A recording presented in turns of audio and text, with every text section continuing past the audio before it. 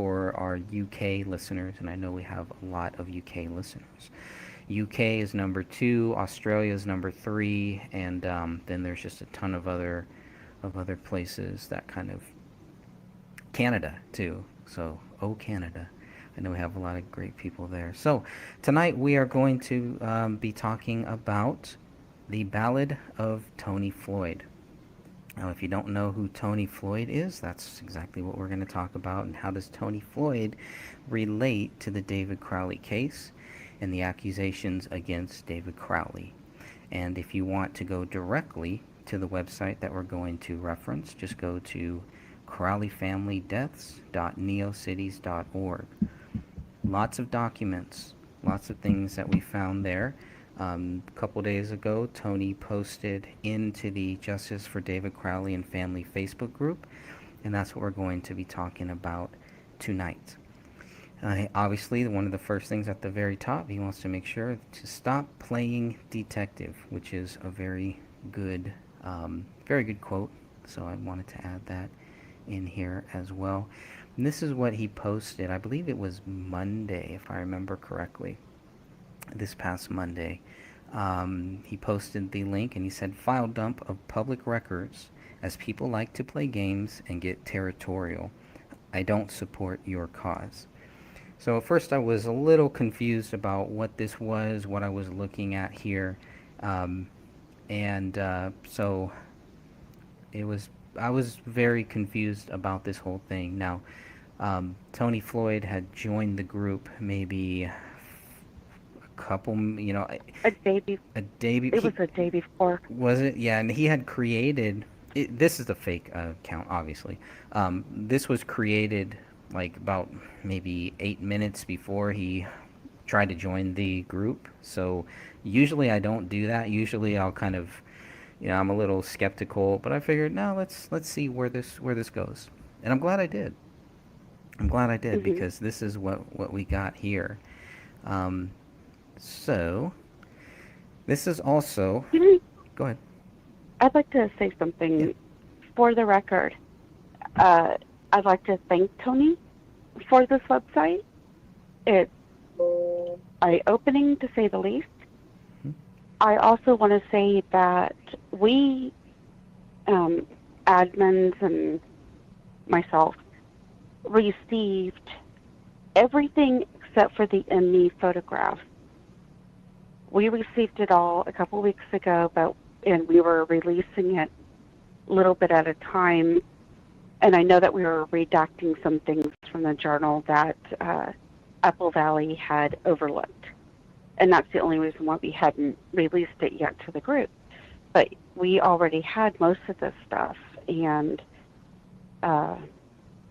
we're still waiting for even more records, like over 7,000 pages worth. Wow.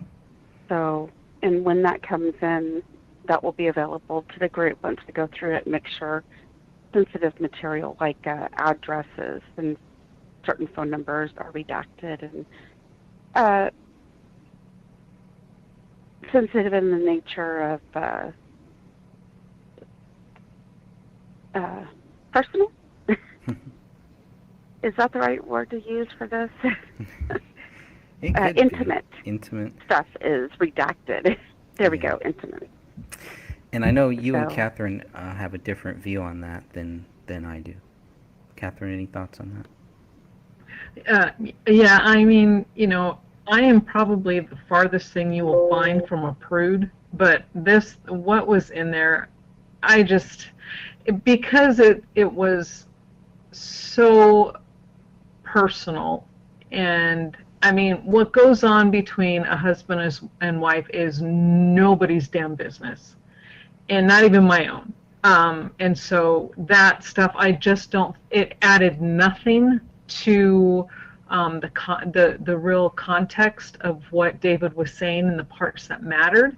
So what they did, how they did it, all that, it's none of our business, and that really, it should remain private.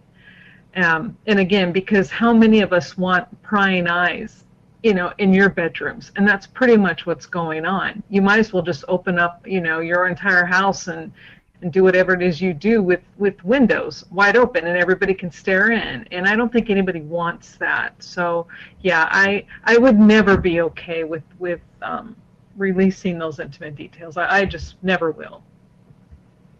And I know that we had debated within our just ourselves about releasing the journal itself because it is so highly personable. But we knew that real researchers who care about this case would want to know certain information in regards to what David wrote. I can tell you right now, it doesn't show him spiraling into darkness uh, like the documentary says or all the news articles says. There are, I mean, he's writing about deeply personal things. And if I ever kept a diary, I wouldn't want it plastered everywhere. So I feel very conflicted about having this put out. It does help, but I feel very conflicted about it. Yes, Yeah. Derek, we received these by FOIA request. Who do you think did a better job at redacting, Tony or the AVPD? Tony. Without a doubt, it was Tony. And that's why we didn't post the one that we received to the group because we weren't done redacting, and Tony's is redacted. So we were like, okay, well, we'll just let the one that's on his website be available to everybody. So Yep, and that website. we had wanted to redact the addresses, like the GPS stuff, and like I said, a few things, intimate details that Apple Valley had overlooked by accident. And so those were the things that we were still trying to get taken care of. But we had released the internet searches, and that was really helpful because that also showed that David was not Googling the things that Lisa and Hendricks said that he was Googling. Oh, yeah. And that's why I think, when we get to that point where the journal actually is going to set a lot of things straight, and it shows, just the amount of lies that were told by the Gray State guys. And David explains in his own words what he did, why he did it. And like you said, it wasn't a spiral into depression and all that garbage that you hear from everybody else. But, again, I can't stress this enough. I think anybody who puts the personal stuff online needs to have their personal issues and their intimate details and everything photographed, videotaped, recorded, and then stuck online. Because then how would, that, yeah, I feel strongly about it. I guess that's enough to be said. That's great. I mean, he was conflicted in a lot of ways, and he struggled. But what person doesn't? Exactly. And what person isn't conflicted about certain things? Yep. But this is being used against him in the worst way. I mean, they have totally flipped this around and said, okay, this is what proves his guilt. No, it doesn't. It just proves he's human. Yep. So, okay. That website. Shall we get on with the website? Yeah, that website. Anybody can go there. Go to crowleyfamilydeaths.neocities.org. So I got the link up here, and that's what we're going to go over here. But everybody can go there and check it out for themselves. I don't think there's any malware or anything like that on this website. So we were able to download all of this stuff. So if you're not comfortable downloading it there, we will have it to where you can download it in other places. But because Tony put this out, please think about downloading it there. Hey, Defro, I want to say hey to Derek, and I want to say hey to Mary as well, and everybody else in the chat. Um, Defro says Tony Floyd, my hero. Shout out Tony Floyd. Yeah, yep. I was thinking that too. Defro, I was thinking the exact same thing. I was like, okay, first it was Red Ron. He was my hero.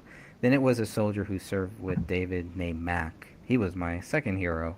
And then we have Tony Floyd here. So all different, all talking about different thing, different data and stuff. But it really shows how deep that this goes, regardless of your view on David Crowley. And we're going to see how different Tony's view is from the Justice for David Crowley and Family Facebook group. This guy is a class act. Whoever this person is a class act, and I don't know. Go ahead. I'm sorry, I didn't mean to cut you off, but I wanted to echo what Sophia was saying and what you just said. Even though Tony is on the opposite end of the spectrum of this from us, it takes someone of class and someone with some ethics to be able to say, you know what, I don't agree with your stance, and in fact, I will vehemently disagree. However, everyone should have the same information. So that truly is a rarity these days. So thank you so much, Tony. Yeah, and I mean, why hide information? Right. If these people actually believe that this information proved David guilty, why not put it out there to shut us up? But instead, they greedily held on to it. Yep. Like even to the point where they watermarked information and said that they owned the rights to these. Yeah, which you can't even legally do. That is against the law, what they did. Wow. And that they're they are treading a fine line. You can't take a photograph from someone else's work, especially the BCA, right? This is their work, and then put your watermark on it. That is actually illegal. So I mean, anyway, Yeah. if they had really wanted to prove David's guilt, and they thought for 100% that this proved his guilt, they would have shown it to everybody to shut us up. But instead, no, they wanted the drama. It's the secret Anyway, knowledge, huh? The information's here now, and we're going to go over it with you guys. So, Greg? Yeah, I'm not a big fan of the secret knowledge, or we have the data but you can't have it. I've never really been a fan of that.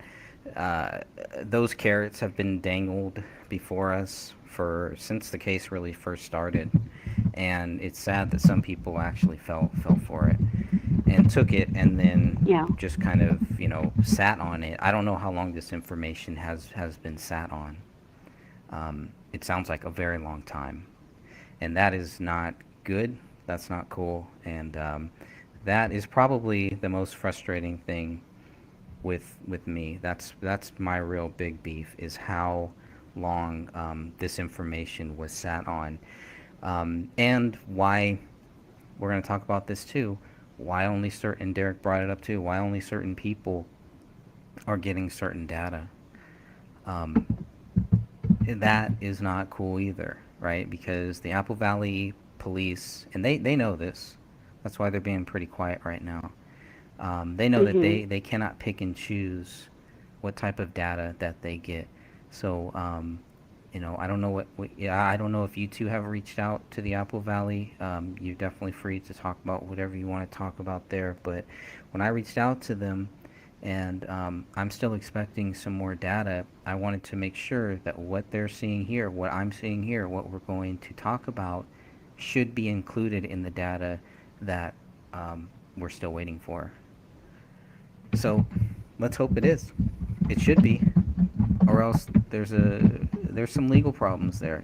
There's some, not only fairness, whatever you want to say, but again, it's like you either give it, it's either public or it's not, but you don't get to say who gets it and who doesn't get it. That's just not how those statutes work, and I think even Tony covers that. So then a few days later, this was yesterday, Tony Floyd Mhm. wanted to correct. So he posted in the group for a second. I think he's only posted twice here in the group so far that I've seen. And so what he posted yesterday, to clear some things up, I don't agree with this group's theorization of what happened. I originally sided with facts versus fiction because of aligned beliefs, even regarding the disclosure of materials and lack thereof. After dealing with their lies, he's talking about the facts versus fiction. After dealing with their lies, exclusion, and patronizing tones, I eventually got sick of them and have published these materials as I disagree with their hypocritical attempt at a virtue signaling, especially. I lost my train of thought. Virtue signaling monopoly, Virtue especially signaling after monopoly. receiving threats and attempts at slander. Okay, thank you. Hmm. Attempts and slander. Okay, here we go. This is a gross oversimplification, but I doubt anyone cares much. If the blame is to fall on anyone, it was their responsibility to not start a game of chicken with the release of materials under quote unquote my name. Lots of stuff to cover here. What do you guys think about all of this? He's very frustrated. And I see it as a man. I'm assuming it's a man who, you know what, they pushed him too far, and he's like, you know what, you don't own me, and I'm not going to hide this because this is what I feel everybody should see. And so he just said, up yours, I'm doing it, and then he did it.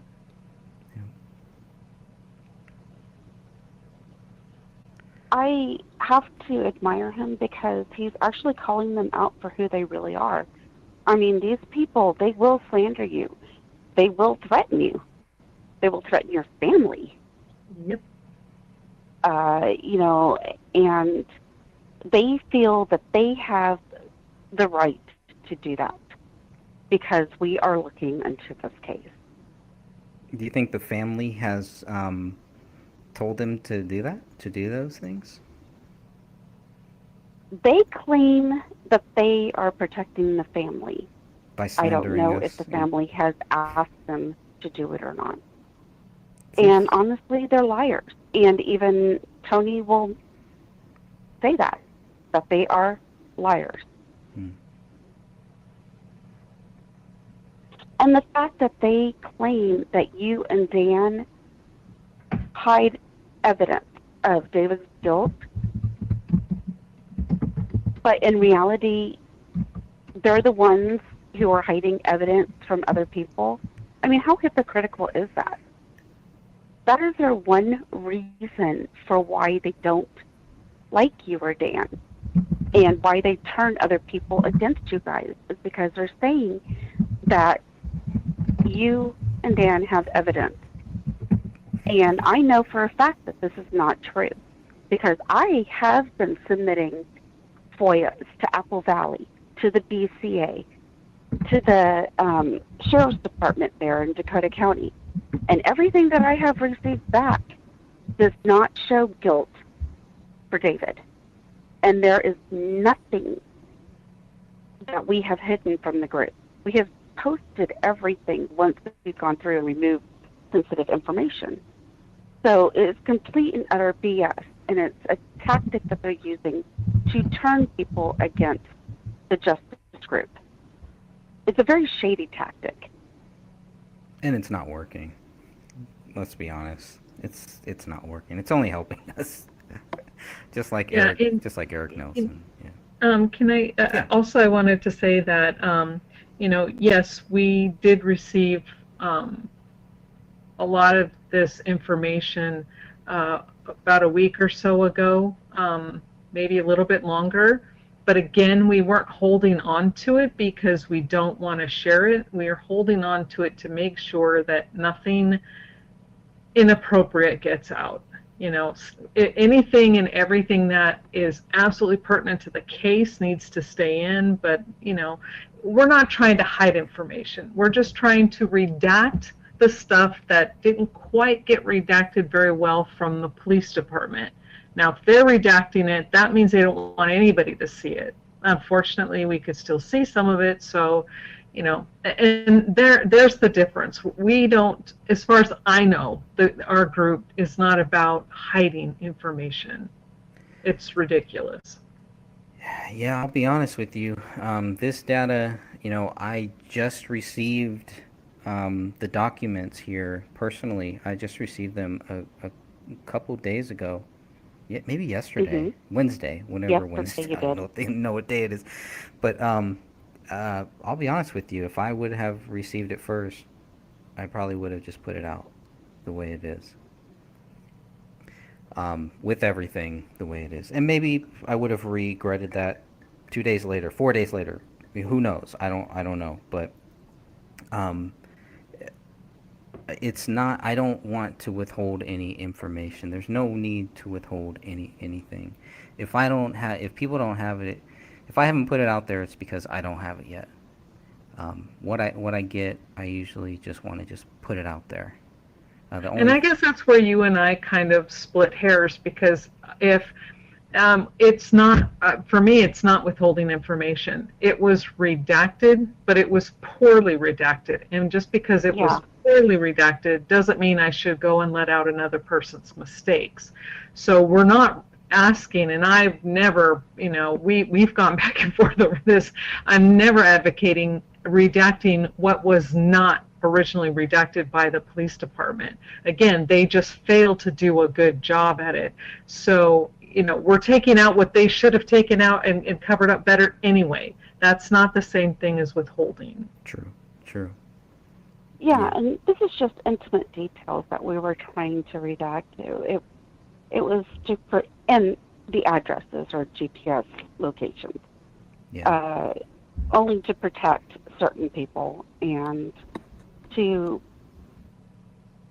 I guess, not put embarrassing stuff out there for the internet to read. I mean, it's really not the internet's business. I mean, it I don't gets want anybody it, ever reading about that.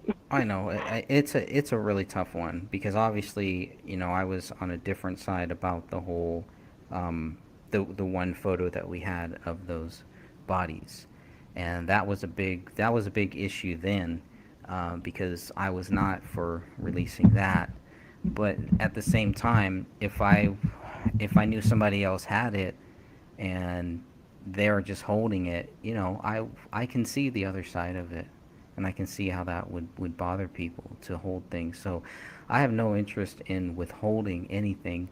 I've never withheld anything except for that one photo there. But we've never, we don't. I'll say this again, and people, I want people to know it's a fair question to ask me, and I know many people have, and there's nothing wrong with asking those questions. If you ask me anything, I'm going to tell you my view. I'm going to give you my thoughts. There's no games. You're not going to get any games here. I'm going to give you my direct thoughts. As long as you're honest, as long as you do it, just in a regular human way. Hey, Greg, do you really think that David is guilty? And I will keep saying this. I do not believe that he's guilty. 100%. I believe there is no evidence to back up the theory that David Crowley is guilty. I know Dan Hennon feels the exact same way. We do not have any evidence. We have not seen anything to lead us to believe that David Crowley is guilty. We're looking for it. We've been looking for it. It is not there. It is simply not there. The Apple Valley Police, the BCA, they've told us we've given you everything. Obviously, here we have another case where that is not true. Okay, so unless they're withholding something from us, the smoking gun that will show us David Crowley is guilty, it does not exist. I just want to say that one more time. 100%, I believe David Crowley is not guilty based on the evidence, based on the facts, not based on the fiction. The stuff that has been told about us is fiction. If someone was using David's Day One journal to say that this proves he's guilty, that is 100% fiction. Anyone that believes David Crowley is guilty and says that they have the evidence, that is 100% fiction. The police are very clear that everything that they have, everything shows that they could not find any motive and no reason why David Crowley is guilty. That's why the That's million dollar absolutely correct. question has always been the same. Well, what does prove him guilty? Fiction. Fiction. So, Yeah, they came up with their answer because they couldn't come up with a different answer. I mean, with what we've been presented, there's not even circumstantial evidence that he did it. They have nothing. right. So it would never stand up in a court of law. They couldn't even, get him arrested. So, but because he wasn't here and there wasn't a person to charged with this crime, then they were forced by law to close it. What was that term you used, Greg? Uh, it's Exceptionally clear. exceptionally That's it. clear. So to exceptionally clear something is when you have nobody that around that you think they did it, but they're not here. So in order to close it, it's quote unquote exceptionally cleared. Well, that's not okay with me. That's not good enough. They always said that if you see the document, you'll understand. Well, the more I see, the more I'm like going, nope, not getting it. I know that each of us read the journal individually, and each of us all commented that it did not prove guilt. No. No, I actually And think the it same proves thing the with the opposite. searches. Before we even had posted them that night, we all had gone through it, and each one of us said, nope, this doesn't prove guilt either.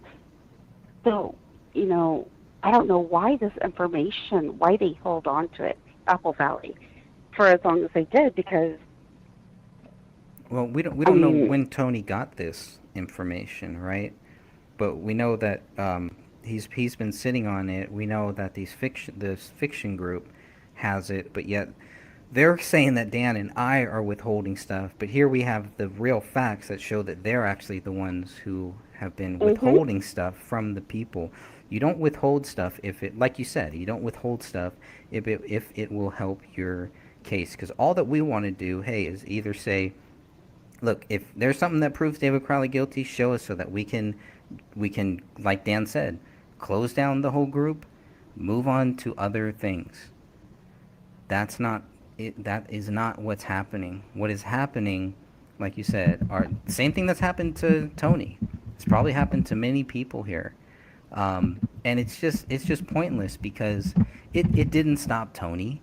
It's not going to stop us. It is only going to hmm make them look foolish, and it's going to come back and bite all of them. Anyone who is playing games, anyone who is doing the things that you're doing to Tony, you will pay. God sees everything. You are not going to get any further away from that. Justice will come to you too. There's no reason to play games. There's no reason to slander. There's no reason to do all of these things that you're going to see that happen to Tony here. And it's just dumb. So, it's whatever. The thing. But, Go ahead. I was just wondering if you had wanted to move on to the next Next slide, slide. because I think that explains a little bit more about what Tony is trying to prove. Okay. So this was added to Tony's website. So if you go to the website, he has added some things there, and he makes it clear that he does not support our group. He does not support a gray stage, which is me, apparently. He does, or any other representatives who claim David Crowley was not the perpetrator of this crime. He has viewed many of their videos, read The Gray State, read my book, looked at all of the documents, and has viewed everything, and he still believes David Crowley is guilty. Okay? Through this, I have come to the same unbiased conclusion as the AVPD, MNBCA, and other agencies involved in the investigation that David Crowley murdered his family before killing himself. Context. I see the name cow. Now, this is, I'm not sure exactly if he's talking about us. I don't think we've called him cowards, attention seekers. I don't know Mm-mm. who he's talking No, about no, there. that was the other group. I believe it was either Louise or Joe that called him a coward. I think it was Louise. He's a coward for So, releasing the data to the public, hmm data that the public should yes, have had 6 years ago. He's yes. like what Defro says. He is a hero. He's not a coward. Definitely not a coward. No. And attention seeker. If he wanted to seek attention, he could have done this at any time. And he could also say whoever he was to get the attention to him. And evil for being thrown around. Um, okay, so that's not directed towards us or anything. It's just. I mean, Sorry? I was just baffled by that, by some of the allegations that were tossed to him. Yeah. These 3 points, he is discussing the other group. He is calling them out for what they have been posting about him since you posted the website in the group. Okay. That's when they found out about it, is when you posted it in the group. And they got livid, threw a temper tantrum, and this is his comeback to them. Or, excuse me, his clap back to them. Who's clap back? Hey, William. Hey, William. Tony? Hello. Hello. Oh, okay. Hello. We're just talking about what's happening between Tony Floyd and the fiction group. Those jokes. Yeah. Yeah, my fans. Your fan club. Your fan club. All of us. Oh man, yeah, I'm your those guys number are one hilarious. fan. They're, William.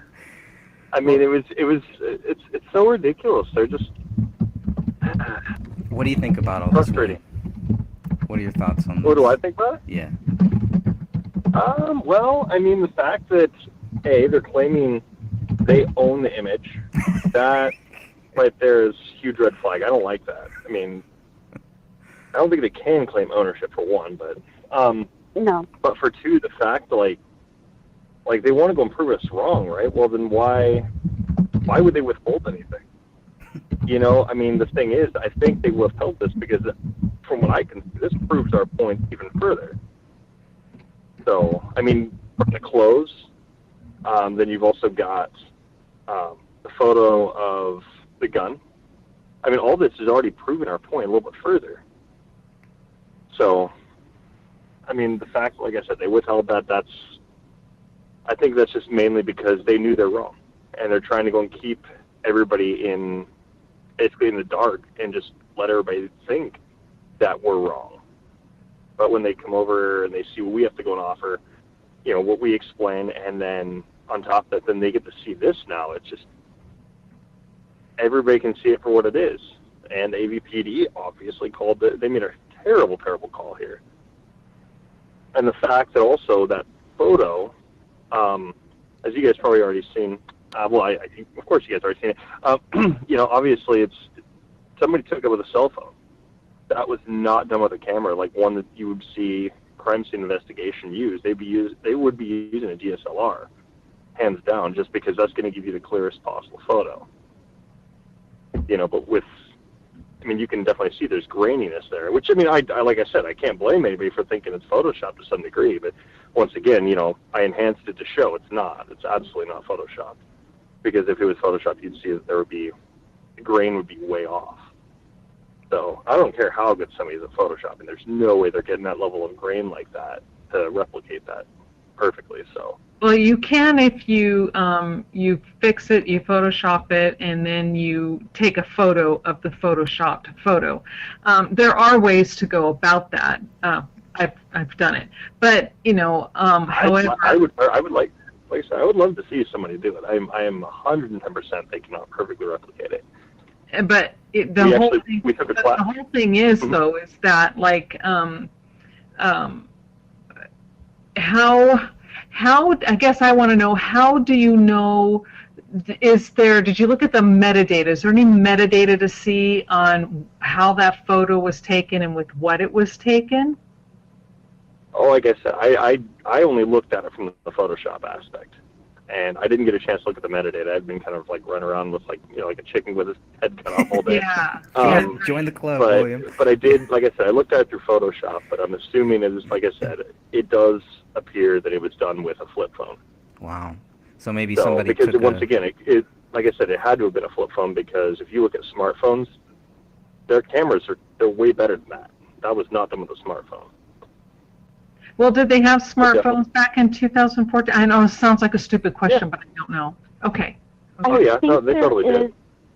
I think there is a photo in either the Apple Valley PD or the BCA that shows one of the detectives with a flip phone. Hmm.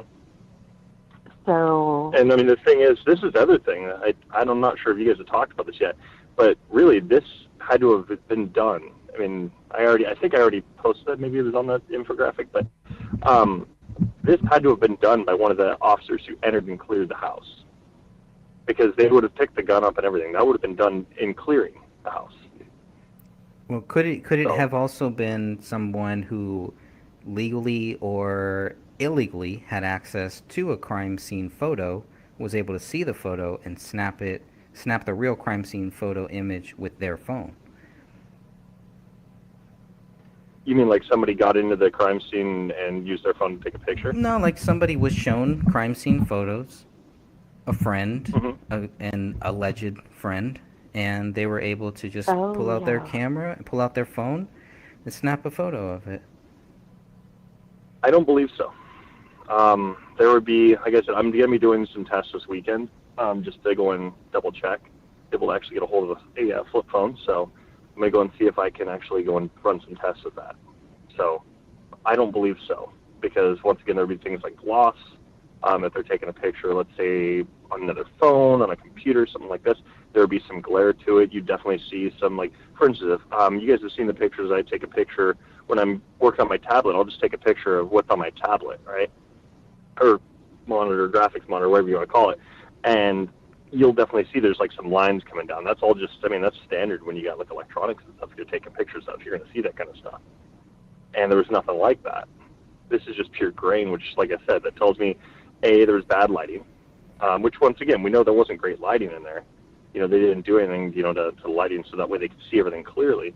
On top of that, this had to have been done with a really cheap camera, which, once again, we know flip phones have.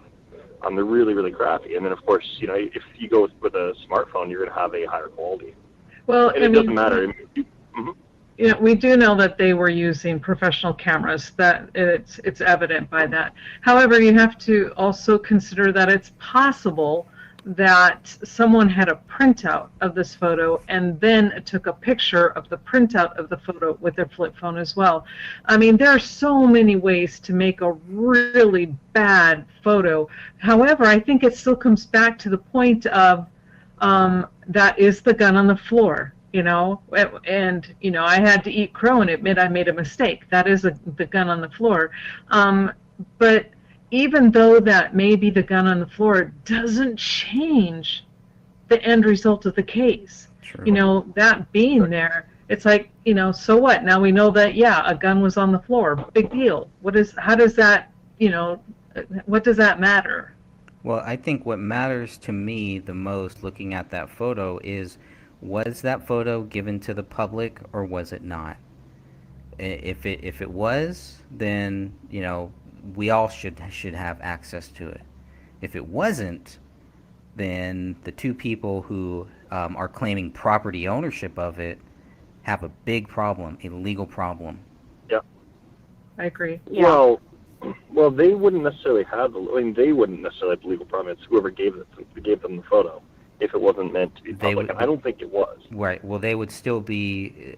They would know who that is, and they would be part of that Exactly. legal problem. Definitely. They could be, yeah. They definitely could be. But it's. I mean, I would definitely say it'd be whoever the clearing officer was. Their best bet. And like I said, I mean. Go ahead. Mhm. No, go ahead. Oh no, go for it. I was gonna say their best bet, if this photo was not obtained in a legal manner and they were given it, they need to go to the Apple Valley and they need to tell them where they got that photo from. And that person Absolutely. something needs to happen to whoever did that, if it was not legally obtained. If it was Like I said, I legally don't think it obtained, was. And then, you know, if I mean, here's the other scenario, because there is a scenario C, that it was released but it was not supposed to be. That's on the Apple Valley then. yeah. That's on them, and Yeah. that makes it public. If they released it through a public data dump or a public file request or something like that, that's on them. It's public. I mean, last I checked, I mean, they're not supposed to be taking photos with their phone, the crime scene, something like this. You know, so any photo is supposed to be taken. I believe it's through the crime scene investigation, or they're supposed to have a camera on hand. Which, like I said, this is where I think it's kind of problematic for whichever cop did this. This had to have been done by, like I said, it had to have been done one of the clearing police officers. So. Yeah, I don't. But I last don't thing know. before I gotta go is I Go do ahead. gotta go in like Go a ahead. second. But no. the other thing I really wanted to go and mention that's actually really relevant about this is we also get to see the positioning of the gun, which Yes. once again, I mean, I feel like that's really, really relevant when it comes to, trying to say David's guilty or not, and I think the way where it's at and everything, I do think that it does show a little more innocence here than it does guilt. I see no guilt here. Yep. So, Yeah. so I got to bounce. So thanks for having me, guys, and I will talk to you guys later. Thank you, Thanks for brother. dropping in. We'll talk to you soon. Of course. Have a good night. You guys too. You too, man. That is Mr. William Rail. He is. You can catch him on Twitch. He does a lot of Twitch videos covering this case. Whether you agree with him or whether you disagree with him, he and I disagree on a lot of things. Where you can see we're still able to have a cordial chat here and just talk about this stuff. And that's what this really is. A lot of the stuff that happens in the Justice for David Crowley and Family Facebook group is a think tank. We're trying to figure out what is happening. We're not acting like we know what really happened or we have it all figured out, but we're just going to play games with other people, ha ha ha, all this stuff. Like, that's not the way that you get to the truth, and that's not how you help people, including helping this family. If you're playing games, you are not helping this family at all. Right. If you're withholding things, if you're making threatening comments to other people, if you're attacking other people, that is not helping David's family or Kamel's family at all. And you should be It's counterproductive. ashamed. It's very counterproductive. And it also, does not help them. It doesn't help their cause. Unfortunately, it does help us because it helps us show why these people are liars and frauds and just fiction writers. That's it. So, and that's time that obviously we don't want to be spending on this, on talking about them. And maybe that's what they really want. And that also is not helping the family, So nothing that they do is helping the family. If you want to help the family, let's find out what the truth is. Let's get some solid facts of what will prove David innocent or guilty. We have thousands of solid facts of why he is not guilty. We have not seen one fact to show that he is guilty. Okay. Go for Next it. slide or Next slide. Let's see. Did we miss anything? So he had 3 points here, right? He says, yes, I am. And I think he's being facetious a little bit here. yeah, Possibly. sarcastic. I Yeah. guess, smartass kind of way, which is okay, because it's the only way to deal with these people. Yeah. So You're right. He does seem frustrated, and he does seem like he's just, fed up. I mean, he does not support our cause. He does not support what we're doing, but at the same time, he also makes it clear that, he posts in the group and gives us all of this data. So there must be something there. There must be some common ground that we've been able to find, and we found that I've spoken with many people who believe that David Crowley is guilty, and we've gone back and forth on private chats and things like that, and that's fine,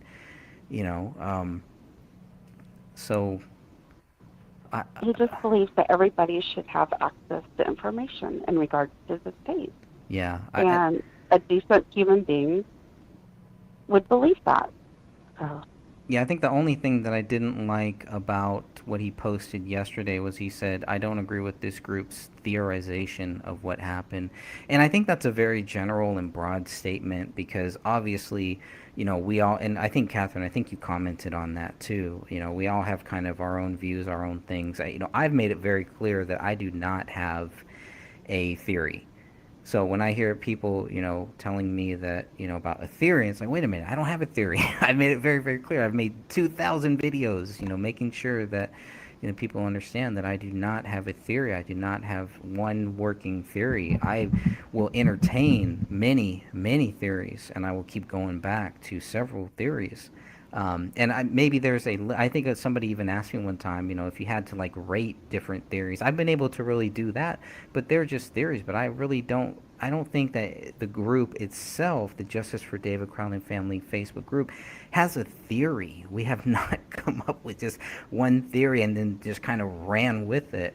Whereas this fiction group has a theory that David Crowley is guilty, and they just kind of run with it and just, have the blinders on to anything else, to Yeah. thousands of pages of documents, Well, yeah, photos. and that's the frustrating thing is they spend their time slandering anybody who says David is innocent, and they go through all this effort to rip and tear them apart on social media in their videos and all this other stuff, but present not one thing to back their position. But we are trying to back our position with evidence, stuff that is given to us by the police themselves. Right.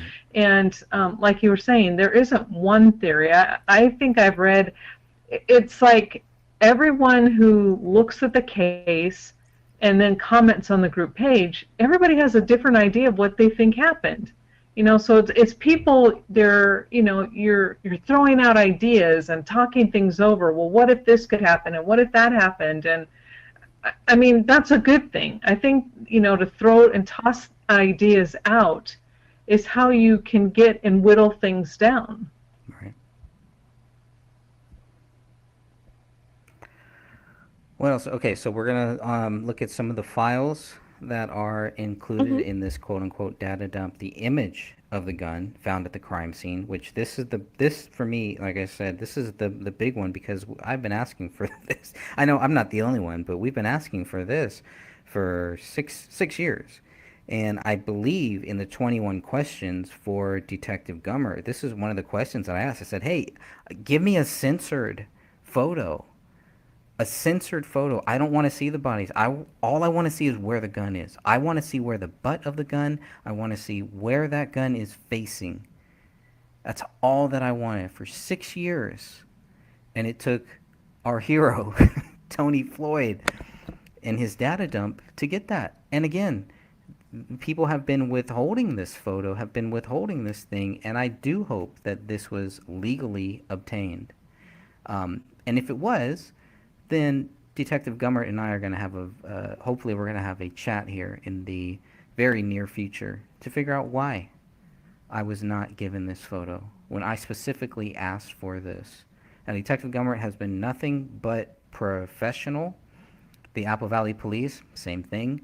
The BCA has been more than that, Yeah. as far as my personal dealings with them. But it's kind of weird. The BCA has given us so much stuff, and the Apple Valley Police, I did 2 or 3 requests, and I got 464 photos and 94 pages of police reports. That's it. That's all I've ever gotten from them until a couple days ago, until Wednesday. All of a sudden, there's all of this other data. Whatever, that's fine. Whatever. Just as long as you give it, just give us the public data. This is stuff we could have had 6 years ago, and we could have gone through all of this and a lot of the speculation, a lot of the things, well, maybe he did it because of this. Well, the David's journal, his day one journal shows this. None of that turns out to be true. I mean, Greg, can I interrupt please, for a second, please please? do. Okay, because some in the chat are asking. When I sent my FOIA request this last time, I was extremely specific about the things that I wanted. I gave item numbers. I gave the name of the files that I wanted. So when you send your FOIA request, uh, you have to be extremely specific. Otherwise, they'll just say that they don't have the information, or you'll just get the regular 93 pages, I believe, or is it 94 pages of the police report that's redacted, and just the photos, just like 400 and something photos.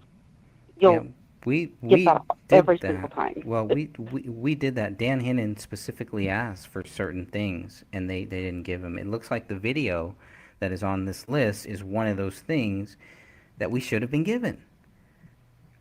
Yeah. The gun Um, photo, I mean, I asked Detective Gummer specifically for that. So now what you're saying is, okay, and I'm going to do this probably Monday, hopefully.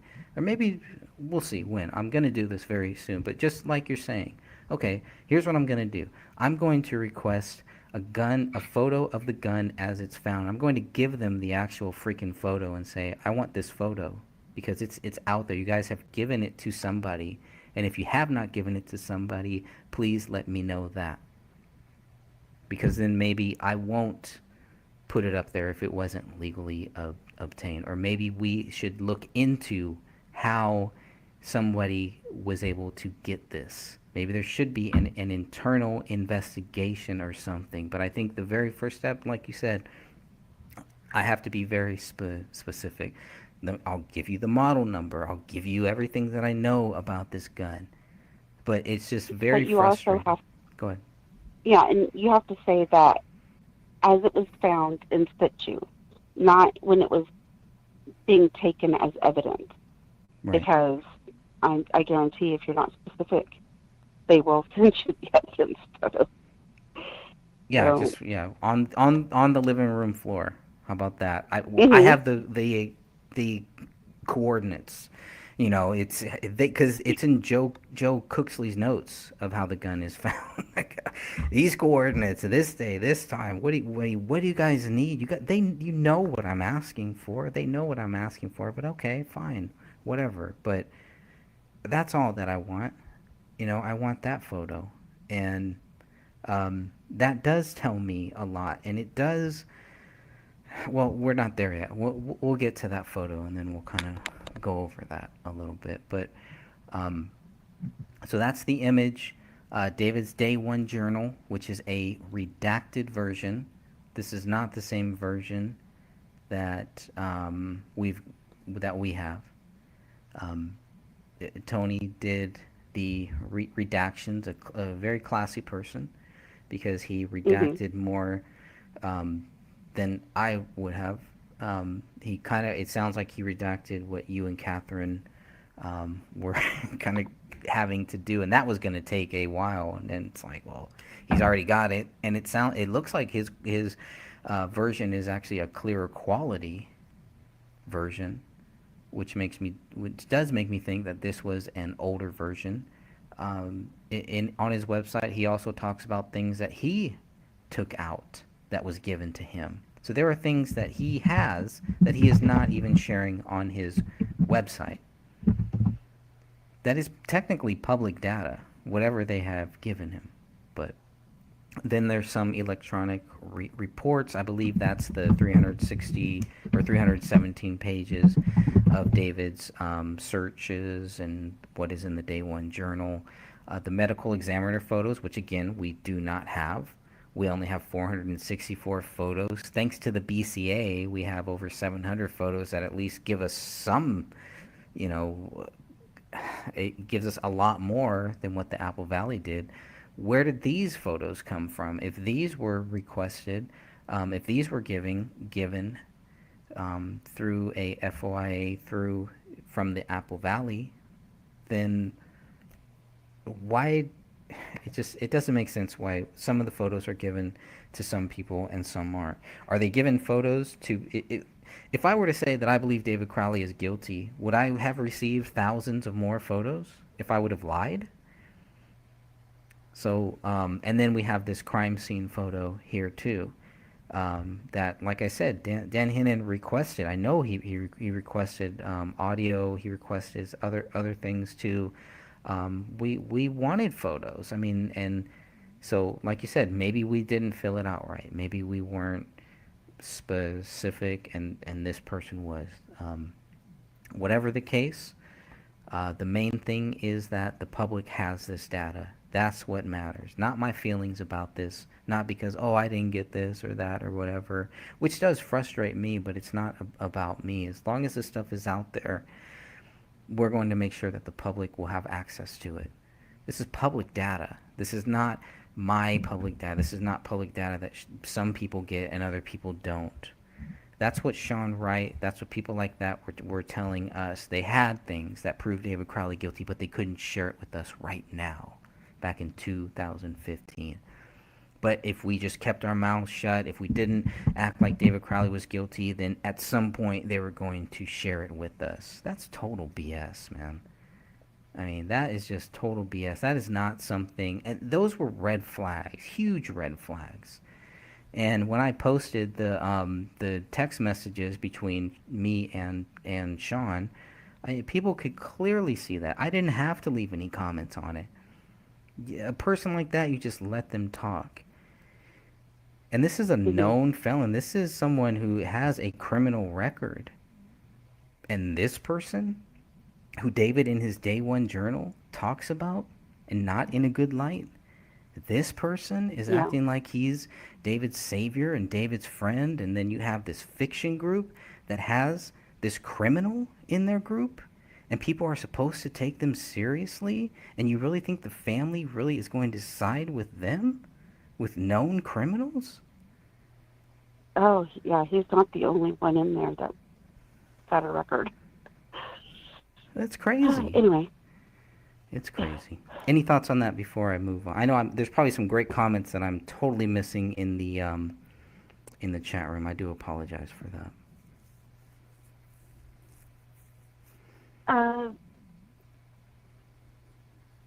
They're just talking back and forth about the case and how Tony, I guess, released it and read it too, all this information. Oh, great. So That's he's great. making sure it gets out everywhere. Get it out there, they Tony. must have really pissed him off. They woken the beast. Go get him, Tony. And I'll upload the electronics crimes report and Detective Vaughn's report. Basically, it's just saying what types of tests that they ran, forensic tests ran on all the electronics. Mm-hmm. And Greg has already released the blacklight report to, I think it was item 5, which was the searches. The other one really didn't show anything, so it's not of use at all. And I think that's the only reason why we never posted it. Okay.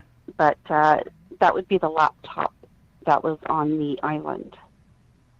Okay. And so we'll make sure that everything is in the group for people. And do you have it all on your website too?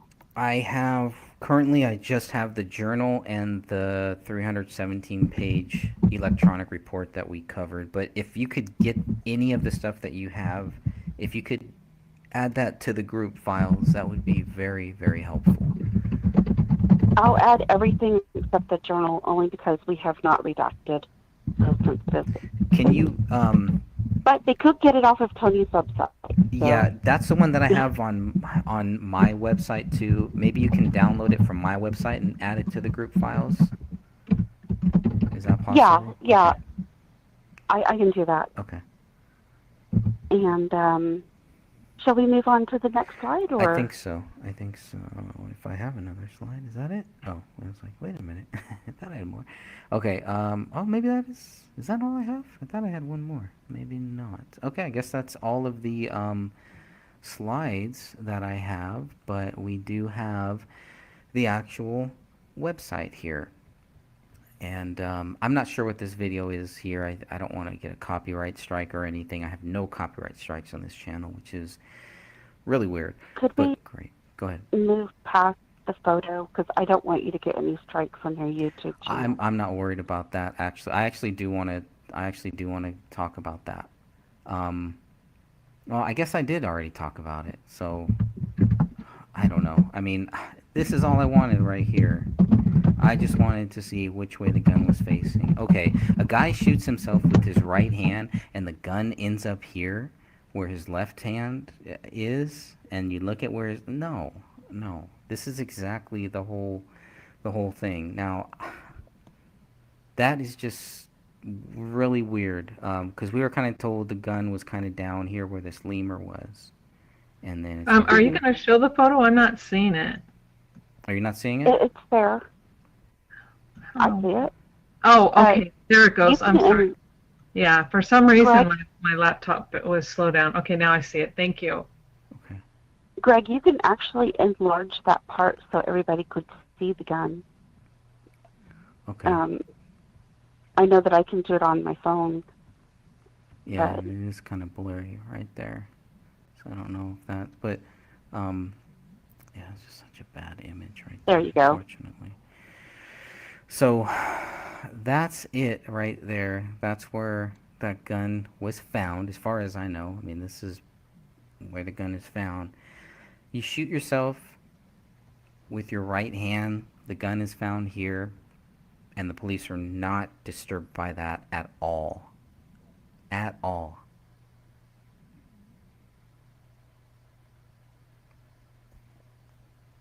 I mean, it speaks for itself. If I wanted to hide something, and if I was a part of some fictional group, I'd probably hide this too. Because words, the images speak for themselves. That's why we weren't, we just wanted the photos. We wanted, all of this stuff that would show whatever that they're saying. What did you guys see when you walk into this house? Because we asked Detective Gummer, I asked him, when did you realize David Crowley was guilty? He said, as soon as he assessed this scene. So based on what he's saying, he walks into this house, and this looks like a double murder-suicide to him. No.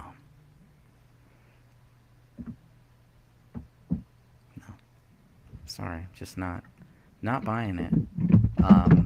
He's a police officer. It's not his job to do that. First of all, to just walk in. Oh yeah, double murder suicide. Cool. Okay, done. It's a big problem there. Anything on that photo, or else I'll just keep moving on here. I'm a little frustrated. They were asking if the gun could have been moved by the dog. I don't think so. I mean, anything's possible, sure. I mean, it's. I guess, yeah, it's possible. It's possible. I mean, anything's possible. Yeah. He did things at the crime scene. We know that he did chew on bones. I think We're it's not denying it. We can see the proof of it in the photos. No, He destroyed things. I do think that's a So- question. I don't want to act like I'm belittling that question, because it is a very valid question. It's a question that we all ask. We all will ask at some point. But then you have to just kind of, okay, that's a great question. Let's look at the pros. Let's look at the cons, and you kind of just go from there. Have you ever seen a dog move a gun with this much weight? If the dog did move the gun, would there be, other blood, or would there be other dog saliva or something like that? How would that affect that whole thing too? So I guess you would have to look at so many different things. I would kind of assume that if he shot himself with his right hand, which David was right-handed, the gun should be closer to his right hand. So for the dog to have moved it from where his right hand was over to where his left hand was is also another, it's like you said, it's possible. Joe, But sorry. Joe Howard would like you to zoom in on the gun again, please. I'll zoom in And on the gun. I know Garrett- it's not very good here. So let me know if you want me to zoom in a little more. And I can do that. I know there's a lag on the YouTube site. And Derek says, even not fully loaded, it's not impossible, but the dog has been blamed for everything. Come on. Yeah. And he's so right. The dog has been blamed for everything. I mean, not like it's not impossible. I mean, but he does have a point. Yeah. And even when you look at the gun, when they later on, when they put it on the table next to the Christmas tree, next to that front window, it has hair on it. It has blood on it. We know that there's blood on the magazine too. If I remember correctly, it's David's blood on the magazine, Camel's blood on the actual gun. I mean, and then hair. There hair. Why would there be hair there? You know, it's very odd stuff about this gun. So this to me for the gun is pretty much the final piece of the puzzle. This is just more proof to me. So I don't know if that image is clear on my screen. It looks very fuzzy. So I see what William is talking about now. When I zoom in, yeah, it's like, whoa, that's grainy. Because when you're not zoomed in and you're just looking at it from the website, I was like, well, that looks like a pretty decent photo actually. But the more I zoom in, yeah, the more it does not. So I hope that helps. Greg, please go to the red on David's leg. Okay. Let's I guess it's right across from where the gun was. Okay. On his leg. Yeah, so there's right there. There's a big red spot, flesh. Yeah, and this is interesting because there is no wound on David's leg, as the ME states. They don't mention any wound, anything. I mean, they do mention, quote unquote, evidence of animal or possible evidence of animal scavenging. And that's in relation to his neck, face, and his hand. Oh, interesting. So they're actually specific about the animal scavenging and where they think the animal scavenging is. Well, because the rest of his body was intact, so they don't mention any other injuries to his body. So I'm saying, I mean, people are more than welcome to read the autopsies that are either on your website or in the group, and they'll say for themselves.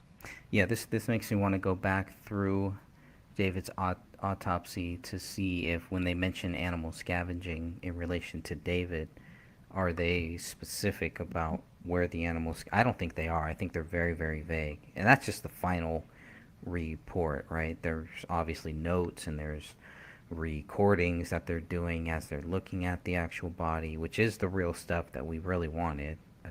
Again, you know, I'd rather just have what the medical examiner is seeing. I'd rather have a recording of that than really see the actual bodies, but you know, whatever. This is what happens when you have to go digging for things. You end up having to exhaust all different scenarios, possibilities, and that's exactly what is happening here. What we're looking at here, if it's not specifically mentioned in the autopsy, why not? Why not? If they thought this was animal scavenging, they should say possible animal scavenging on David's left leg. Or I don't know.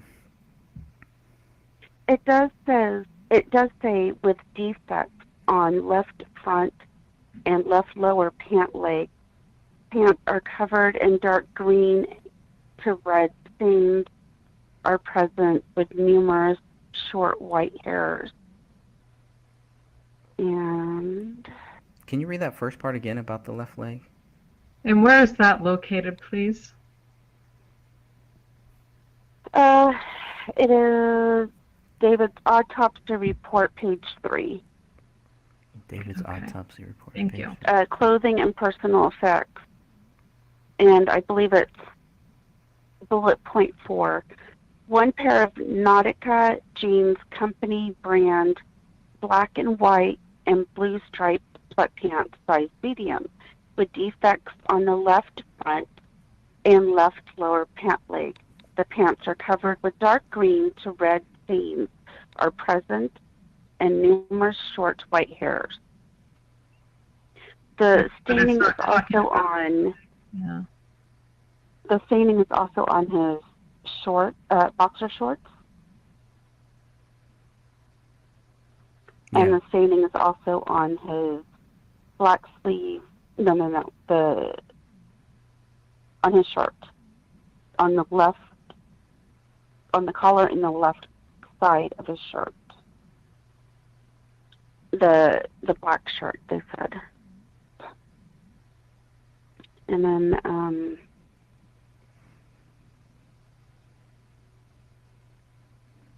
looking over his body.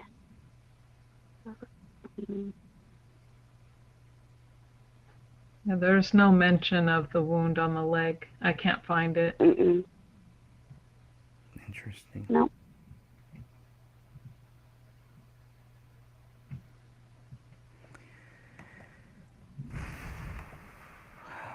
Very disturbing right there. No head. No head. Gone. They said they also found red-brown blood-like material on the dorsal left hand between the thumb and the first finger.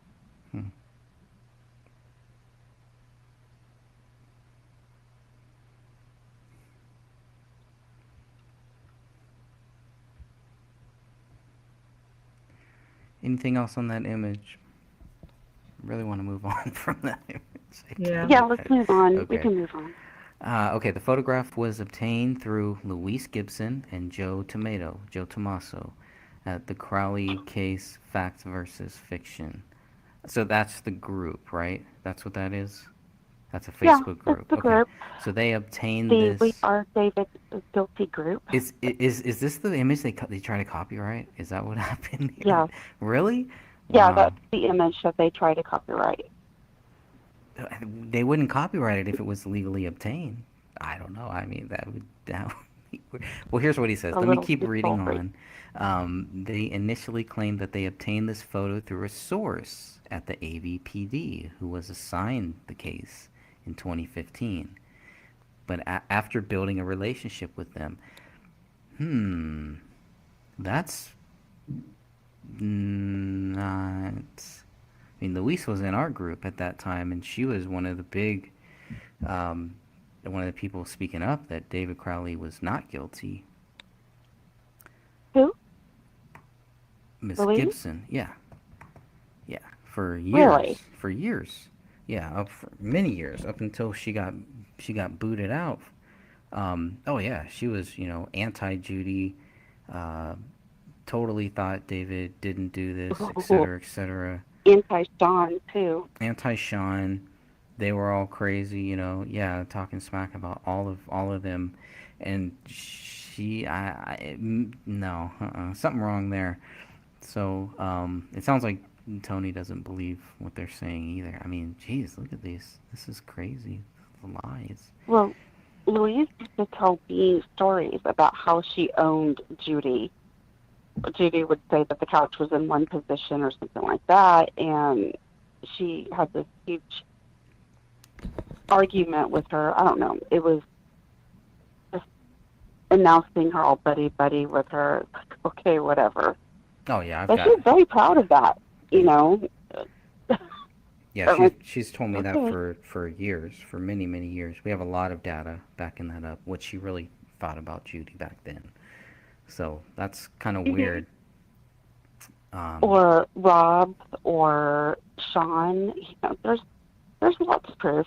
Yeah, Rob just, got caught. He got caught in some lies because he was yeah, he definitely got caught. So he was probably not being truthful for a very long time, and maybe other people were too, but it just shows that they're not interested in truth. Because See, if and you are, you don't act like that. Into the group at the tail end of that when Rob finally got booted or left. He got called out and could And not answer a couple questions, simple mhm. questions, and then backtracked, And and it, then yeah. yeah, and that was interesting. And he was the first one. He and Mark Anthony were the first ones who were claiming that you and Dan were withholding evidence, and that is still the mantra to this day with the other group. And we Like know for a what fact type that of this what BS, evidence? What evidence do they think we're withholding? Evidence that the police doesn't that have? David's guilty and that you guys are milking this for all it's worth. But here's the thing though, the cops don't even have that evidence. I So know, right? how would They, we have it? I don't get it. I mean, the cops even say it throughout the report, even at the very end, even the ECU paperwork. We have no proof. We have no motive. But because they don't have, I guess, quote unquote, proof of somebody else, Hmm. David must be the guilty party, even though the backslider was unlocked and slightly opened. And, you know, No there's signs so much of of stuff. somebody forcing their way in though. That is a fact. Yeah, no proof of forced entry. No forced You Why don't entry. need was it forced entry with an open door. I know, right? Well, or no proof of missing items for that from the household. right. Well, you don't need to steal anything to kill a family. No signs of a struggle, even though there is a Yep. knife. There is a knife on the living room, but You know, no signs of a struggle, people. and yeah, an open An knife open knife, and right there. bullet holes in the floor and casings on the floor that or like an unfired bullet that had jammed. More shots to Kamel than needed to be. Hmm. Just, No struggle though. No struggle. and and the crime scene is chaotic, but yeah, there's no sign of a struggle. He says, although when I later confronted them about the legality of obtaining this photo after being lied to on numerous occasions, I want to hear more about that from you, Tony. They Hmm. changed their story because he probably has all these screenshots too. He probably has all this stuff. They changed their story and claimed that they obtained it through a legal records request, meaning that apparently anyone could obtain it. This is a lie. He's got them right here. He's got them Yeah, right where he wants them. This guy's really really smart here. Um, he's got all of this there, and the fact that they changed their story. There's no need to change your story if you're telling the truth. So the truth doesn't change. no, truth doesn't change. But he's really got them in a legal bind here, because either they legally obtained them or they didn't. So when they first say that they didn't legally obtain them, which is what it sounds like in the first sentence here, Hmm. and then the second sentence, it sounds like now they're backtracking and saying that they legally obtained them. That's something that we can definitely figure out, that you can definitely prove. And it sounds like that's pretty much what Tony said is, hey, this statue, the Minnesota statute 13.82, subsection 7, boom, right there. Um, and it's a simple question for the Apple Valley. Was this image legally obtained or not? That's what all I've asked them. I have not heard back from the. I'm sure they're getting their lawyers and have to pass it up the chain, blah blah blah, whatever. I know that they may even be listening. They may even be watching. They may be watching the group, whatever. We're only looking for the legal stuff here, the stuff that the public has. Based on what the public has, there's no way you can say that David is guilty. Even this image here, but now you have something here where you're talking about things that are being given to people illegally, possibly. Why? You know, it's really really odd. This is, I mean, when I'm reading this, it really just he opens up a can of worms here. He really does. So, it says, I believe that is a lie as I have been denied access to much less graphic photos pertaining to the case. We've all gone through the same thing, I'm sure. Um, Images, so here's the statute: images and recordings, including photographs, video, audio recordings, which are part of inactive investigative files and which are clearly offensive to common sensibilities, are classified as private or non-public data. And that's, again, that's backed up by, what we asked Gummert is we just wanted an image of the gun, blur out everything else, and all of a sudden other people have it. I mean, that's too coincidental and just too shady. It's just, I mean, it just adds to the shadiness of all of this case, and it doesn't need to be like that. It never did.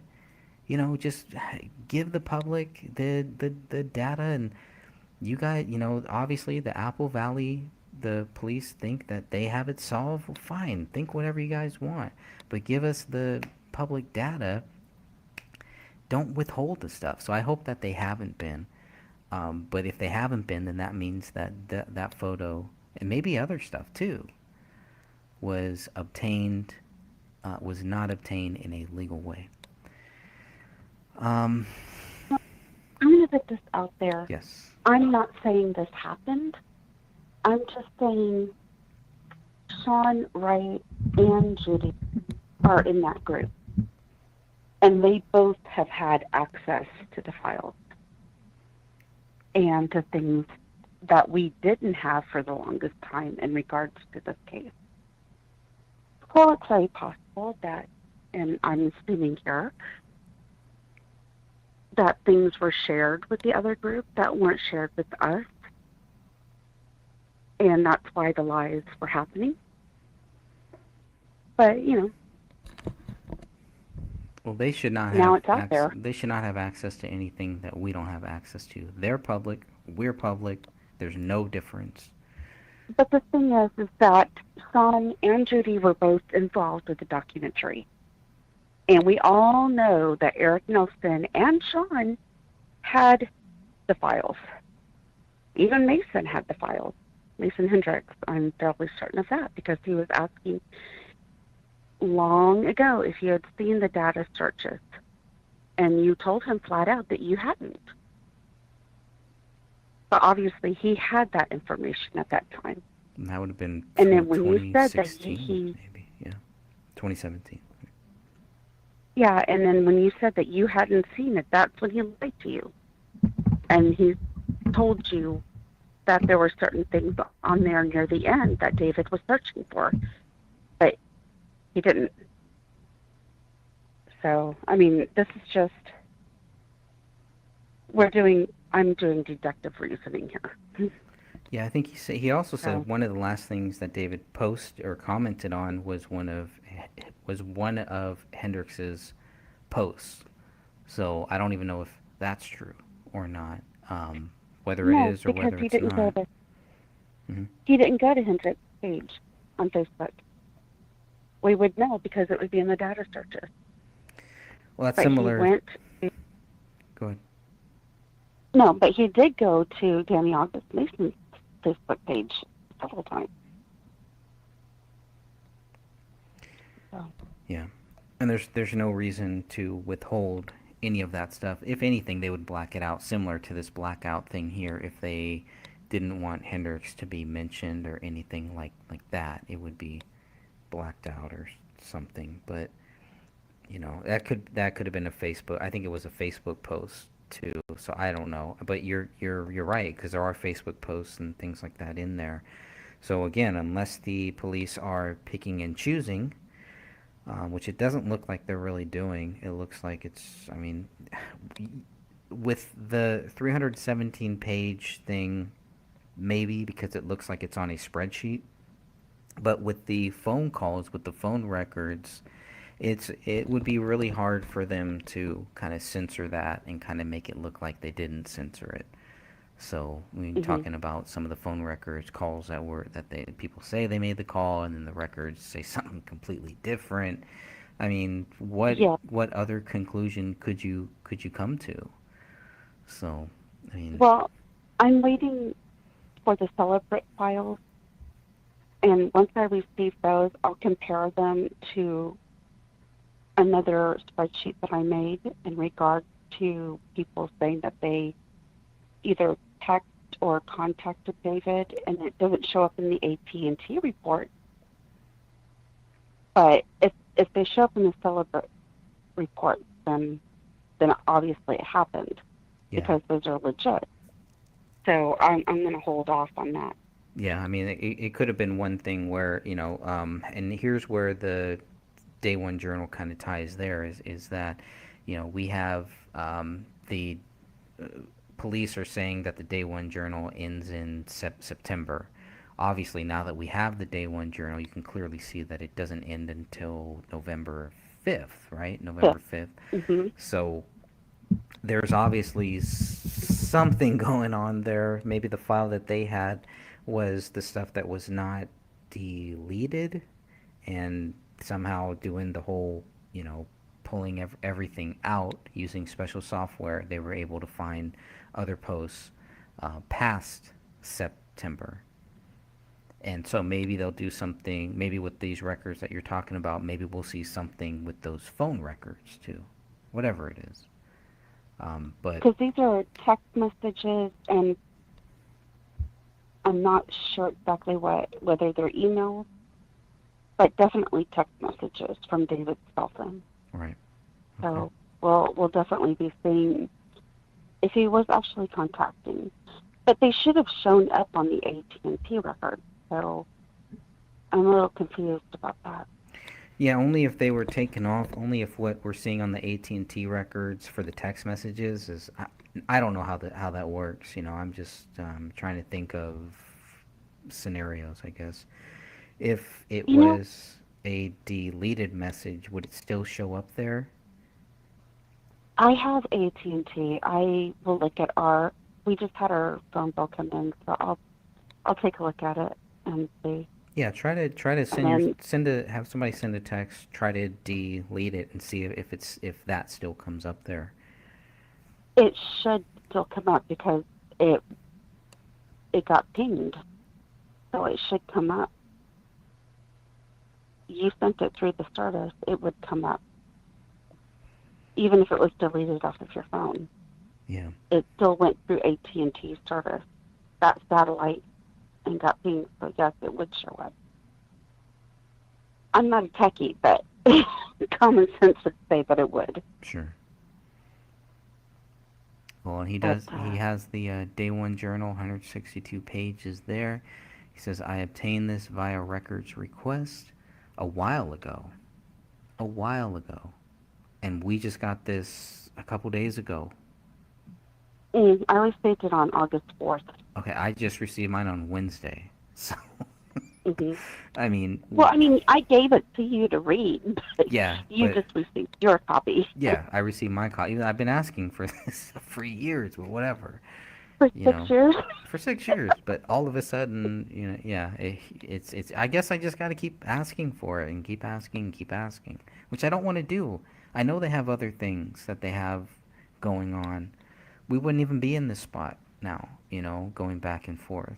The Apple Valley police probably feel like we're just wasting their time. And it's like, no, man, if you guys would have just given us all of this stuff way back when, there would be no need for We us could to move on. contact you. Yeah, we wouldn't be contacting you about any of this stuff here. Why are we just But I receiving have this all to of a sudden? admit, Yeah. my contact with Apple Valley, who's been fulfilling my FOIA requests, has been very patient, and she has answered my questions. And I am incredibly thankful for her time and her patience. So, Yep, I am too. and maybe we're just not asking in the right way. Or maybe they finally decided, okay, you can have those. We've given it to other people. So, I mean, it doesn't matter now. We have it. Yeah. I'm not trying to go back and woulda, shoulda, coulda, whatever. I think you're right. It's on me to just take that responsibility. Maybe I just wasn't filling it out right. Okay, whatever. We have it. So there's going to be a lot more requests that I'm going to try then, and I'm going to try to fill it out right. Okay? Maybe I'll wait another 5 years before before we get more. I don't know. We'll see what happens. Um, so he says I obtained this via records request a while ago and gave a redacted and compressed copy. So he redacted this, a redacted and compressed copy to the clowns at the Crowley case, fact versus fiction. So yeah, he's not really too happy with them. He's never called us clowns, and he doesn't agree with us. So like you were saying, there's definitely definitely some other issue going on there. Their claims of obtaining it months prior are yet more lies, visible by how compressed their photographs from it are. So he's saying something similar to what William is talking about, how the photo is very compressed, and I think that's why William thinks What it's is that? coming from a. What does that mean? Compressed. You save Because it. mine weren't. It just looks to me like they're saving it at a much lower resolution. Which is You can compress it Okay. too, which will shrink it down as well, but it's not a very good resolution file. yeah. Okay, because when they sent it to me, it wasn't compressed. That's why I was asking. Yeah, As far as I know, it wasn't. I mean, I think the one that you got looks, the quality is a lot reduced than the one that Tony has. So yours could be a compressed. I don't know. I Oh, can't prove that. But. okay. Once again, I'm not a techie. Well, here's what he says. He says theirs is 100, his is 107, and theirs is 4. So all you have to do, and we can do this later. We can look at it and see how big is that file that you have. If it's 107, it's not compressed. If it's 4, it probably is. I won't do it here because we're live. But if you want to go, if you want to look at that, go to the file, do a right click, and go to the properties, and you can see that. Oh, I don't have it on the computer. That's I okay. have it Yeah. on We can my do it cell later. phone. Okay. Yeah. We But, can definitely do that. I mean, could they have removed information from their journal Yes. that they're showing people? Yes, but if they're showing it to him, and they're saying, obviously he's seen theirs, so they've compared files at some point. He would also know Mm-hmm. if they've removed anything from it. If it's the exact same file, there's many reasons why they could have reduced it to 4.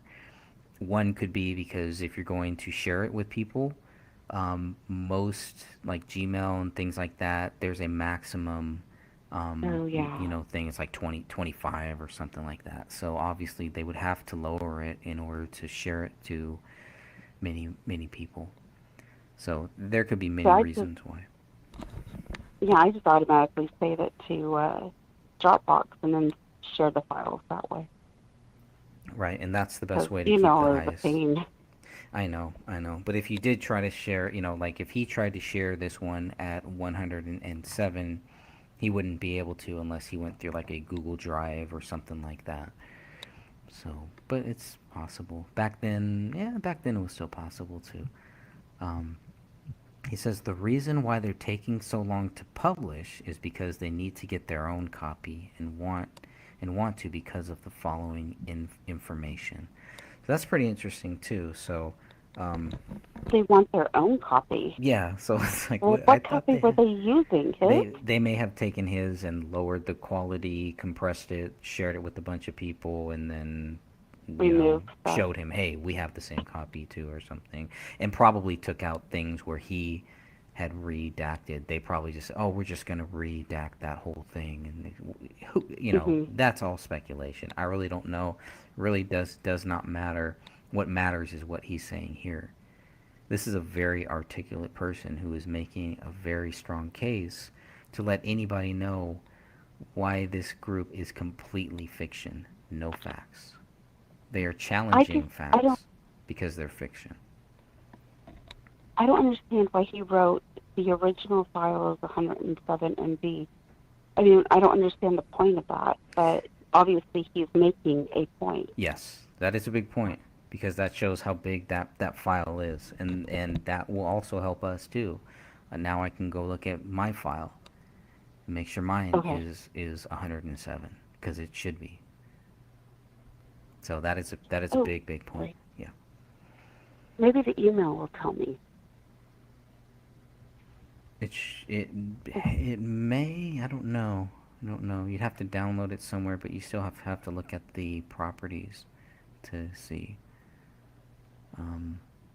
He says the reason why they're okay. We already covered that because they want their own because of the following information are redacted very small portions of the journal, as it sometimes detail the couple's intimate life, and on 2 occasions with photographs that should not have been provided to me. So these are the ones, obviously, that I'm interested in here.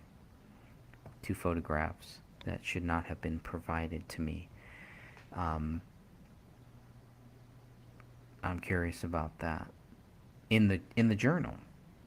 So it sounds like it's just stuff that's in the journal. So it's not like any crime scene or anything like that. But it's like, okay, um, what was in the Okay. journal that would need to be taken out? And maybe it's not Mine relevant. is, I'm sorry to Go interrupt. ahead. That's okay. My day one spreadsheet, redacted copy .pdf is 7.35 MB. And that's small. It's very small. So, yes, it was compressed. I apologize, Derek. My mistake. Yeah. So, And later I'll go look at mine. I doubt mine was 117. Mine is probably the same as yours. Probably about 7. okay. Now we can always go back and ask them why. Why did we get a small? Is it because you had to compress it? I don't believe that that's the case because the way that it was sent to me, at least, was through a secure server where I know that they could have uploaded it um, at a much bigger rate. So we'll see.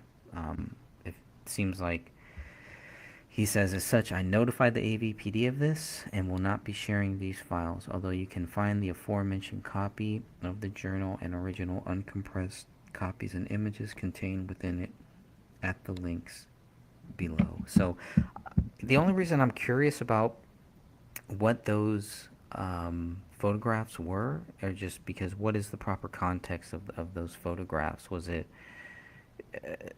more of the intimate stuff? Was it something else? So that would kind of be the only thing. And obviously that's kind of a little, everybody's going to, reading this, we're all going to kind of wonder, oh, what is he talking about here? The mind wanders and wonders, et cetera, et cetera. But hopefully maybe Tony can kind of clear that up to just, I know you can't say exactly what it is or whatever, but maybe you can at least give us, some proper context on that. To just let us know kind of what it had to do with. Is it personal stuff? It's just stuff between them. I don't know. I don't need to know too much. I don't need TMI or whatever, but it would be nice to have just a little more information about some of the proper context of that. So, anyways, if not, that's cool. None of my business. Not really obviously not relevant to this case, like you and Catherine have both talked about. Um, the stuff that was redacted is not really relevant. So there's the 2 documents if you want to see them, if you want to read them. I do have the day one journal on my website, so you can go to thegraystage.wordpress.com and you can check that out. And you can probably figure out what size it is too. I can guarantee it's under 25 megabits. So the original metadata from the spreadsheet suggests it was exported from day one into a PDF by David on his iPhone and had been completely unchanged. The photos embedded had no discernible file names or metadata. I don't know if you two have had a chance to compare those either, but if you compare them, some of everything on Tony's PDF has all the dates in blue. The one that we have does not match that. It looks like it's like photocopied or something. Like it's added back in. So it does make me, based on that, maybe you can kind of see what stuff, where, you won't see what stuff, but you'll see where some of the redactions were done by the Apple Valley after Tony let them know that, hey, you gave me this stuff. This stuff should not be here. Maybe. Let's see. Okay, there's that. The electronics report. So that's the big one. I believe that's the big. Or no, this is just like one page here, maybe 1 or 2 pages. But we'll make sure that everybody has access to that as well. She says this page was obtained through Joe Tomato at the Crowley case, Fact versus Fiction. As you can see, it clearly reads not for public release and was redacted from the copy of the full report I have provided below. So even Joe Tomato had something here that Tony did not have, is what it sounds like. How would he get that? Better have been legally. Well, no, go ahead. I'm not going to. No, If it's not gonna keep legal, it. and I mean, that pretty much says it right there. He says this is more evidence of a shady, less than legal methods to obtain these materials. Right there. And of course, he often brags about having a special relationship with the Apple Valley detectives. And so, I don't know, maybe they told Tony that that's how they got this information. But they also said that I would never get this information, that I was, I guess, barred from getting anything else from Apple Valley. Obviously, they're wrong because I have it, and I have the email to prove it. I mean, a quick search on this guy. Mm-hmm. Would the police could have done a very quick search on this guy and found out a lot of information on him, and it would not have been, I don't know what cop would want any relationship with him. Knowing some of the stuff that he's done. Joe P is the one you're talking about. No, I'm talking about this guy, Tomato Head. I'm talking about this guy. Oh. Yeah. Oh, you want to elaborate? No. Okay. But I will, since you asked. I mean, people who are listening need to know what these people are like and who they are. Yeah, no, you're right. I mean, this guy has been known of filing lawsuits, fake lawsuits that get thrown out of court. Frivolous lawsuits, I think, is the proper term. The police can figure that out. They can see this guy has no money, cannot even pay his own bills, and has many times filed frivolous lawsuits. So why would they want to deal with a guy like that? So maybe they did. Maybe they didn't know. Maybe they didn't care. But I kind of find it hard to think that the police would really want anything to do with a guy like that. But you never know. Yeah. So there's the reports. There are the photos, the medical examiner photos. And so you can download all of those directly from here. We will make sure that if for whatever reason you're not comfortable downloading them from here, we'll also make sure that you can download them other places. And there's also a video that we have here. So he says, so this is right here. These were obtained through the AVPD through several records requests. Photographs such as bone frags near ME 0367 were denied and were not withheld. So I was a little confused about what do you mean they were denied but not withheld? I was a little confused by that phrasing there of what that meant. Um, so, because obviously there is no 0367. So what is in 03? No. That's Is that wrong? Kamel's number, her case number. It ends in 0367. I believe David is 66. Ah, okay.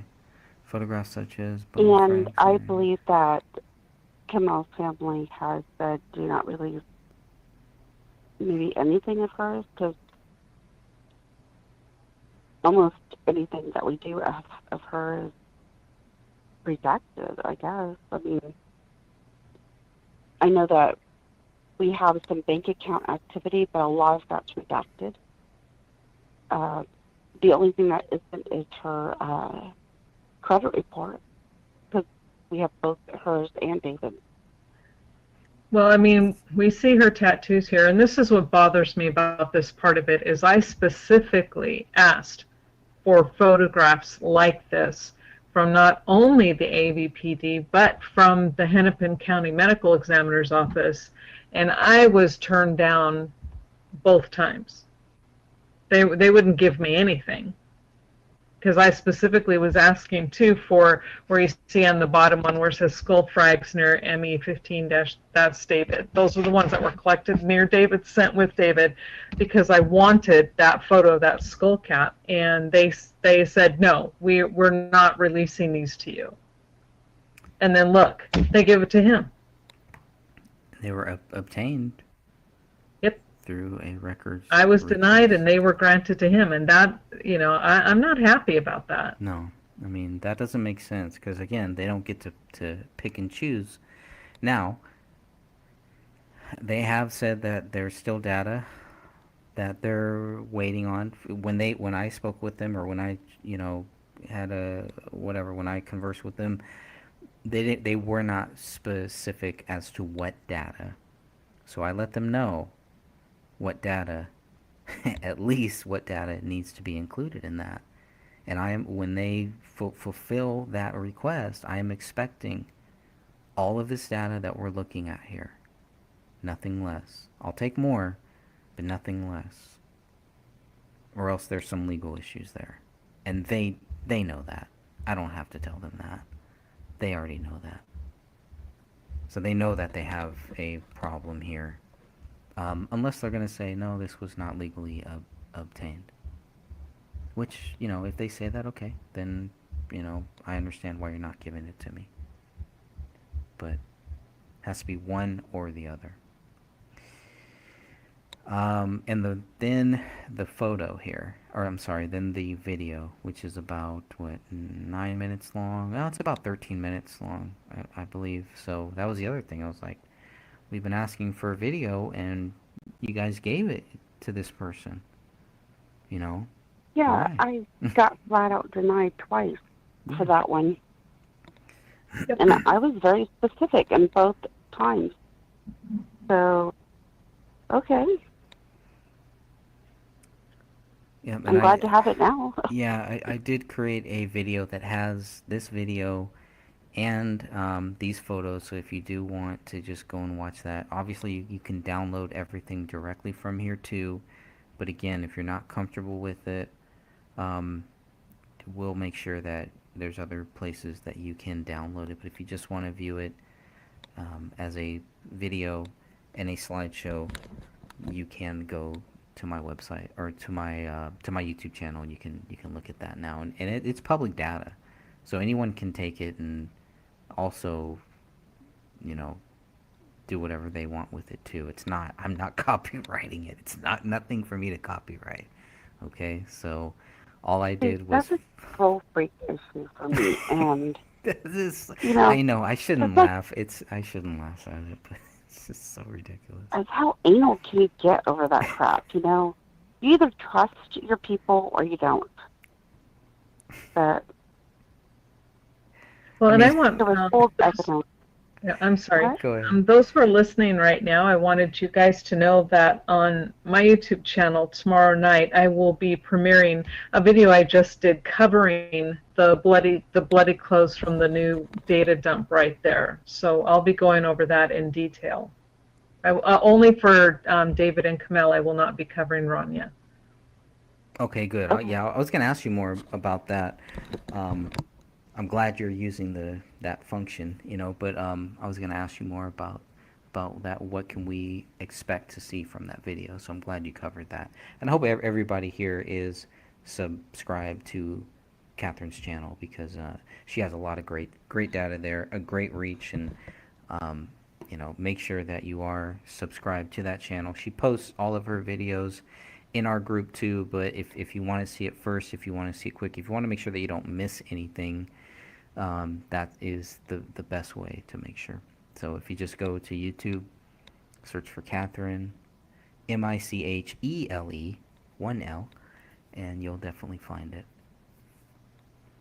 I will be watching that too. I may have to sneak away for a few minutes. Can you tell us about how long it is, Catherine? It's about half an hour, almost about 30 minutes, I think.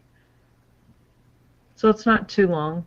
Okay, and if people go to your YouTube channel right now, will they be able to set their reminder Yes, on it? yeah. Okay, great. Great. Great, great, great, great, great. Is it in the Let's Get Ready to Rumble?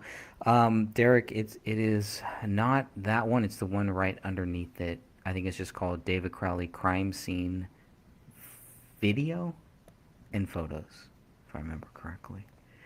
That's the name of the video that has pretty much the 13-minute, 14-minute video, which we could always play here too, and then it has those photos. But I know it's late for both of you, so I do appreciate you both being on here. It's, Oh, it's late for me, so I know it's late for both of you here. We're coming to a conclusion, to the end here, as yeah, far as 'cause all this of is this. the interesting part. Lies, This backs up confidentiality, and shady everything. dealings. Yeah, at the Crowley case, and that's the other thing. Why don't they just say we believe David Crowley is guilty? That's the name of their group. That's what it should be. David Crowley is guilty. David Crowley murdered everybody and killed himself. I mean, the name just Because I don't, gives it away that they're I don't just think tricking people. would people seeking the truth join a group No. saying David Crowley's guilty, join us? Nope. We can hate on everybody who thinks he's innocent. Nope. But if these people really thought that David Crowley was guilty, they would use a name that backed that up, and they don't. Hmm. And the thing is they lure these people in, and then they bait them. Mm-hmm. Share your opinions on the case. We welcome all views. And the minute that they start talking about the case, they get attacked. And then boot it. And then they sit there and they talk shit about them when they can't even respond. So, Right. yep, that's the people that you deal with in that group. Okay. And, of course, we'll see it right here. And Tony backs it up, too. Yep. Says they like to claim that they're good people who would never disclose things told to them by the family in trust, hurt them, or play games with such a case. That's pretty much what they're all doing. Their entire stick is dragging out drama to virtual signal about how respectful and smart they are, saying that they are on the side of the families who likely only tolerate them, and while they, behind the scenes, share graphic photos and confidential information the family entrusted them with complete strangers. So they're still saying they're acting like they're getting all this stuff from the family. Mm-hmm. That's Yeah. It's hard for me to believe, but maybe they are. Whatever. Let's give them the benefit of the doubt. Tony would definitely know more than me. I have no interest in this group, no interest in paying attention to anything that these people are doing because it is complete fiction. if you really want to figure out what's happening here, eh, I wouldn't spend too much time. I wouldn't spend too much time there. Just read what Tony says here. You'll get the kind of the whole bullet points of what it is. So save yourself a lot of time. All they're trying to really do is play games, and so that's really really sad. But then we get to, so this is from April 25th, 2001, and Louise Gibson, I don't know who she is, but she said David was resentful of Rania, that he never wanted children. I've heard that many times. I've heard Sidra I say have that. I have a feeling that she's speaking of Sidra Yeah. because Yeah. there's even more intimate details. And I want everybody to understand that this group, they are all middle-aged adults and older. So for them to be acting this way is just beyond shameful. Hmm. But Emmy said no signs of pregnancy or recent pregnancy or anything. So, yeah, and this is backwards, by the way. So, this is, you can see that 1959, so it's kind of backwards. So it would be kind of better if we read it the other way, but just for time's sake here, no signs of pregnancy or anything. I mean, what does that have to do with anything? It's Keep all reading the- down and it'll go over that. Okay, maybe I should start from the bottom then here. Is that what I should do here? Well, it's where Sidra's telling her that Kamel wore the corset, and that's what I'm saying. Keep reading. It's Okay. down there in the corset when she was pregnant, right there. You see it. Okay, so this is April. I'm gonna start right here then. April. Sidra's friend said that David was being on mushrooms and got mad at But that's in June. Camille and kicked. Yeah. And that's never mentioned. Yeah, he did take mushrooms later. Oh no, this is. Does their He basement did take lock? mushrooms like in June or something like that. I don't but think the basement locks from that side, but I mean we have the photo of the door, but I don't think it locks that way. I don't know. Ooh, that gave me an idea. Okay. Go ahead. Okay, so starting here, I'm gonna start at April 25th, 1956. And just gonna read up. So she said she was staying at their old apartment and they had another dog, and that something happened and David threw the dog against the wall. Okay, I mean it's all just reaching, right? Everything we're seeing here is just games. This is all just games. Word of mouth. Yeah, just try to get people. Oh, this is why David did it. None of this shows why David did it. This is just attacking his character. This has nothing to do with the actual case of all of this is just reaching. It is completely reaching, which is completely different than what she was doing. Maybe, I don't know what happened to this person. This is just like a completely different person. So I don't know who the real Gibson is. Was it the one that joined the group way back when? Or is this the real one? It can't be both. It can't be both. Also, that in his journal, there was something like 20 ways to kill a fetus. She said she contacted the inmate to make sure no, that there Camille wasn't or hadn't been pregnant. Is there anything in his journal about No. 20 ways to kill a fetus? No. That is a flat out lie. So is Louise lying or is Sidra lying? Here we don't know. Correct. Well, if Louise had the journal back when she's talking about this, then she flat out lied. If she They said that they read had the it, journal for months. This is April. Mm-hmm. and that's it. So if either actually she had read it Yeah. and she never read it, or she did read it and she's just continuing to lie. Or she knows that it's not true and still telling lies. And she's trying to pass the buck on to Sidra, which is what Louise has always done. She always passes the buck on to somebody else. And so here she's saying basically the implication, which we are now inferring, is that Sidra told her in David's journal there was something like 20 ways to kill a fetus. And we all know that's a load of crap. There's not even searches like that on the computer. So where the hell did that come from? Oh God, with her, who knows? Um, See, go never ahead. mind. Never mind. She also says here a minute later. I mean, she's quick. Like every minute, she's like, boom, boom, boom. And these are all Hmm. like just talking points, like a CNN talking point thing here. Had all sorts of things through her head that David had forced Kamel to get termination.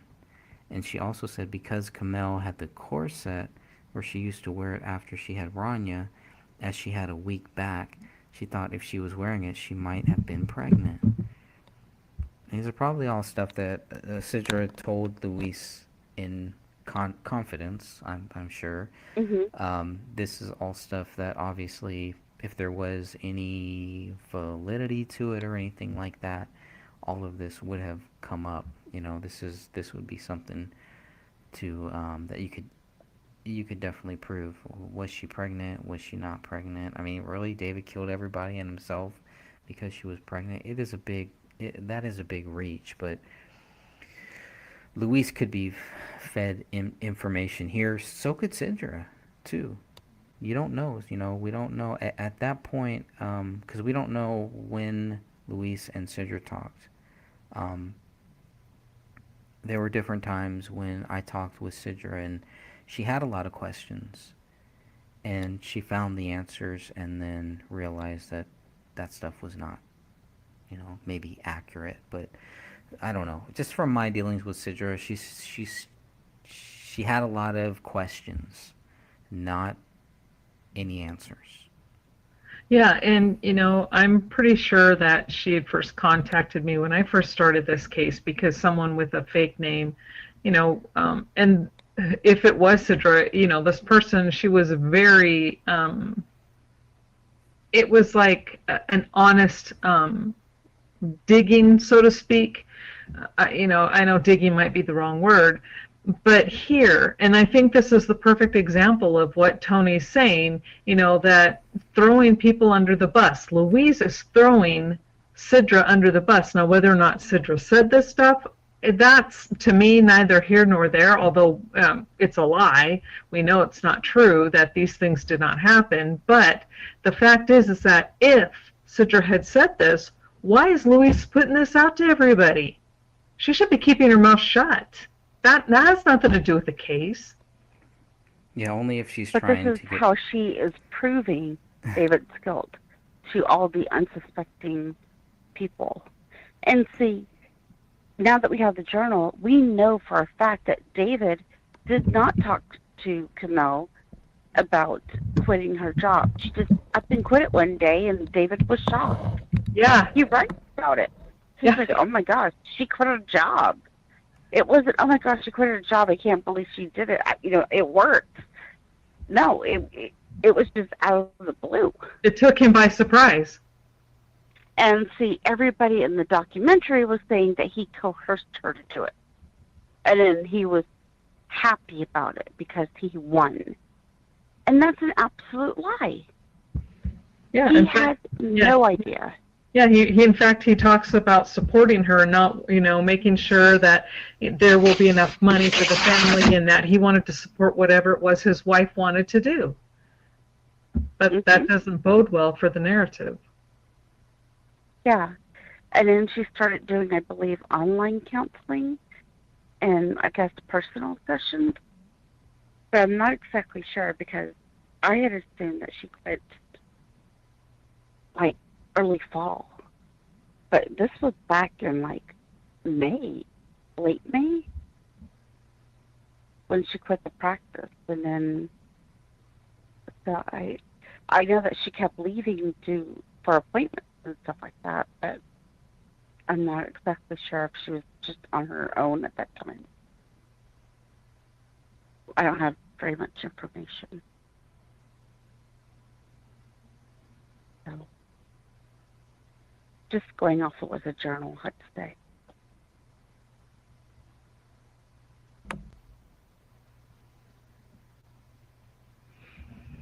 And the corset thing, I've always thought that was weird. So anyway.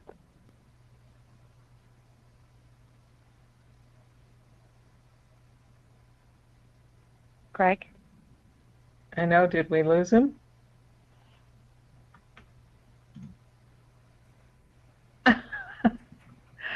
His microphone is muted.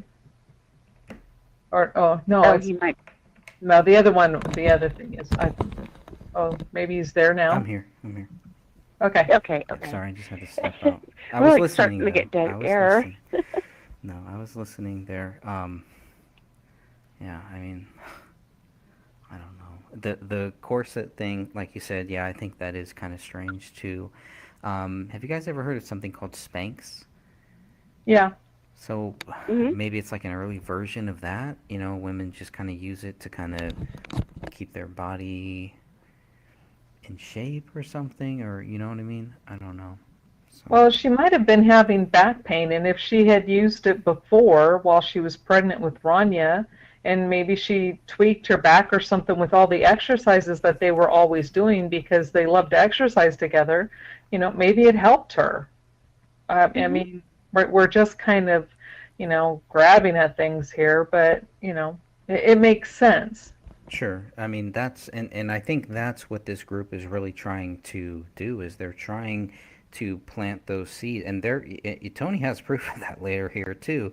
They're trying to plant those seeds to get you to go down false trails.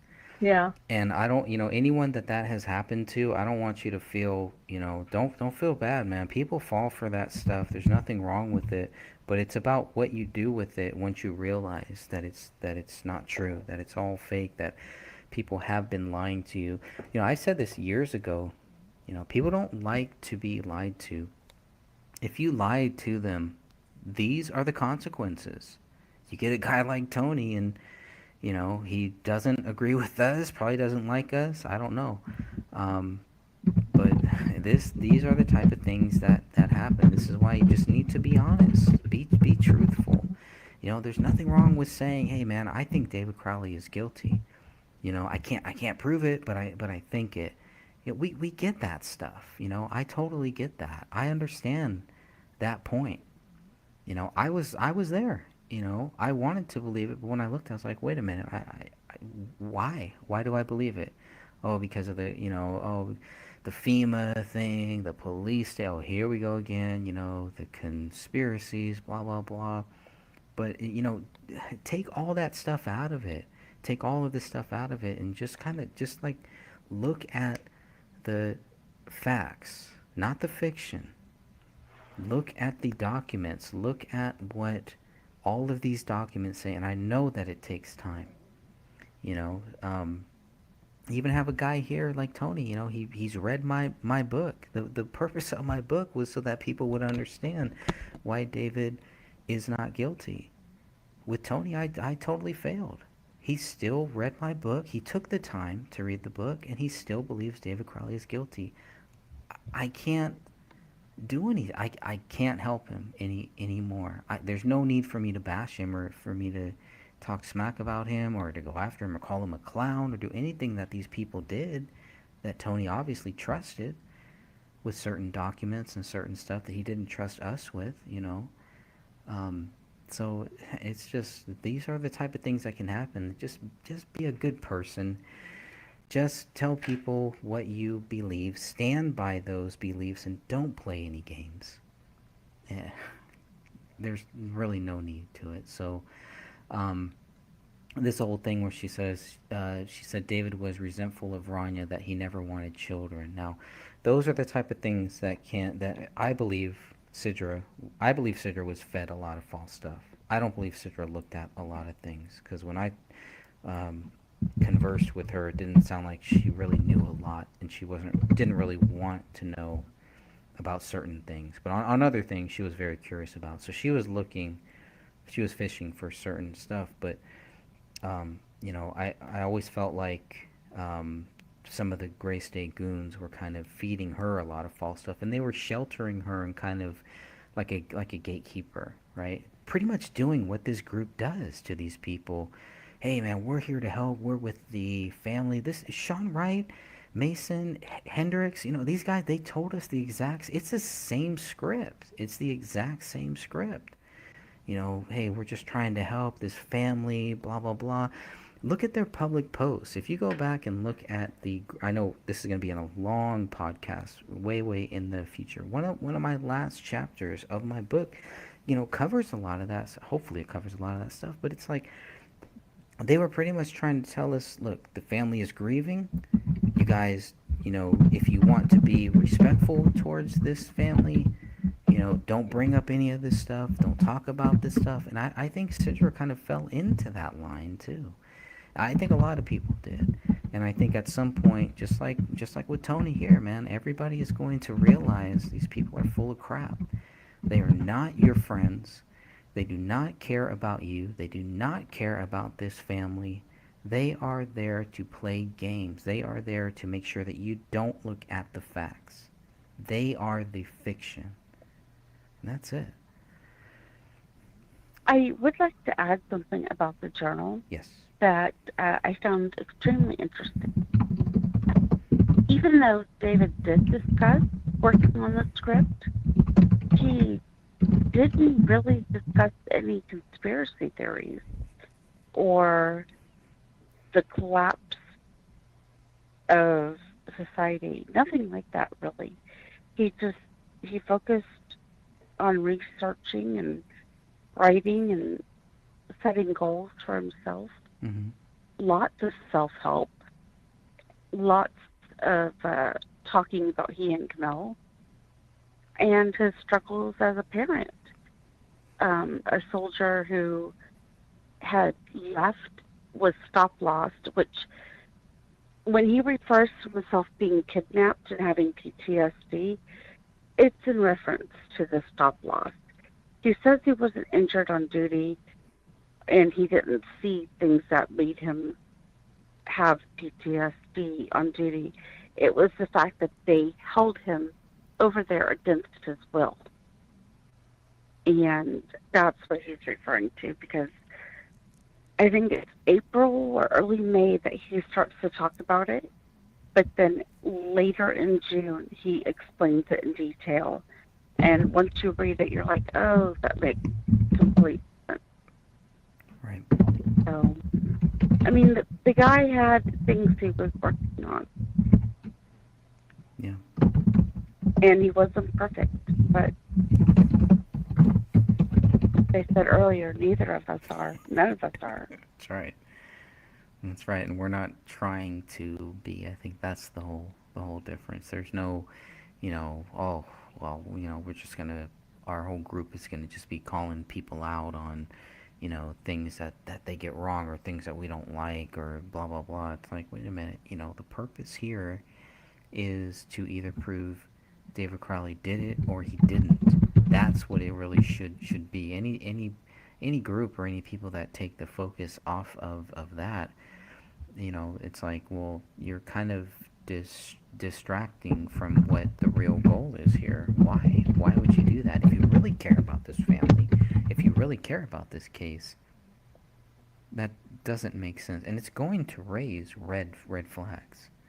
There are people out there that are watching this, that are listening to this. Maybe they don't, maybe not live, but they will hear this. That know David, that know Kamel. And the other thing that we keep hearing is that there's some type of pact that not only did David do this, but Kamel did this too. Yeah, and there's no proof of that.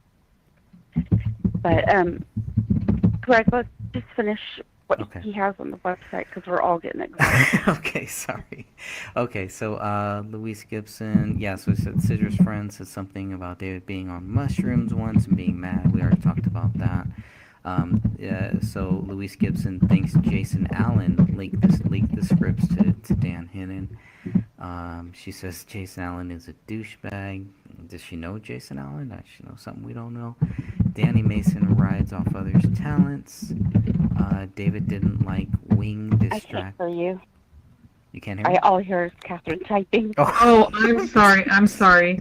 Yeah, talk a little louder, please, Greg. Or move your mic closer. I would, but there are people here sleeping too, so it's okay.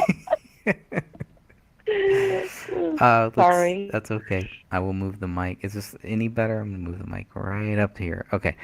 Um, David didn't like Wing distracting from his plans. I don't know what that. She mean Ranya? I don't know what that means. Who's Wing? I would assume that means Ranya. It seems like all this is like she's basically trying to show Tony why David didn't like Ranya. She's pretty much trying to say David did not like his own daughter and killed her.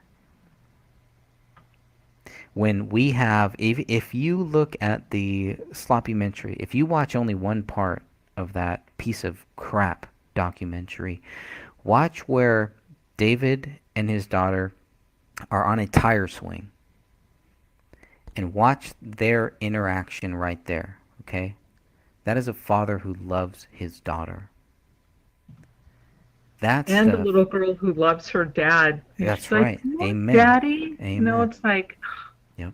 That should have been at There, the end of the film. That's how I would have closed the film out, right there. yep. and there's a part in the journal that really melted my heart.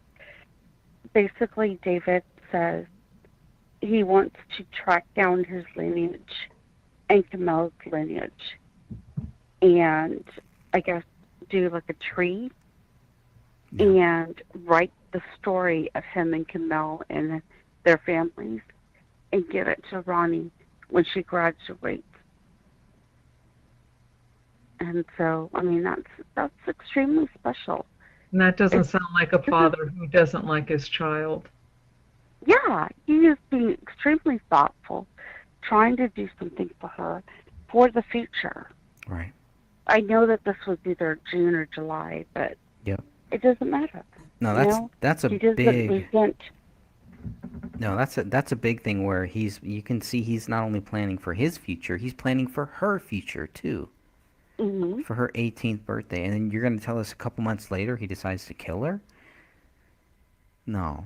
I mean, all of the evidence that you see in this day one journal proves that David didn't do this. I mean, if there's nothing in here, if you read the day one journal and you think that David did it, you obviously already have some preconceived stuff that you want to believe that David Crowley is guilty there. There's nothing in there. The cops also say that too. So anyone who reads the day one journal and thinks that, that proves David did I don't It's personally laughable. understand that. I just don't understand. Everyone is free to believe whatever they want. This is the greatest country ever. We have freedom. Believe whatever you want, but don't try to tell me that because you're not. That's not gonna work on me. It's Definitely. like they're going to warp David's worst days ever into the actual reason why he snapped in December. Some of these worst days that he had were in July and June. Right. And yes, he's down sometimes. Who doesn't get down? And he does admit that he deals with mood swings. But, you know, I don't know him personally. So it just seemed like he had a lot of stress. And he and Kamal were trying to work through things. And obviously through the journal, they were definitely working through things. And they seem to be in sync. He writes that numerous times. So Yeah. I mean, okay, next. I've never come across any soldier that served for this country that has not had stress and things that they will carry for the rest of their life. But what I read in the Day One Journal is David trying to, first of all, to recognize those problems and then to get over them. And that's what I see when I read the And that full was journal. and that was the old David who was trying to shed Right. those feelings, those emotions, so he could be a better person. And you see that with all his searches and the different things that he was doing with yoga and meditation. He's trying to help himself become a better father, husband, in person. Right. And that's the first step is admitting your faults. Most people don't do that on paper. They don't do that, they don't type that stuff out, so it takes a really strong person first of all to really do that. And you can tell reading the journal, David planned on doing something with this journal too. I think he was, once he made it big and made it famous and got rich and all that stuff, I think he was going to go back and use this journal um, as a documentary, or maybe have Rania use it. Hmm. I think there was a lot of reason why he was doing this day one journal, um, to document everything. It's more planning for his future. You're not going to do all this stuff and then kill yourself all of a sudden. And if you do, you're going to delete every. I don't know. I mean, I really don't know. That's all guessing. But she also, or Tony also says about Louise Gibson that Louise said that David didn't want any more kids. Rania was a little slow. I don't know where that came from either. I mean, that's a. I did not get that from any of the journal stuff. Yeah, I didn't really get that either. Kamel was David's number one fan. Kamel was more upset with her parents for not listening to her views, getting chemo, the dietary things. Yeah, I think that's definitely evident in the day one journals. Felt Hmm. offended that they wouldn't listen to her views. So, I mean, it's like she can speculate on all of this different stuff here, but nobody else can. Oh, there's something wrong. We're disrespecting the families and everything if we even talk about all this stuff. Like, screw you. Whatever. Everybody, you can talk about whatever you want to talk about, believe whatever you want to, but man, I mean, when it really comes down to, if you're going to try to act like you have facts, you better have them. And if you don't have them, don't be shocked when people call you out, which is exactly what's happening here. She says they told, or he says, sorry, this is Tony now, getting back to it. They told Sean at the time, but he didn't think it was odd. If someone isn't prepared to hear you out, why bother with them? Well, consider the source with that. I mean, the fact that they have Sean in the group at all is like the Hmm. biggest thing that discredits anything that they have, anything that they do. If they don't know who this guy is, they're just not looking. They're not researchers. Research this guy. Run a background check on this guy. Find what you'll find. You'll find what you need to know about Sean Wright. David and Kamel nearly split in early 2014. Again, speculation. We don't have anything like that. We know that there's been things said in news articles. So this is all just repeating what Hmm. the all of those hit pieces said. Whether it's true or not, we know that they stayed together and they were working it out. And David talks about that in his day one journal. So it's just really odd, the things that they want to make sure that you understand. It's all a mind fuck. It's just subconsciously just get you to just oh, this, that, oh, okay, well, maybe he's guilty. I mean, these are just zombies, and they just want to turn you into a zombie too. Don't fall for it, people. Please don't fall for this crap. Do your own research. Come to your own conclusion. If you come to the same conclusion like Tony did, Tony came to the exact same conclusion that these fiction groups did, but at least he did his own research. He's articulate. He hasn't really expressed why he thinks David Crowley is guilty or anything. He just says that he agrees with him. But at least he's done all of that, and it doesn't sound like he's playing any of the games that this fiction group is playing. So that's something. There's something to be said about that. David makes an effort to be more empathetic and understand. They pull closer. All stuff from the whole journal, everything. I mean, this is all stuff people read it for yourself. Read the journal. Just David's dark places was in June-ish. He thought he was a god. I didn't see anything like that. But here's the main Uh, thing. When you're there gonna was tell, go ahead.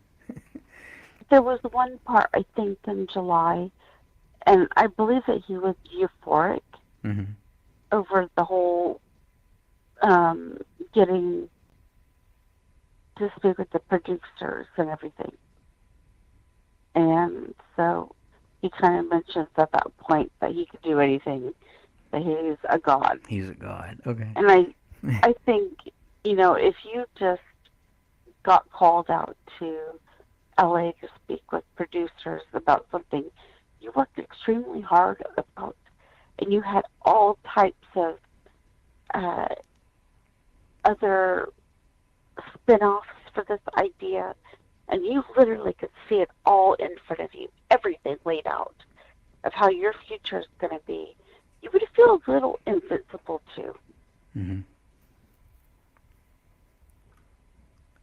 Tom, I mean, anyone who thinks Tom Lydon is a decent person, I definitely gotta question that one, because if you look at just the way Tom Lydon reported on this case, man, I don't know. I'm just not seeing it. Like, we're living in two parallel worlds, if that's the case. I have to do the mommy voice, Greg. Okay. Now we have to ask Tom Lydon's kitty cat how he feels. I think a kitty cat would think he's decent.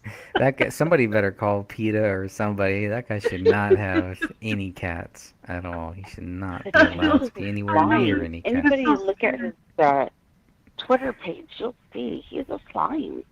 Oh, he's so gross. Well, let's just talk about that. Let's talk about what tweet are you guys specifically talking about here? Tom Lydon said he wanted to F a cat. Is that what we're talking about? Yes. Is that what we're going for? Okay. So I know we have people listening, watching this that have cats. So imagine if Tom Lydon said he wanted to do that to your cat. Okay. And this is a real tweet, people, and it's still on his Twitter account, so you can still find it. And he's still with Fox 9 News for some reason. He's still there, and he's still reporting. And of course, he just happens to be the guy who was able to lob a bunch of softball questions to the Apple Valley police. Sean wanted him to report real news. I mean, to me, that tells me that Sean was trying to tell him, hey, you're not reporting real news. Can you report real news? I mean, I don't understand this. What does this mean? Like, what does that mean to report real news? I think what Sean really wanted was for Tom Lydon to agree with them that David was guilty and make sure that you don't stray from that, which is very similar to what Sean Wright had told me too. Report real news. Sean Wright's version of real news is that David Crowley is guilty. He killed everybody and himself. He went into a dark place, and Kamel did this too. In Sean Wright's view, that is the real news, that there was a pact. Well, to everybody else, maybe not so much. Eric Nelson is a good man. Again, here we have another thing. If you watch Eric Nelson's documentary, you can decide for yourself what you believe about Eric Nelson.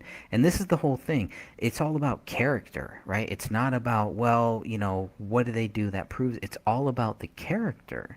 Tom Lydon is a decent person. Eric Nelson is a good man. I don't give a shit about any of that. What did they say about this case? I need to interject. Okay. Eric Nelson took recordings and edited them. He cut and pasted to make these two feel like they were insane.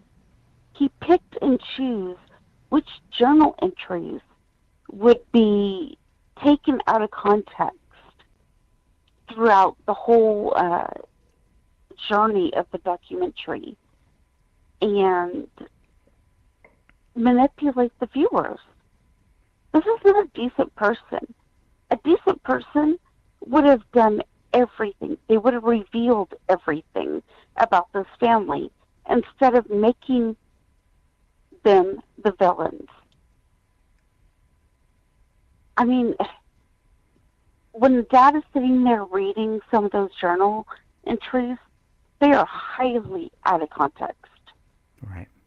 And now we have that proof. And yeah, and it's very sickening.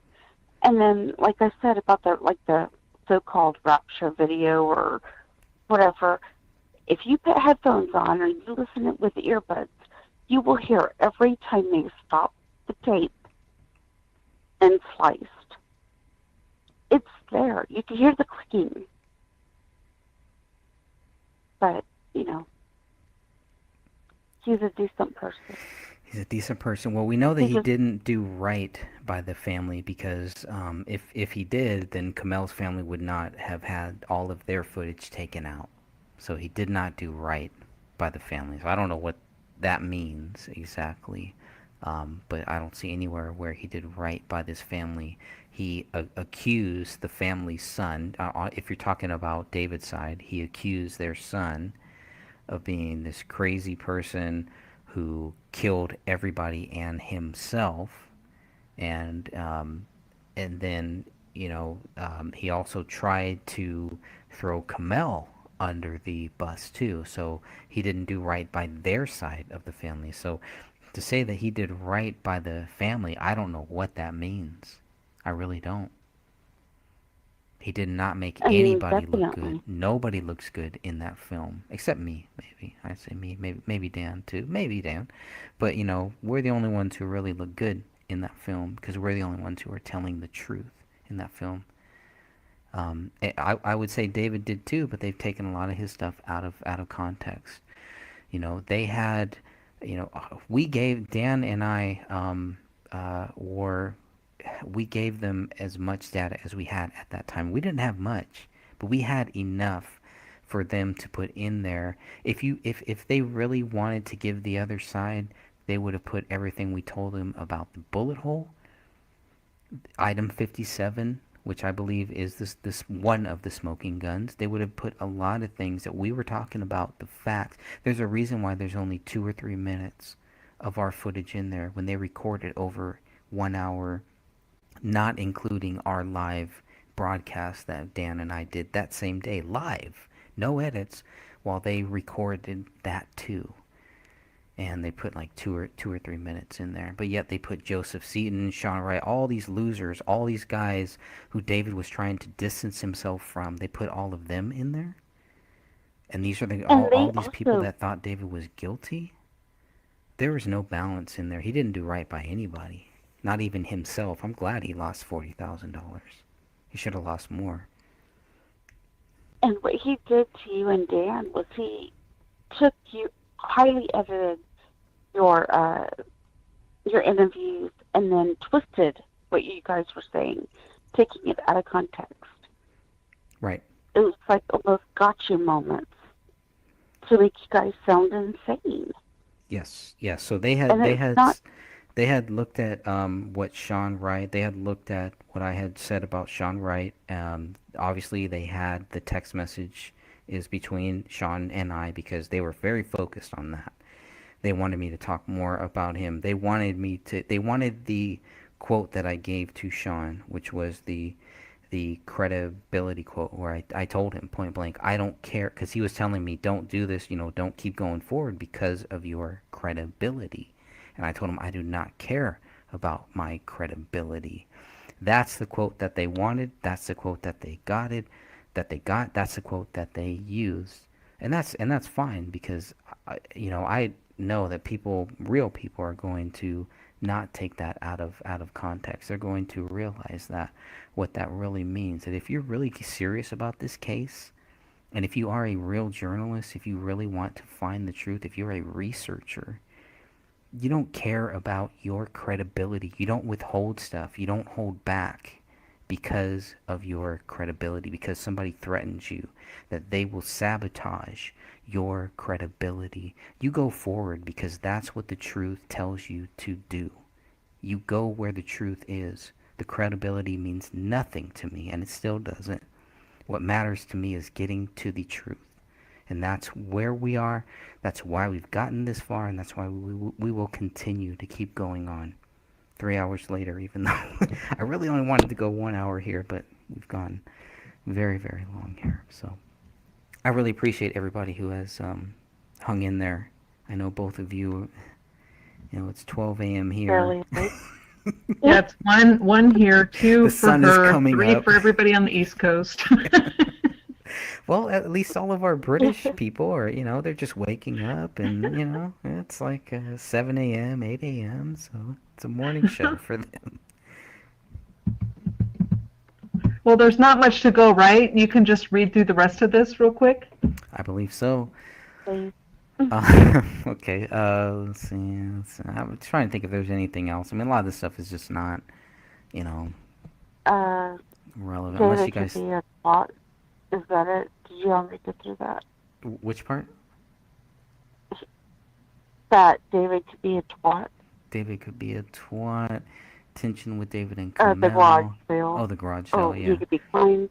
Yeah. They focus a lot on the garage sale. The early news reports focused a lot on that, and I didn't really think there was too much to that garage sale, but apparently that was a big deal. I don't really know what that was about. Um, David would go to the garage and smoke weed, MD smoke, and tell her to fuck herself, go look after the kid. I don't know where that's coming from. So, I mean, Yeah, I mean, unless it's coming from Kamel or from David, who knows? You this is know, just hearsay. it's all hearsay, and it could be things that people are fed. Um, that's it. You know. So I don't know. I don't know what relevance any of that would really have. But you can see what she's trying to do. She's just trying to get people to think that there Sure. is some distance, you know, that there is something here when there really isn't. There's nothing there, you Just, know. just trying to show emotional abuse. Right. And then ignoring all of the facts, ignoring all of the documents. There's nothing in here about the documents. There's nothing in here about the BCA reports, about the DNA evidence. I haven't seen anything so far It's here. all hearsay. Yeah, I I mean, mean, I was hoping to see, well, you know, hey, they've, you know, David did it, blah blah blah, but it's nothing like that. It's all just rumors, speculation, all things to just cast doubt. And it sounds like Tony realized, man, you guys are full of crap. hmm Now here's an interesting one, where she says Sean Hendricks, Peck, and Adam Schaubauer all got taken under David's dad's wing, had TV series planned, and documentary took Sean 2 years to convince David to do a supporting documentary, The Rise. This is why Sean Wright did not want The Rise put out there. They rough cut because they wanted to make money off of it. And hmm eventually they realized you can't do that because we have it in David's own words not to do that. This was damage control. And what this Gibson person is doing, what some of these other people are doing, is trying to ride the coattails of damage control. So while they may say that Danny August Mason is riding the coattails of David Crowley, they're doing something even worse. They're riding the coattails of people that are riding the coattails that are riding the coattails of David Crowley, and they don't even realize that. They're right there with them. You know, except hmm Daniel August Mason was actually there. These people are just riding coattails, adding things that they cannot prove. But here's where she says, "This is a big one here." So you tell me which Joe she's talking about here, because it's Joe was tampering with, and this is a direct quote from Gibson too. Joe was tampering with stuff and found something about the Gun Plus store. Okay, first of all, tampering with stuff. What? I mean, why would you need to be tampering with anything? There's no need to be I believe, tampering with anything. Sounds like a crime to me. I believe it was Joe T. I mean, and found something about the Gun Plus store. I mean, what is that Oh, I don't know. the Gun Plus store? Is that the one document that the police gave us that shows that she purchased the gun? We don't really know what it means. She doesn't even know what it means, if anything. We haven't got anything with the Celebrate. We're just sending the group. We're just sending the Justice group into a spin. So it's there's their goal. So everybody that is in our group, in the Justice for David Crowley and Family Facebook group, if you've joined that group for whatever reason, that is their goal. It's not to find the truth. It is to send you into a spin. Why would you want to join a group like that? I Um, honestly don't care what they have. I'm working on my own to get my own stuff. So they can sit there and pretend to have whatever I mean, she pretty much information. she's admitting she doesn't. They don't have anything, but they're trying to send the group into a spin, and it's not working though. That's the other thing, it's not working. But they get off on trying to send people into a spin. It's just like, well, why don't you try to get people to understand why you believe David Crowley is guilty? Focus your efforts there. That's why you're frauds. That's why you're phonies. That's why nobody takes you seriously. That's why you fail. Because you're not focused on that. You're focused on a spin. You're focused on these lies. You're not focused on truth. That's why nobody takes you seriously. They may act like they do. They may be fishing you. So then there's something here about the disclosure. It all depends as to what you want to disclosure. Then you come up with multiple scenarios. Most involve having to tell white lies. So, I mean, they're admitting they tell lies. They call them white lies. You guys have heard that before. Santa Claus, that's a white Why lie. are they telling lies? I mean, yeah, why I tell mean, lies? what's the point of that? I don't know. Are they telling their group members lies? I don't know. And sending Is them that on what a you're wild saying? goose. Yeah, I mean, why? They want to send their members on a wild goose chase. It's right there.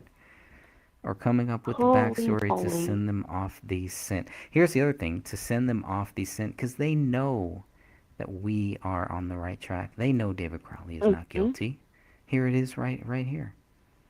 They want to send people off of the scent that, oh, okay, David Crowley is innocent. That's the scent that they're talking about here, that she's talking about. That's the purpose of their group. That's why nobody should join them. That's why nobody should entertain. I mean, I get it. People join groups, they want to see what's going on. That's why they can't maintain people in their group. That's why this group Yeah. continues to grow and theirs doesn't. Their group is toxic. I mean, if this is what they They, do, yeah, you're right. You're right. It is toxic. And Tony just proved it. yeah, They have no information. They lie to their members. And anybody who's within this group, uh, you need to confront your admins and demand the truth. Because you've been lied to. They've withheld information from you. And they're lying to you about information that they say that they have. So, they have no problem sending you on a wild goose chase and coming up hmm with the backstory to send you off of the scent. Powerful words right there. Man, it doesn't get any more clearer right there. You got burned. it's You about got power. burned. Yeah. Yeah. And with your own words, and there it is. That is the truth. What you're seeing here, Tony presented you the truth. Okay. Um, Final thoughts, final words. Everybody's still with us. Wow, somehow we still have 9 people in the chat, in the live chat. I don't know how.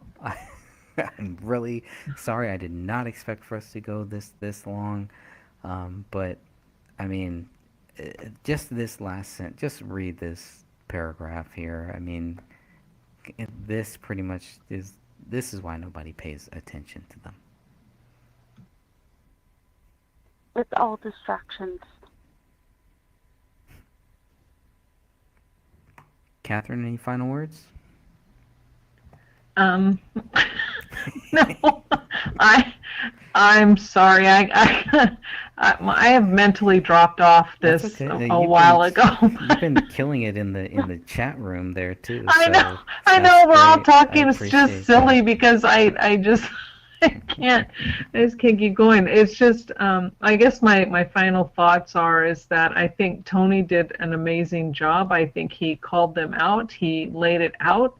He showed his proof, and they can't backpedal out of this. So, I just hope everybody goes to the website and looks up or downloads these files and reads them for themselves.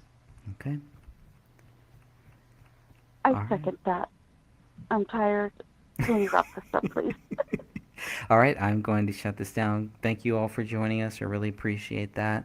You can always watch the replay, and until next time, and there will be a next time. Thank you. Until then. Thank you, everybody in the chat. Bye. Hey everyone, we got some more updates here about the Crowley case, and I'm just going to read some of these things here and then discuss it a little bit. We'll see where this goes. This is regarding some of the data requests that we have put in regarding the David Crowley case, and still some more questions even with this, right? There's still some questions about the public data, and obviously we feel the public, everybody in the public should all get the same data, and so that's what we kind of contacted the AVPD, and September 20th 2021, which would be yesterday, got a response from Christine J. Caselius, and she is the Apple Valley City Attorney. So this is very important here, and I'm just going to read some of this stuff. But hope everybody is doing good. And another day here on Rumble. Of course, we're going to always try to put the newest, latest stuff here on Rumble first. So appreciate everybody joining me here, and then it will be uploaded to YouTube and to the Gray Stage podcast, probably as a bonus show, most likely. So, but hope everyone's doing good. It's a beautiful day here, and no complaints on my end.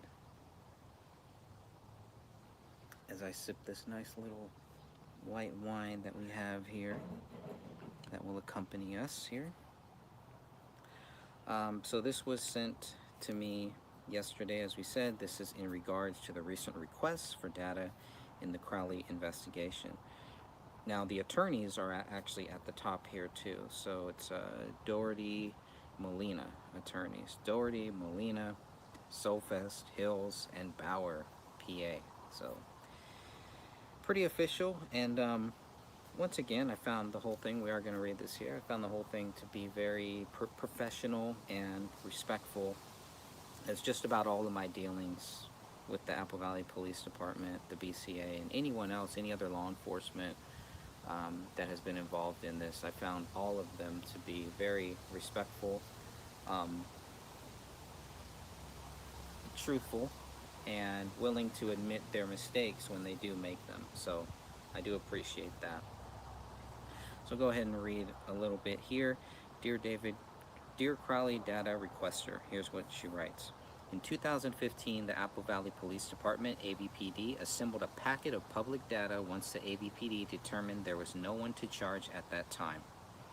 The public data included the police reports, investigator observations, and photos of the scene, all data which had been created by the investigating team. Release of this data complied with Minnesota Statute 13.82, sub 7. The AVPD released data to a variety of requesters, including appropriate family members of the decedents. In January/February 2021, the AVPD responded to a request for a few very specific photographs. So I don't know if they're talking about some of the stuff that we have requested, or maybe it was, because they're talking to me, I'm assuming, right? So, but they're not very specific in that, and we can follow up on that. There's lots of stuff we can follow up with them on. It goes on, the AVPD received additional data requests between the dates July 26, 2021 through September 6, 2021. From a total of 4 requesters, all of whom have previously received the aforementioned data from the AVPD. These requests included the digital reports of data the AVPD extracted from the decedent's private electronic devices. Data on individuals' private electronic devices is protected by Article 1, Amendment 10 of the Minnesota State Constitution. The right of the people to be secure, quote, the right of the people to be secure in their persons, houses, papers, and effects against unreasonable searches and seizures shall not be violated. Also see State versus Barajas, 817 NW 2nd 204, 215-216, Minnesota CT APP 2012, REV dot denied. The AVPD was required to obtain a search warrant before examining the family's electronic devices. We will make sure that you can read this whole thing fully, and if you have any thoughts, any comments on that, please feel free to go ahead and add those too. It goes on. The Constitution protected the Crowleys' personal electronic data from collection by the AVPD while the Crowleys were alive. Thus, their personal electronic data would have been classified as private while they were alive. I mean, we're talking about dead people here, but they're very thorough. So, remember, they're lawyers. I'm not, so they know what they're talking about. I'm just trying to understand what they're saying here. The AVPD will not be releasing any data from the decedent's devices because it is private data on decedents. So even though they say it's private data while they are live, it still sounds like, based on those cases, it's still private data even though they're no longer with us. She goes on to say, we are reviewing the remainder of the recent requests to determine whether there is any additional data the AVPD can release. So that's good. So they told us that this would take time, the data that we've asked for, et cetera, would take time.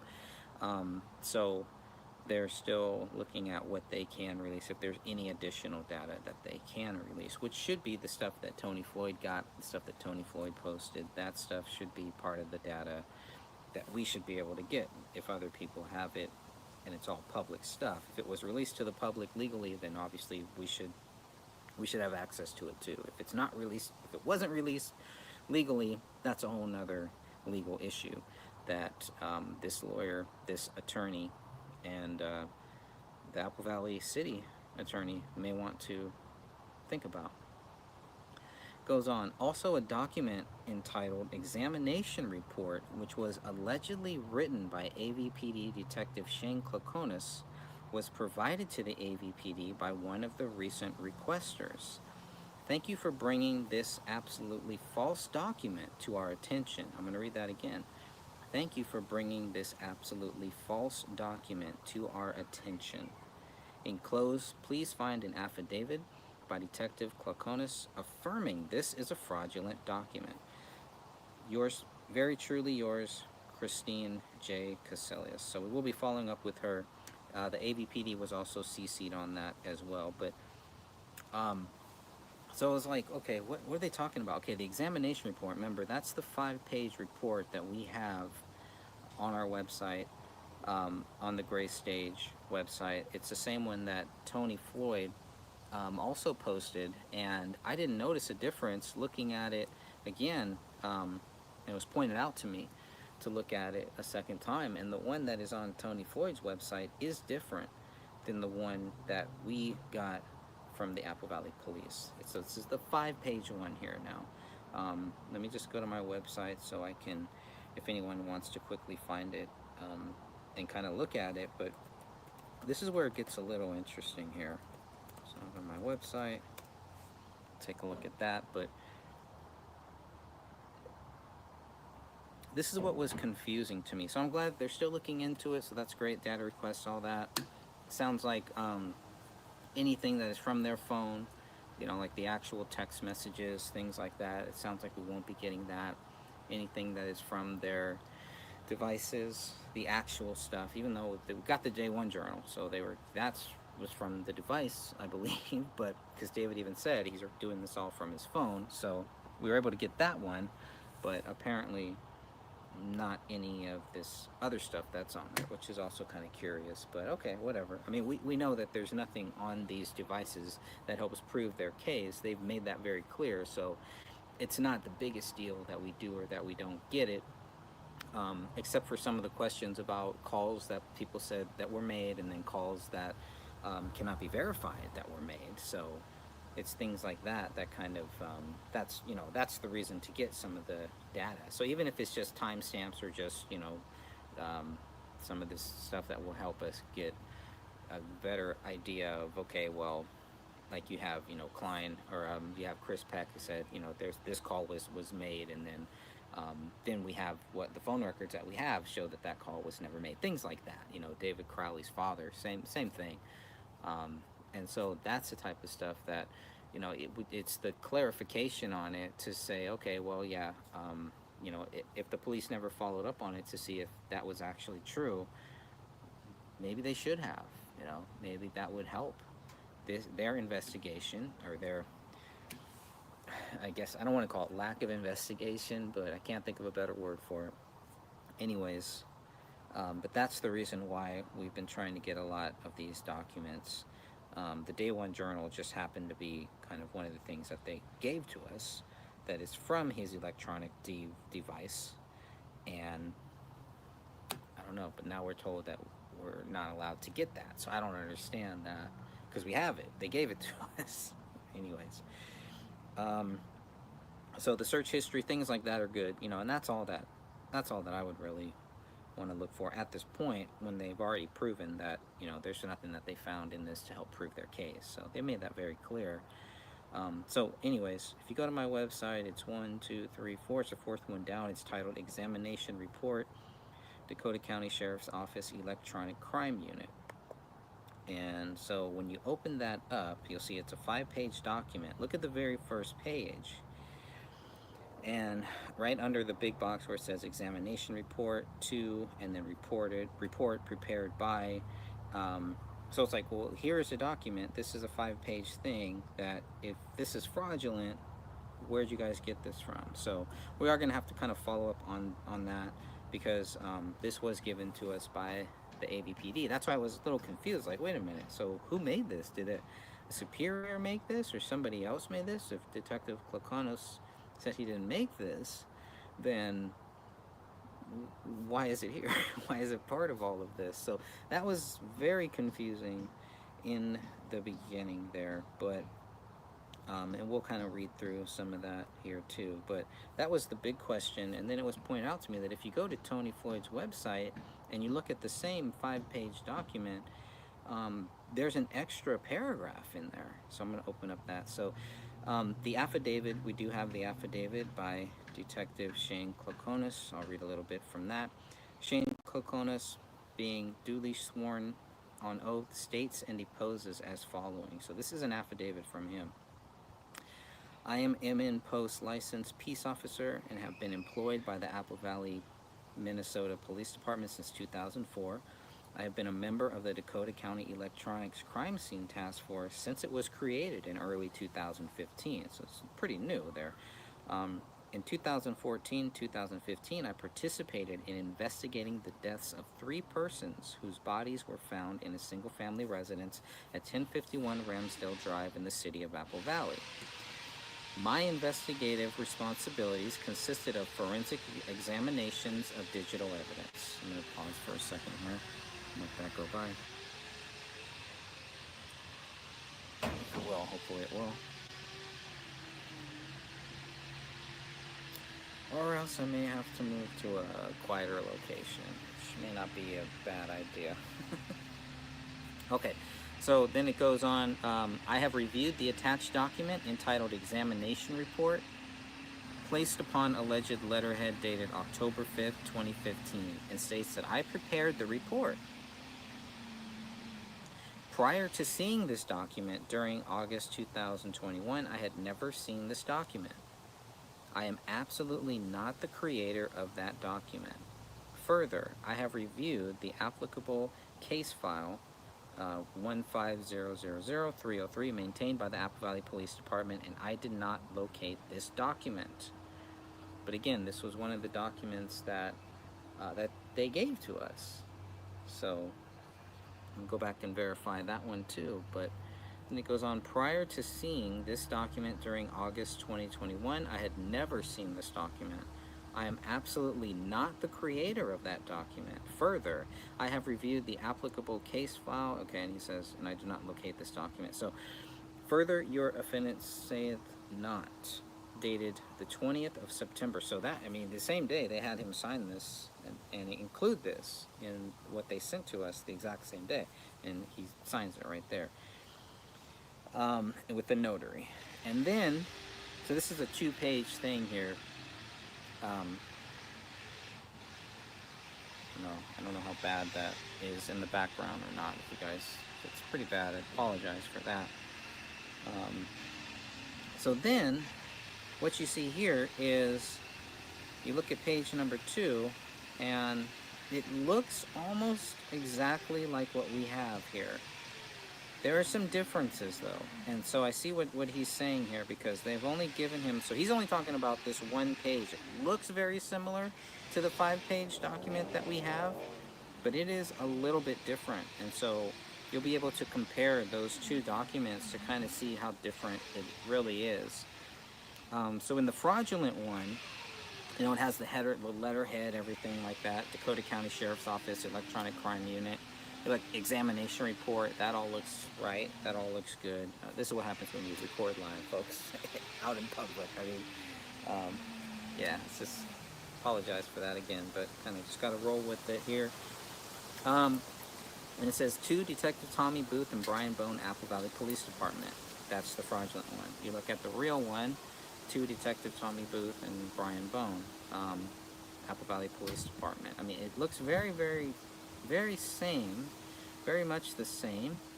I guess, even report prepared by Detective Shane Klokonis, Dakota County ECU. It's got the address of them regarding the incident. So all of that stuff in the top paragraph there looks legit. It looks the same. All looks kind of the same there. So Hastings, Minnesota. Yeah, I mean, all of that right there. But he says he didn't do this. So when he says he didn't recreate this document, it's hard to believe he's talking about this 5-page document here. He may just be talking about the one that is in the PDF, the affidavit PDF, which is just one page. There's just one page here. And I will try to read the fake one. I'll try to read the fake one here if I can. So it says not for public release, right? That's how it starts at the top. You look at the real one that they sent us, the 5-pager, and it starts on January 17th, 2015. Two completely separate things, two different things here. So I believe I am going to, I apologize for this. I'm just gonna, okay, maybe they're gonna stop now. Let's see. If they don't stop, I'm gonna take a little move around here somewhere.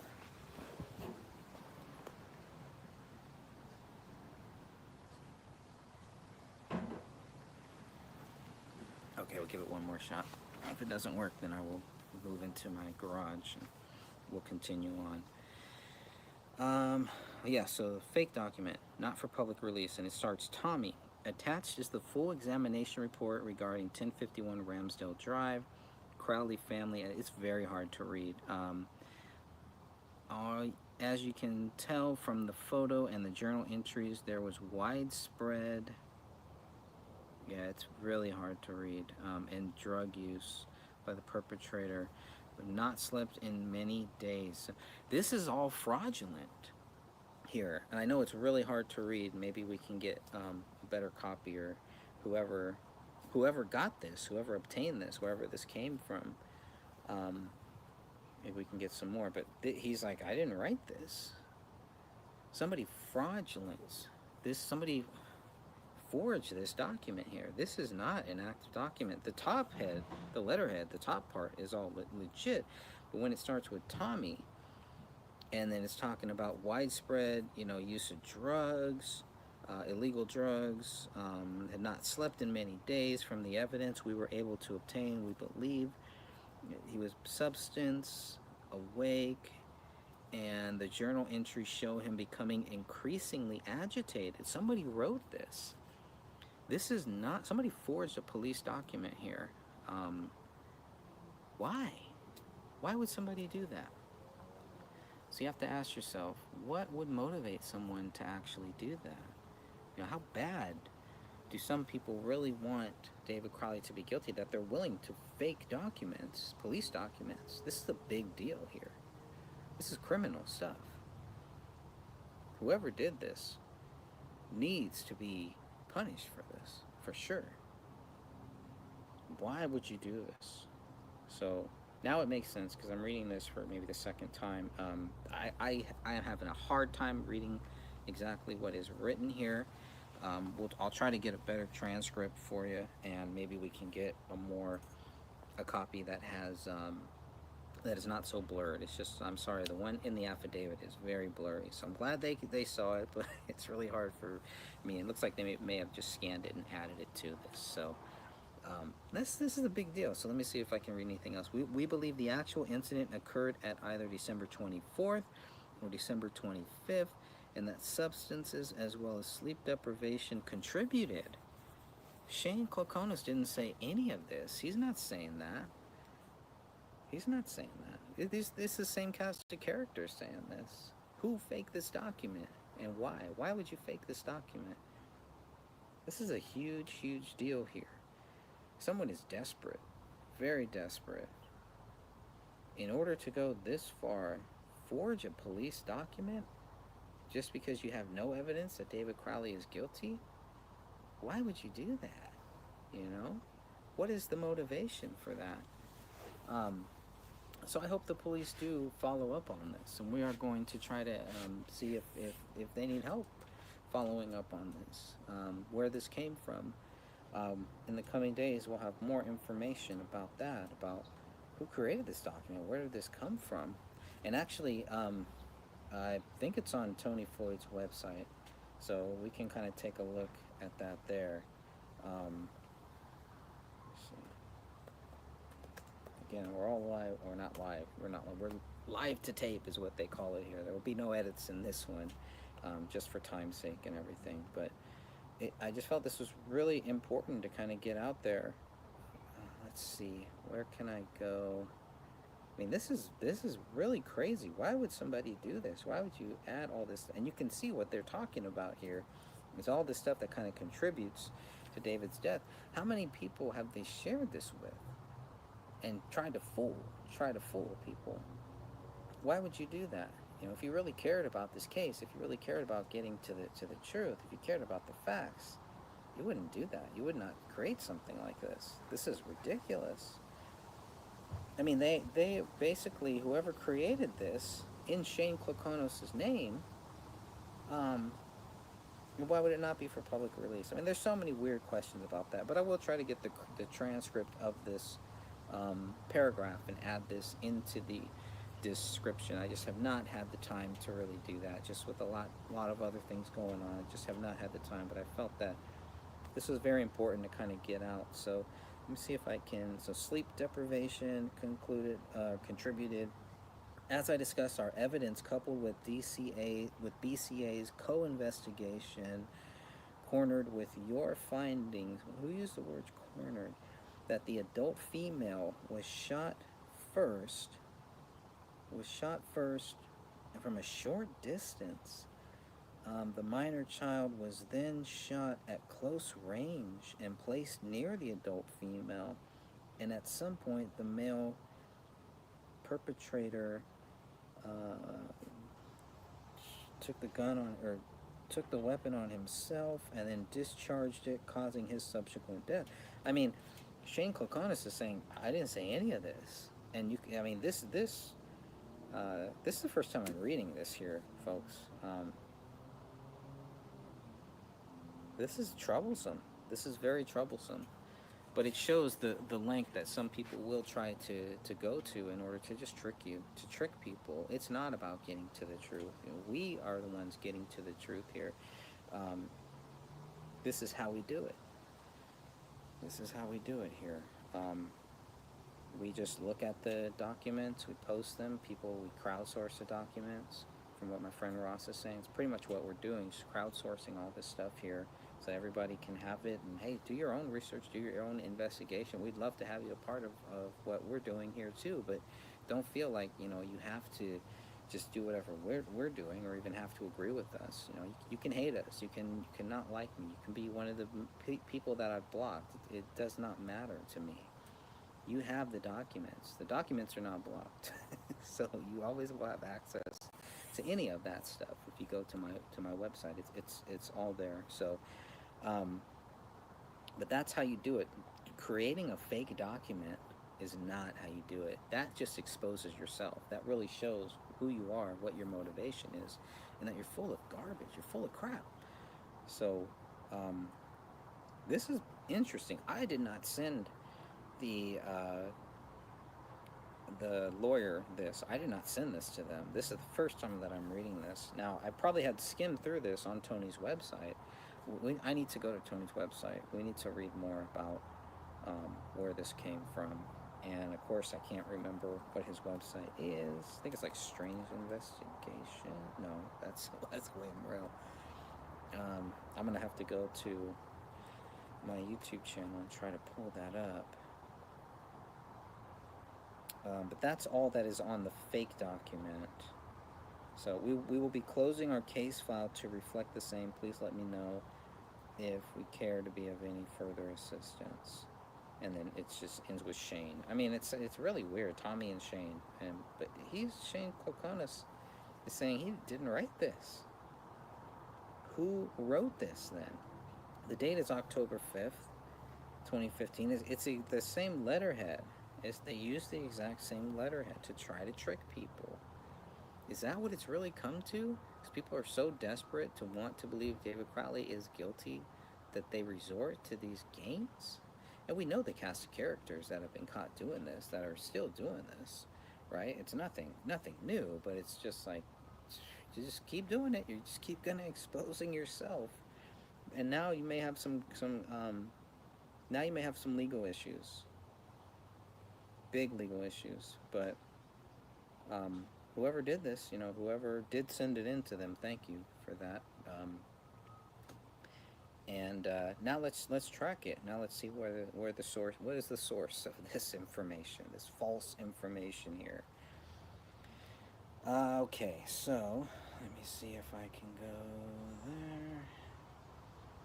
Back to my channel. I gotta find what Tony's channel is, and we'll kind of go to there.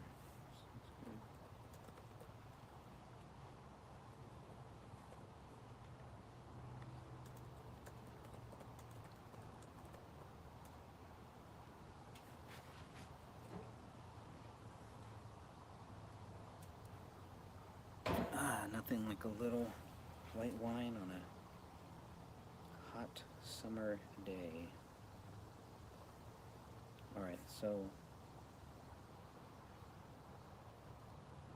okay, the Ballad of Tony Floyd. Then I'm gonna go okay, crowleyfamilydeaths.neocities.org. crowleyfamilydeaths.neocities.org. So let's look at that.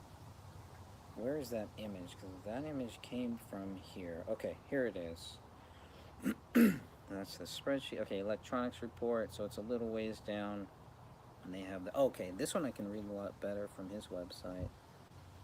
Let me see if I can reread that. Okay, from Tommy to Shane. Is this one better? Oh, even better. Okay, here we go. So here's the falsified document. This is not a legit document.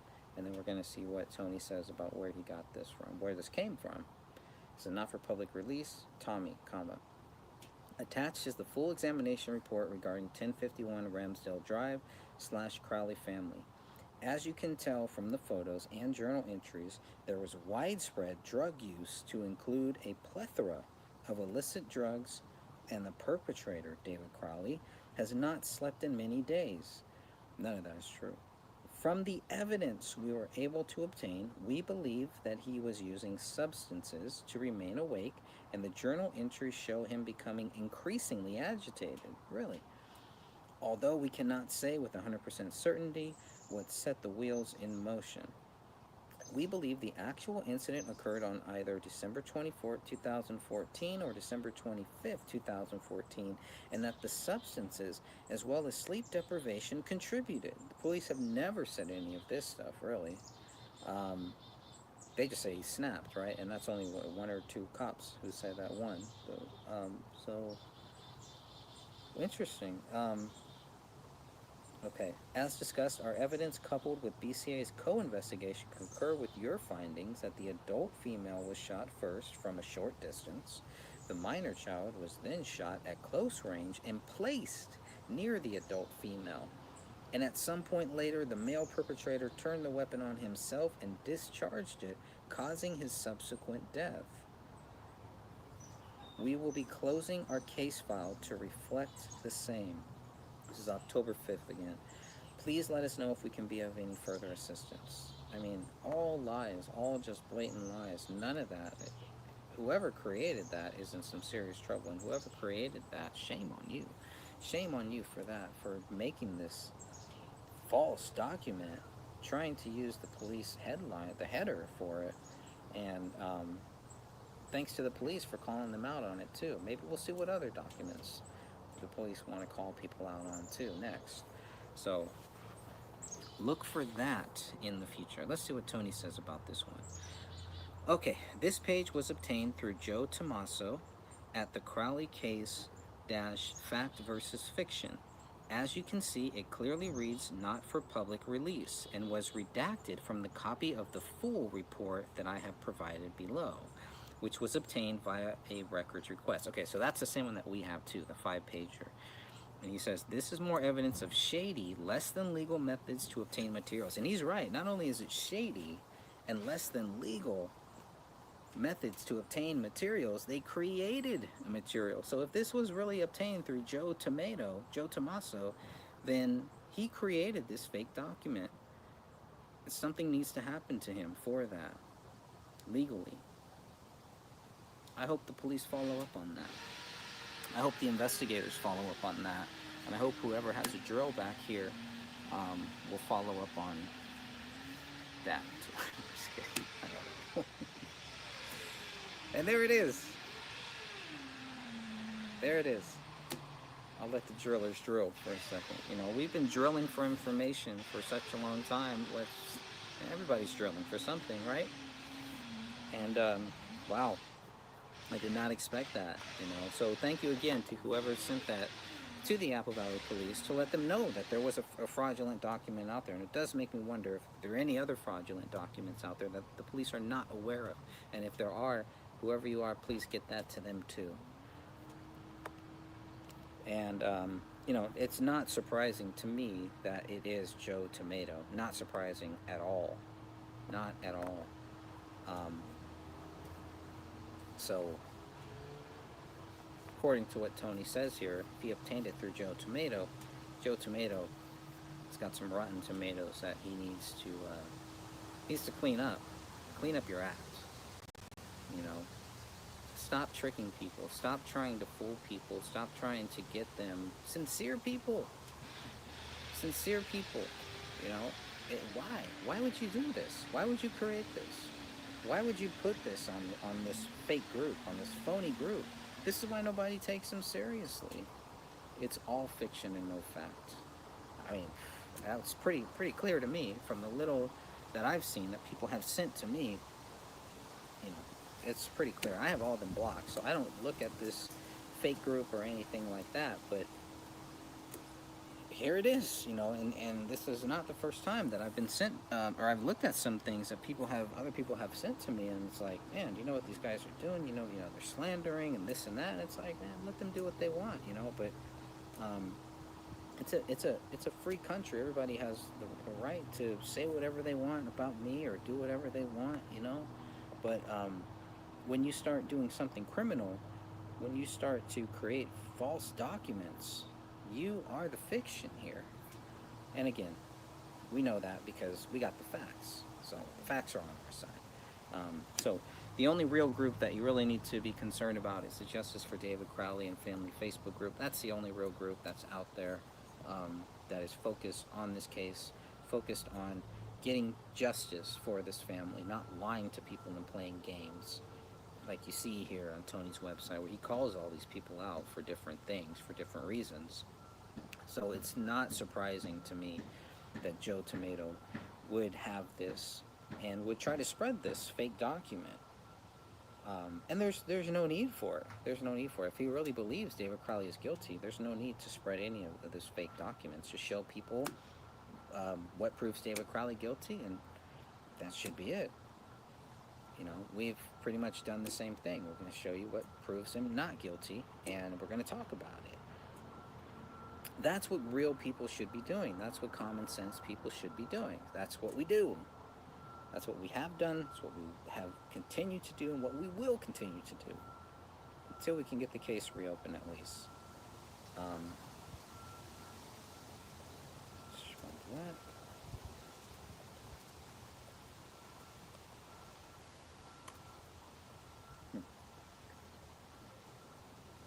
So again, it's so ridiculous.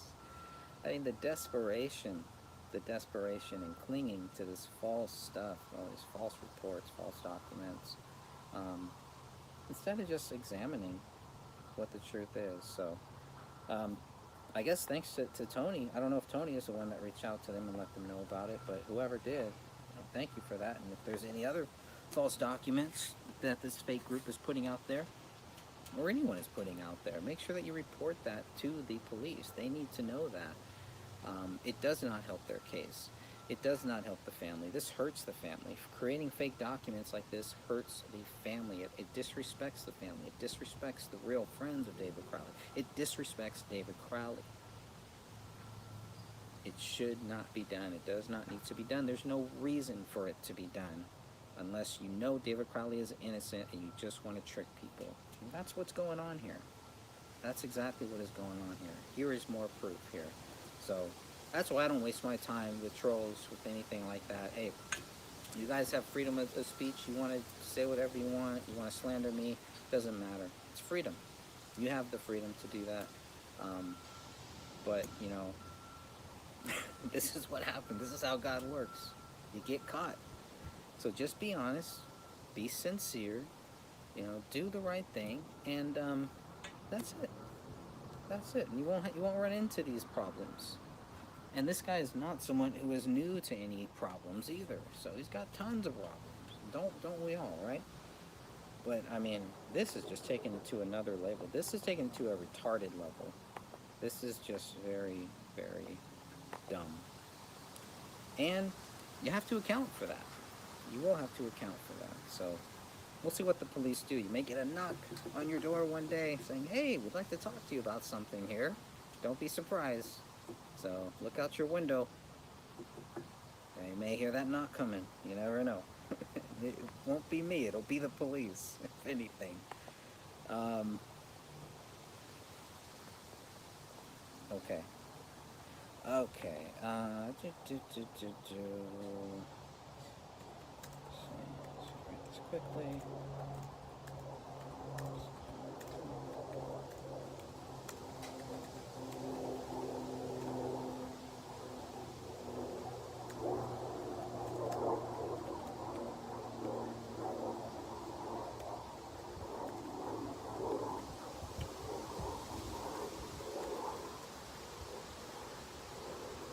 Okay, I guess I can read, clear my throat a little bit, but I guess I can read the real one. It's 5 pages.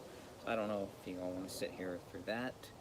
I'm tired of my voice yet here, but I'll take one more sip of wine and then I'll kind of read through this. This is the real one here. This is the 5-pager, same one that Tony has. So, but Joe Tomato apparently gave Tony that fake one. Why? I mean, why? So. Thanks again, Tony. He's helping us more. Keeps helping us. It really, I mean, he doesn't believe David Crowley is innocent either. He thinks David Crowley is guilty, but it just shows that, you know, we can work with people. We be respectful, decent human beings. I don't have time for trolls. I don't have time for games. I don't have time for retards. I don't have time for idiots. So, you know, and that's it. We can read through some of this stuff here. It's only a few pages. As long as my battery on my phone doesn't die, we're good to go. But support your local winery too. Okay, on January 17th, and this is the real one from Shane Klakonos. This is a 5-page one.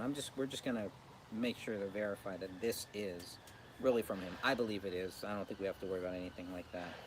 I think this is this. I mean, the fact that it's the same date, it's the exact same header, and all this at the very top. So make sure you go to my website, check that out. And, I'll try to post the link to the actual 5-page document, the real one, and then I'll post the link to Tony's website where you can scroll down a little bit and you will see this same photo or the same header, but it's different. That's what threw me off. I thought the same header, it must be the same thing, but it's not.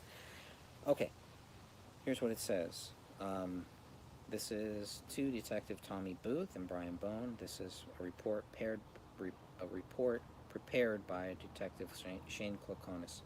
On January 17, 2015, this detective, along with detectives Thomas Jacobson and Ryan Olson from the Dakota County Electronic Crime Unit, ECU, assisted the Apple Valley Police Department with the search warrant at 1051 Ramsdale Drive in the city of Apple Valley. This search warrant was the result of multiple deceased bodies being found in the residence. The Minnesota Bureau of Criminal Apprehension was also present and processed the scene for physical evidence. Many electronic devices were taken as evidence from the residence. Those items are listed below.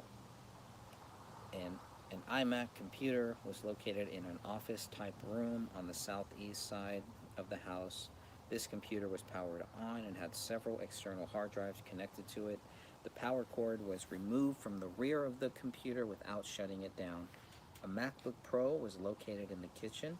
This device was found to be powered on and active. After the Bureau of Criminal Apprehension had completed processing it for physical evidence, I turned the Wi-Fi and Bluetooth off. There was a text document on the desktop of this device titled Myth, and that had the words, "I have loved you all with all of my heart." Later examination of this device showed this text document had last been saved on December 14, 2014 at 4:10 p.m.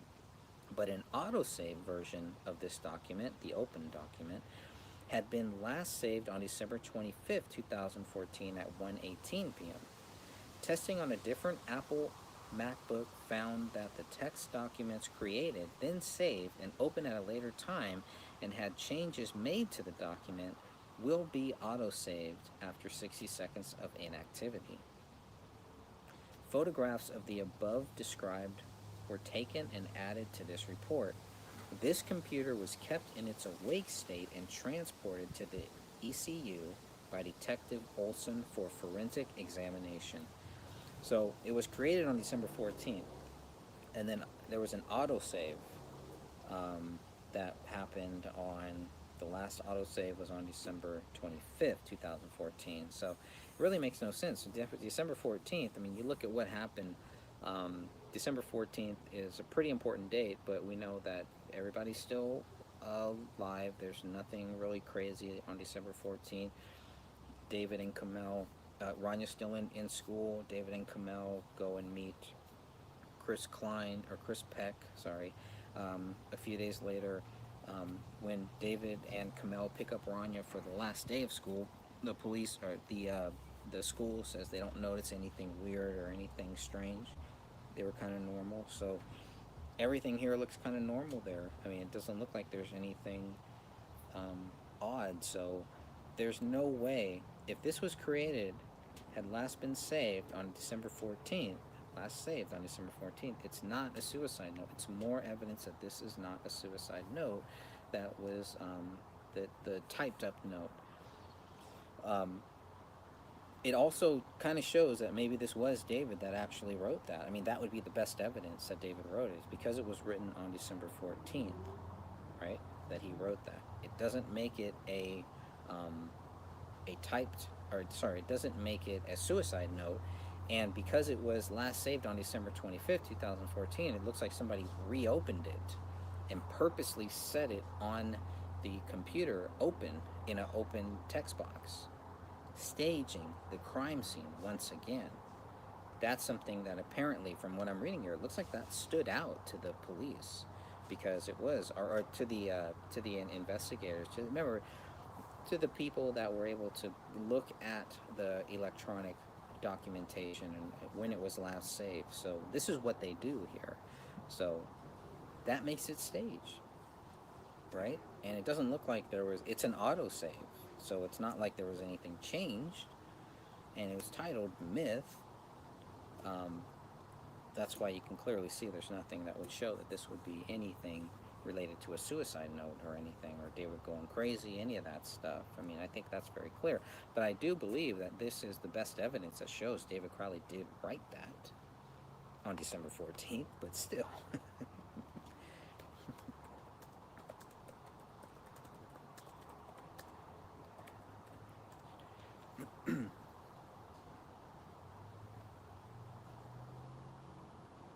Okay. Let's see here.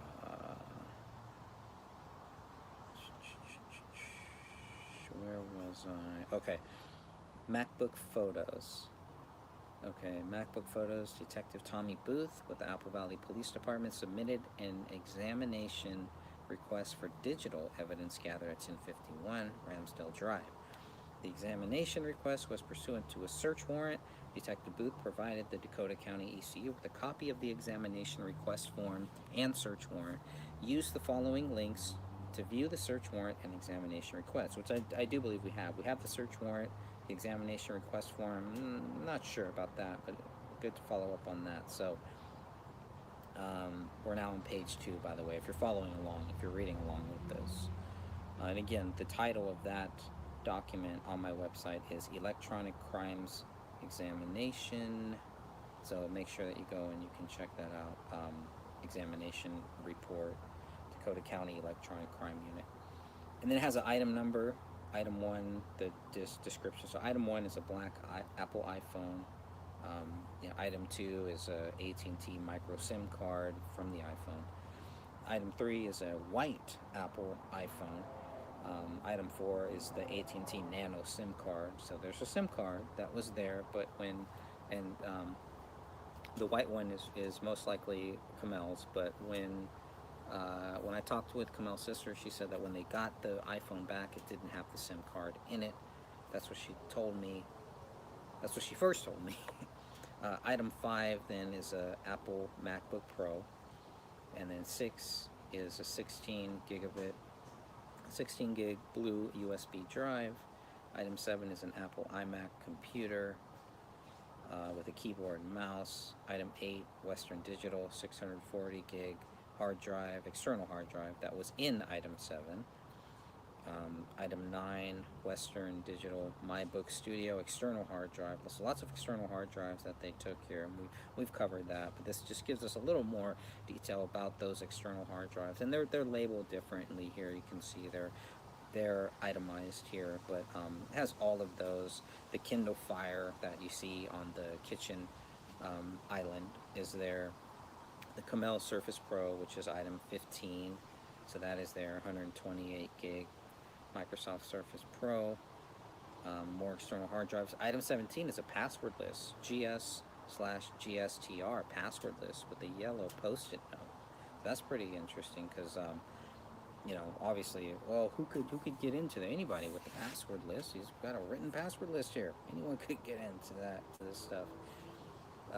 18 is another hard drive. 19 is another hard drive. These are big hard drives. 20 is another password list. So there's 2 password lists here that are mentioned.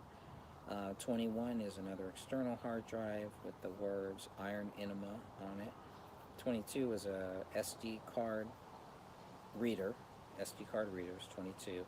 23 is a 16 gig SanDisk compact flash card mounted inside item 22. So it's mounted inside of the Lexar SD card reader. 24 is miscellaneous power cords. They took the power cords for some reason. Well, I guess to keep powered in or whatever. 25, Sima Mini, another SD card reader. 26 is a SD adapter inside of 25. 27 is a 64 gig SD card inside of item 26. So 25, 26, 27 all related. 28, a Toshiba 500 gig external hard drive with quote-unquote family pictures on the case. 29 is a USB 2 card reader. 30 is another external hard drive. 31 is a USB thumb drive. 32 is another USB thumb drive. 33, a Western Digital 3 terabyte internal hard drive. Interesting. 34 is another internal hard drive. Doesn't say where they're internal from, but okay. 35, Black Pelican case with the words Hothead Production on it and Heil written on the outside, containing 6 3 terabyte external hard drives. I mean, this is massive stuff. Backing up, lots of digital data. They went through all of that stuff. Didn't find anything, nothing that would help them understand why David Crowley would be guilty? Nothing. Okay, we're now at the bottom of page 3. Pre-examination procedures were collected, including documenting and photographing the items, the iMac photos, the scene photos, and the miscellaneous photos. Cellular phone forensic software / hardware from Cellebrite was used to extract data from item 1, the iPhone. When conducting the extraction, precautions were taken to make sure the device was not allowed to connect to the network. Specifically, a cellular disruption device was powered on prior to the phone being powered on. This prevented the phone from connecting to the cellular network. Once powered on, the phone was placed in airplane mode. The cellular disruption device was then powered off and the data was extracted. The extraction was conducted with item 01 iPhone containing item 02, the nano SIM card. Data extracted including phone book, SMS, MMS, email, IM, calendar, apps data, pictures, auto music, videos, ringtones, call logs, and browsing data. Let's go to page 4. Data from the application titled quote-unquote Day 1 was found.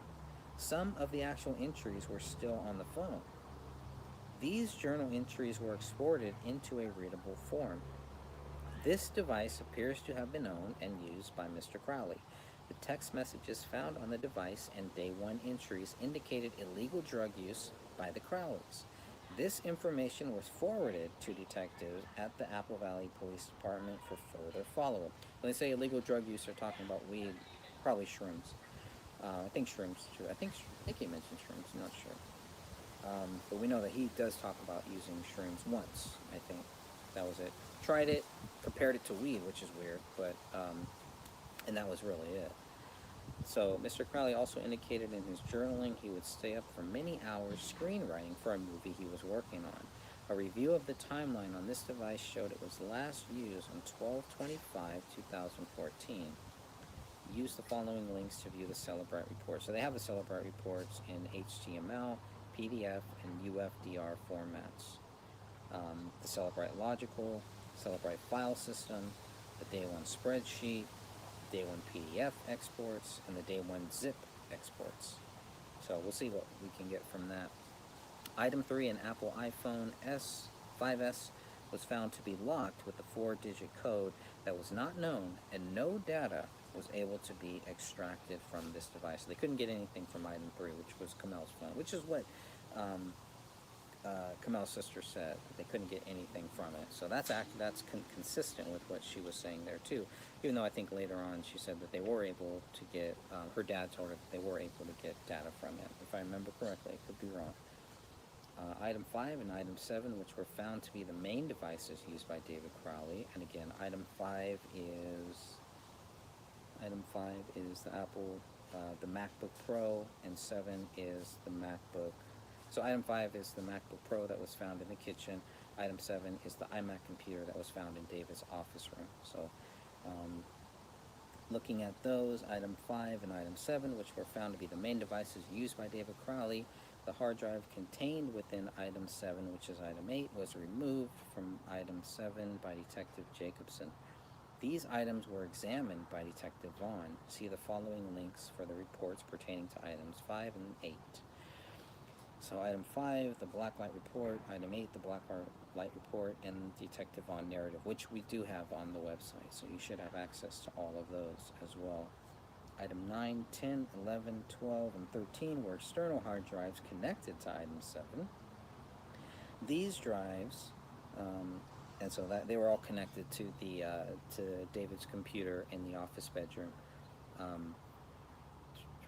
These drives were in a RAID configuration specific to item 07. Because of the RAID configuration, an individual forensic image of each device could not be achieved. It was determined the drives could be connected to item 7 as they were discovered in the Crowley home on January 17, 2015, to preview the contents. This computer and hard drives contained data relating to movie production and editing. Nothing further was done with these items. Forensic software / hardware from Cellebrite was used to extract the data contained within item 14. No information relating to the deaths of the Crowley family was found on this item. So again, item 14 is that's the Kindle Fire. Okay, so nothing in the Kindle Fire. And let's go last page here. Page 5, the contents of items 6, 15, and 18 were examined by creating a forensic image of the data contained within them using Access Data FTK Imager. Item 15 was found to be locked. This is Kamel's Surface Pro.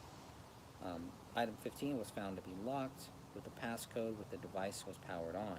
Using a list of passwords collected at the Crowley residence on January 17, 2015, the proper password was found and used to unlock this device. Okay, so maybe I confused with what Kamel's sister was telling me.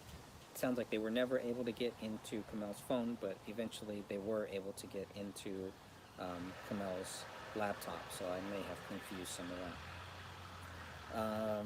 Let's see, so they were able to get in there, unlock it. Because the internal drive cannot be removed from this device, Access Data FTK Imager Lite was used to create a forensic image of the data. So they were able to get all the data from Kamel's. Forensic software from Get Data's Forensic Explorer was used to examine the forensic images of items 6, 15, and 18. No information relating to the deaths of the Crowley was found. No information relating to the deaths of the Crowley family was found. Period. FEX report. Many other devices were previewed using physical write blockers, which protect the devices being previewed from having any data written to or deleted from them. No information relating to the deaths of the Crowley family was discovered. Again, no information related to the Crowley family deaths was discovered. All these electronics. The items that were labeled or appeared to be related to the movie production were not previewed. Conclusion. After reviewing all pertinent pieces of evidence, and that's pretty important. Let me go back to that last sentence. The items that were labeled or appeared to be related to movie production were not previewed. So they didn't even need to look at those. They just figured, they're not looking at anything. They're not making any ties between the murders and all the stuff to what David was making, what he was doing. Even though in the Tom Lydon report, that's exactly what the police chief does. He makes those ties when you're talking about this movie and you're taking you to a dark place, and if you're just focused on that, it's going to take you to this dark place. But when we look at here, the people who are actually doing the actual work, who are looking at all of this stuff, looking for anything, motive, all that stuff, they didn't even bother with that because it had nothing to do with the case. That's not what you do. They're looking for evidence. They're looking for real stuff. They can't find it, so their police chief just makes it up. He just says it is tied to it, even though in here they don't even look at the document. They don't even look at that stuff because they know it's not going to be tied to it. A movie is not going to make you kill your family. It's ridiculous. Here's the conclusion. After reviewing all pertinent pieces of evidence, no information was found specifically related to the deaths of the Crowley family. Information was found that pointed to drug use between Mr. and Mrs. Crowley, and journal entries found on Mr. Crowley's phone indicated many sleep-deprived days for Mr. Crowley. So this conclusion here, if you look at what was written on Tony's website, that fake document, they're really twisting things here. I mean, they're really trying to twist all this, and they couldn't even get that right. They couldn't even get that right, and they had to pretty much create this fake document written from Detective Shane Klokonis to Detective Tommy Booth. Big error right there. Big problem. You're in big trouble for that. Believe me, you are in trouble for that. Wait for the knock. Okay, evidence logged into the ECU was released and transported to the Apple Valley Police Department by this detective. That's the real document. That is what Detective Shane Klokonis really wrote. Not that fake thing that was given to Tony by Joe Tomato. So there it is, folks. God bless you all. More to come, I promise. Much more to come on this. And thank you to the Apple Valley Police Department for following through, for being professional, for making this very clear, and for providing an actual affidavit. That shows how serious they are really taking this fake document. It is not cool. I'm sure they do not appreciate people creating any type of fake documents. Not cool at all. I don't think that they would care if it's someone who thought David was innocent or guilty. We know that if it was written by Joe Tomato, if he's the one who really did this, he was passing it around, definitely. But if he created this fake document, the police are not going to care just because you also believe he's guilty. They're not gonna pay that any mind. So there you go. Keep knocking, but you can't come in. Um, until next time, thank you all for joining me here. God bless you all, and make sure you check out the group Justice for David Crowley and Family Facebook group, and check out everything else that we're doing. Um, Trust me, more to come on this. Much more to come on this. God bless. Good morning, good afternoon, and good evening, depending on where you are, what city, what state. Just turn this radio down a little bit. I just figured I would invite everybody to once again join us. We will be live. The plan is, if everything goes according to plan, we will be live tomorrow, which will be Thursday at about 12:15 p.m. Pacific time. So make sure you set your reminder, and that will let you know exactly what time it is in your time zone, in your country too, since we have been reaching lots of different countries just with the podcast. I don't know what the YouTube numbers are or the Rumble numbers are or anything like that, but just with the podcast, we're reaching many different countries. So it's always interesting to see that. But tomorrow we are going to continue the discussion, and I want to hear some other people's views on this fake police document. So that will be the goal. I feel like I've kind of said everything that I wanted to say so far.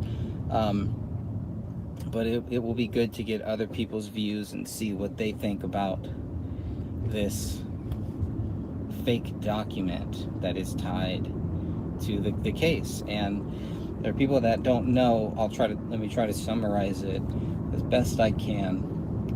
It does, it takes a little while to kind of process it. It took me a little while to try to process exactly what the heck I'm looking at. So on Tony Floyd's website, there is a one-page document. It's only one page, and it's meant to look like it was created by Apple Valley Police Detective Shane Klokonis. Shane Klokonis has stated in an affidavit that he did not create that document. So then the question obviously is, well, who created it then? Somebody created it, obviously. So if you look on Tony Floyd's website, I think it's crowleycasemurders.neocities.org. I could be wrong, but it's something like that. But if you look on his website, he says that it came from Joe Tomato. So that is the source as far as we know.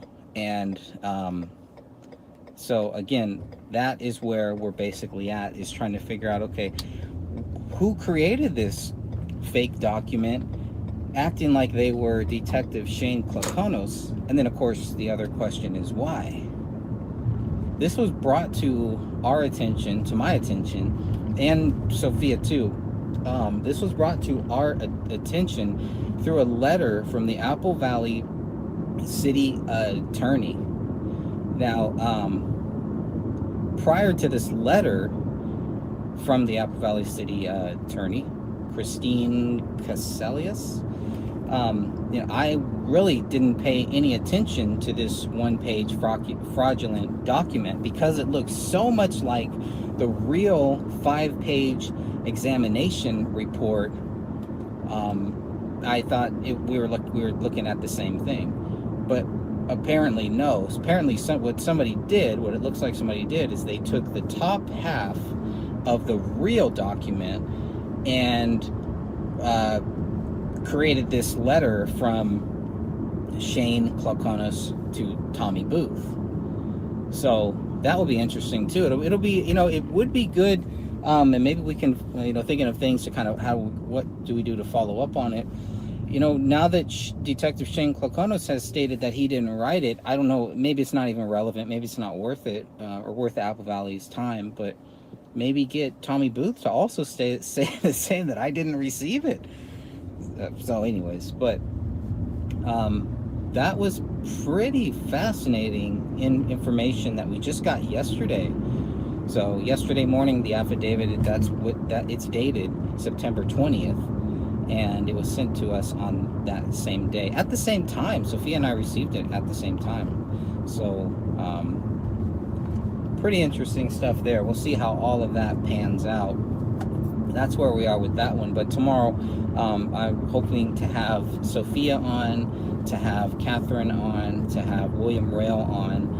Maybe Eric Spitfire Wilkinson might join us too. But if anybody else wants to join us, send me a message to thegraystage@gmail.com. If you're part of the group, I'll be more than happy to send you the information. But we are planning to do it live. You know, sometimes the live thing doesn't work out, but the goal is to do it live. It will be recorded, so if something goes wrong and we're not able to do it live, then we'll just do it kind of what I did with the video that I made, where it's pretty much live to tape, so there won't be any edits or anything like that. But I think this show will be a little bit better because you know, I've had time to kind of process what I'm reading here.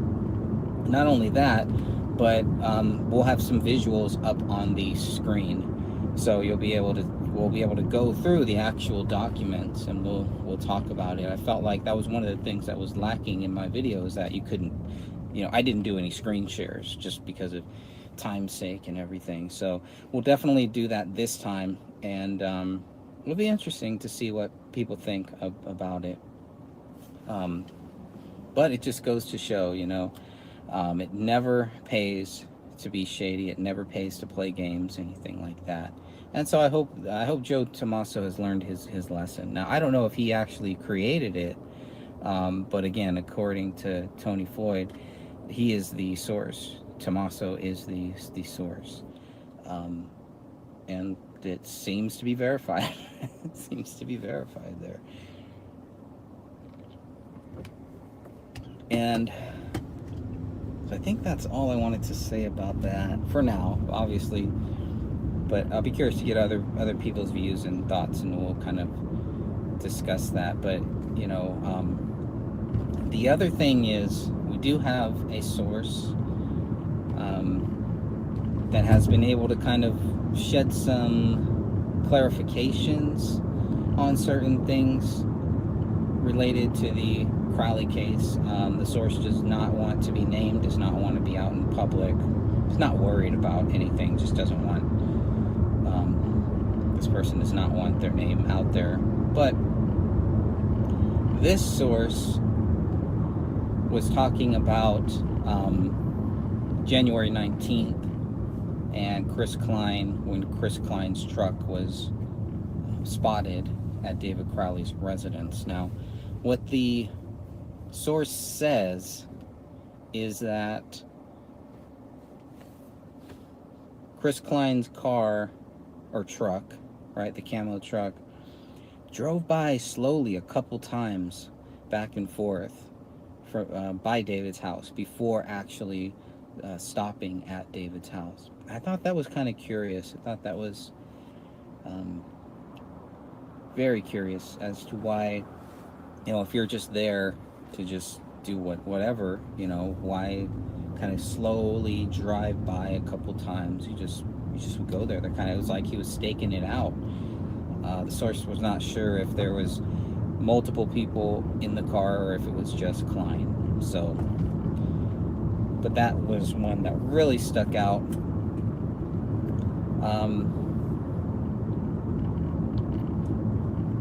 The source also claimed that on Halloween, David, Kamel, and Rania were at their house. I don't know if they were trick-or-treating or passing out candy, but the source, you know, talked to them and was able to, you know, said nothing. There's nothing weird, nothing strange, or anything like that. And it kind of goes against. I was talking with Dan Hinnon about this, and he was like, it kind of goes against the theory that Camille was a hostage in her own home. It doesn't. This is one more thing. It doesn't appear like there's any truth to that. She was a hostage in her own home. They're walking around freely. They're outside, and they're just acting normal. So that was another thing that the source said. I'm trying to think if there was anything else there. There was a couple other things. I don't have my notes with me, but we'll be covering a little bit more on that. But there's just some more stuff to it, I guess. I wish I could remember off the top of my head some of the other things, but some of the things about David's behavior that is mentioned in the police reports, some of that, there's other sides to it, I guess. It's not really that big of a deal with some of these things. So, but we'll be going over that a little bit more in depth too at some point. But I thought that those were, there was a few other things that stuck out to me, but I can't remember exactly what they were right now, of course. But that was the big one, was that Chris Klein, was kind of driving by slowly, very suspiciously. Maybe that's not the correct word, but it was just kind of, the source found it strange that they would, kind of driving by a couple times before actually stopping there. So that was another thing there, but that's probably all that I can share for right now from that source. There is some more, but again, it's just all background stuff, just kind of some clarifications on certain things of how David was.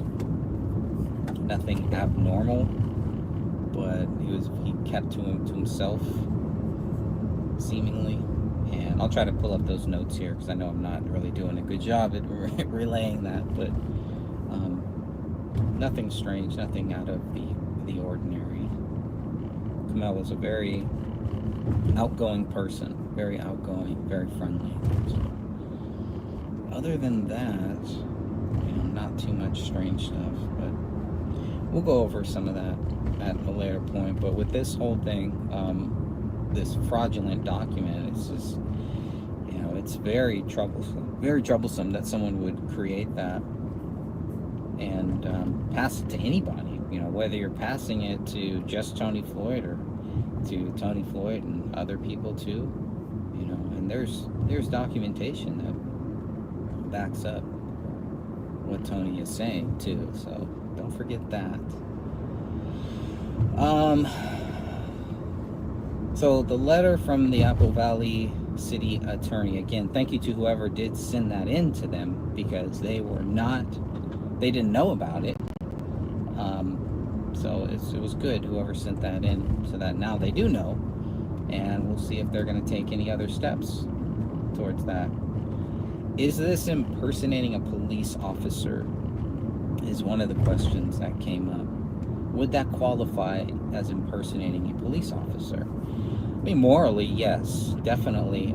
Legally, I would also think so, yes. I mean, that's a big deal, right? Why would you even do that, first of all? But what would be the punishment for that? So that'll be another thing that I hope that the city attorney kind of follows up on, because if they don't, then this could happen a second, third time. We don't know. This is the only one that we know about too, and it's only because Tony Floyd has put it on his website, shown the actual document there.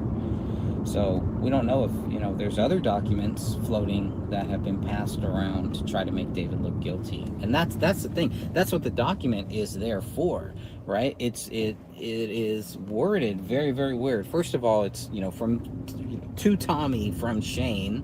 That's kind of weird. Like that's how detectives talk. I don't know. I mean, I guess I have no idea, but and maybe because we do have some other email exchanges between the detectives and the BCA, et cetera, so maybe that's how they talk. But for someone to put in that much effort to fake a document just shows the desperation that some people have in trying to trick people into thinking David Crowley is guilty. But we know it's a phony document. Apple Valley City Attorney has confirmed that. And, you know, they seem to leave the door open. They haven't said, you know, we're no longer discussing this or anything. So that's all public stuff, and anybody can contact them. Contact the Apple Valley City Attorney. In the document on my website, I believe it does have Christine's name, and only do it if you're really serious about it too, you know. But it's definitely something that I plan on following up on. Hopefully, maybe we can get them on. Maybe we can get the city attorney on to give, you know, a couple statements, a couple quotes or something like that. I think that would be good too. But I'd be willing to help. I don't know how I could help, but if I can, I definitely will.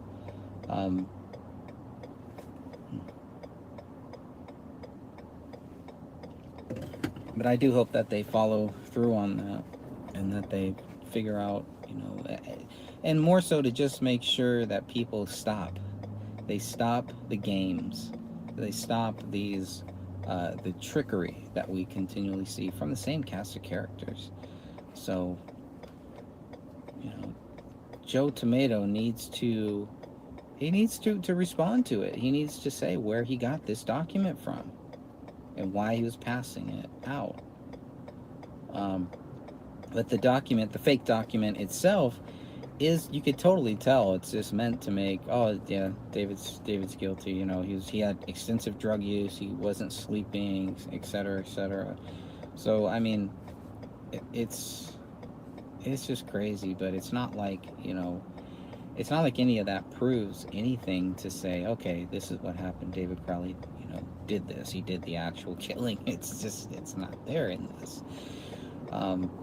The real document, the 5-page document, you can compare that to that 1-pager, and you can see the big difference. So, you know, it's too bad. It's too bad that someone wanted to create that fake document and then kind of spread that out there. But again, we're thankful to Mr. Tony Floyd for making that available to the public on his website.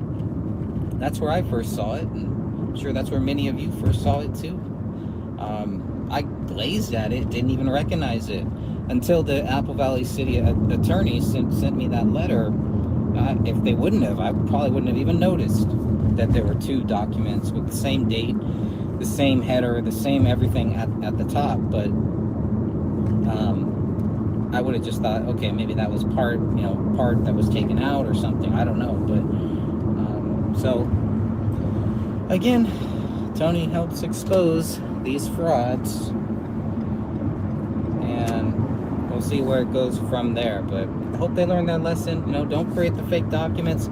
Your time is better spent on just proving David Crowley guilty. And if you can't do that, then I get it. I understand why you're doing all this trickery and all these games, because that's all you got, and it's an act of desperation. It's what desperate people do. Not people that are really searching for truth, that really want to find out what the truth is. That is just, you know, making things more corrupted. It's corrupting this investigation. It's corrupting this case, and it's needless. And it's disrespectful to David Crowley. It's disrespectful to the family. Disrespectful to his real friends. Disrespectful to everyone who really cares about this case and wants to find out what the truth is. So they got busted. It happens. You have to admit that. Admit what you did, and then suffer the legal consequences of it. So that's pretty much it. So Joe Tomato, if you didn't create it, you know, you should go to the Apple Valley Police and let them know where you got this from. Simple as that. Simple as that. But it was created. It is out there. It is verified that it is a fraudulent document. And of course, it's not surprising at all to many people. You know, it's just, it's so unnecessary. Some of these things are just so unnecessary. But again, it's time that is spent in the wrong area. You know, the time with the case should be spent on the case, okay? Not on creating fake documents or playing games or distractions, which again, Tony Floyd's website shows that's exactly what these casted characters are doing. That's their goal. That's what they do, is to create the distractions to play games, white lies, whatever you want to call it. It has nothing to do with truth. So that's why the Justice for David Crowley and Family Facebook group, we are the ones who are seeking truth and getting to the truth. And each day that goes by, there's a little more truth that comes out. So, it's not a big focus for me. The fraudulent document, it is a big deal, but it's not my primary focus. Obviously, the primary focus is still getting the case reopened. If that helps get the case reopened, awesome. I mean, maybe it will. Maybe it'll lead us down that path too, which would be great, because that is the real goal here. But I do believe it's going to show more and more people that, man, there really is a fake group out there who is just playing all of these games and is not really interested in providing, a comprehensive video or an explanation, something to explain why David Crowley is guilty. I've made 3 now. One was 2 minutes, one was 3 minutes, another one was 17 minutes, and it all pretty much shows you why David Crowley is not guilty. So, and it can't be debated. It just can't. So if you're going to debate something, debate that video. That's all I got for you. I don't have time for haters. I don't have time for trolls. For years I've been stating that I block people. It's not anything new. If you don't know that I block people, then you're not paying attention. I put it in my last video. I put it in many videos. I've shared screenshots of people that have created fake accounts, and I've blocked all of those too, and I will continue to, because their purpose is to distract and to get people to react, and that's okay, fine. If that's what you want to do. That's how you want to spend your life. Wasting your time. Nothing off my shoulder. I'll respond to whatever I want to, but I'm not really interested in feeding trolls. So let the trolls eat cake, and they can figure it out for themselves. But really, it only brings more eyes to us. So I would not concern myself too much with it. It would be laughable if it wasn't so sad, just sad human beings, miserable people. That's what they do, people with no real moral compass, no positivity in life. So whatever, that's what happens. God's gonna get you, and you see it. We saw it firsthand here. Busted, right? Completely busted with the fake document. And hopefully it's the last. Hopefully people have learned their lesson and they won't do it again. Or else, there's always going to be legal consequences to things like that. And not just legal consequences, but it's just more, it just shows a lot of people, the shadiness of people who are trying to desperately prove to you that David Crowley is guilty without any evidence or anything like that. They know they can't prove it, and so they just play all these weird games and stuff to just kind of, I don't know, to cast doubt, I guess. I think I was like, why would somebody do this? Why? That's why, we were discussing the document, and hopefully we'll discuss the why. We can theorize on it. I don't know why. I don't understand why. I don't understand why somebody would do that. But it just shows the level of stupidity in some people to do that, to take a document like that. And I don't get it. I don't get it, folks. But again, join us tomorrow, and that will be Thursday. Go to the channel. Well, if you're watching this, you're probably already on the channel. So set the reminder. I will put the notification up there soon, so make sure that you do that. And join us live. Join us live in the live chat room. And like I said, if you want to call in, if you want to be a part of the show, we'll make that a part of it too. So I think there's a few people that did want to be a part of it. So I will reach out to those people hopefully today. And let them know that, hey, we are going to go live tomorrow. And if you want to join in and give your thoughts on this or thoughts on anything else related to the case, great. Happy to have you. So God bless you all. And until then, until tomorrow, around 12:15 p.m. Pacific time, I'm Greg Fernandez Jr. And God bless you all. Something wrong? Nope. Oh, Once okay. I hit this go live right now. Okay, just in other words, Catherine, be patient and be quiet. Gotcha. Okay. All right.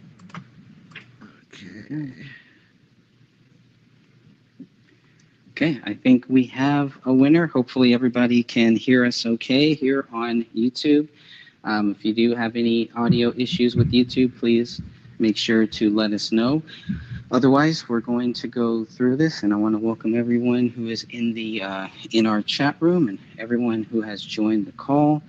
We have Sophia is here, Catherine is here, William is here, and Crip Rick is joining us for the very first time here too. And we may have one or two other people kind of jumping in. Ross may jump on during his break, so he may come on at some point. And Already here, my guy. Already here. Good. Right on, Ross. Very good to see you, man. Wasn't sure. Yes. Cool. Yes. All right. The gang is all here then. All right. So we're going to go ahead and start. I don't know if anyone has their YouTube stream up right now, but again, if you notice any issues on YouTube, any sound quality issues, please make sure to let us know. We are recording this. We are live. So anything can happen here, and we'll just keep rocking and rolling as far as we can go. So we are going to discuss some more about who created a fake police document and why. And so this is presented by us, by the group, the Justice for David Crowley and Family Facebook group. Many of the members here, everyone here is a member. And we're going to do a little roundtable discussion. And so we're going to be talking about the fraudulent document. And I was hoping that Sophia could kind of give us, everybody, there's probably a lot of people that have no idea what we're talking about, what this is. So maybe, Sophia, if you could give us just a little summary of why we're all here today.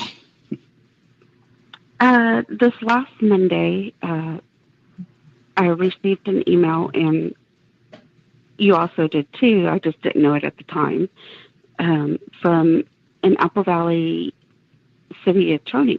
And I was confused by why I was receiving it. It had been a chaotic day already, and we were in the car, and I wasn't driving, by the way.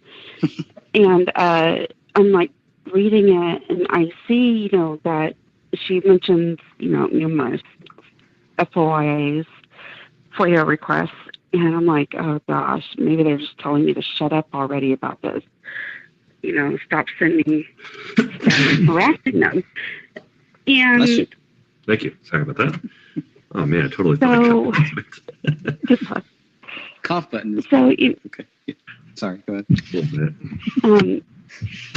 Then I downloaded the affidavit and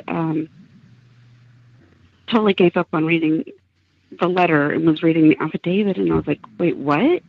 What just happened? Why? What? Somebody faked a document?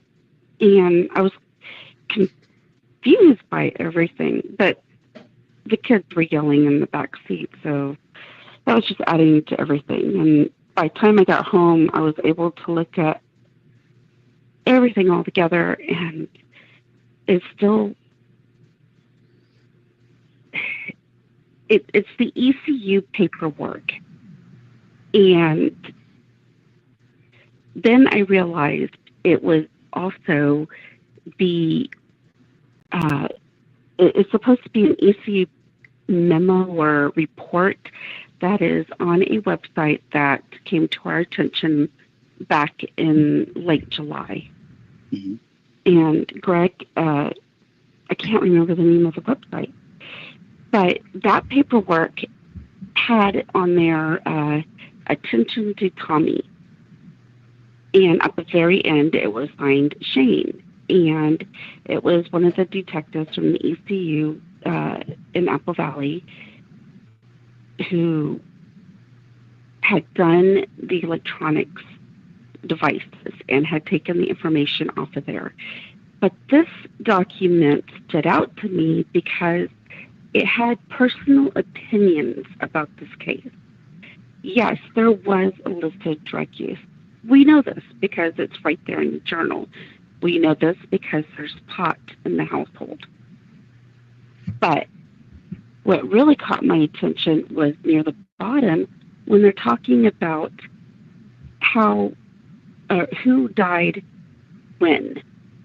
Not once has anybody ever mentioned that in any of the police reports. Who died when? Except for, I mean, it's assumed that David died last because he supposedly killed himself. But, nobody has ever assumed that Kamel was first, then Ronnie, or that Ronnie was first and then Kamel. That was never even touched upon in any of the reports. And then, I lost my train of thought. So that really stood out to me. But there was nothing on the electronic devices to give this detective that information. So why was he even writing that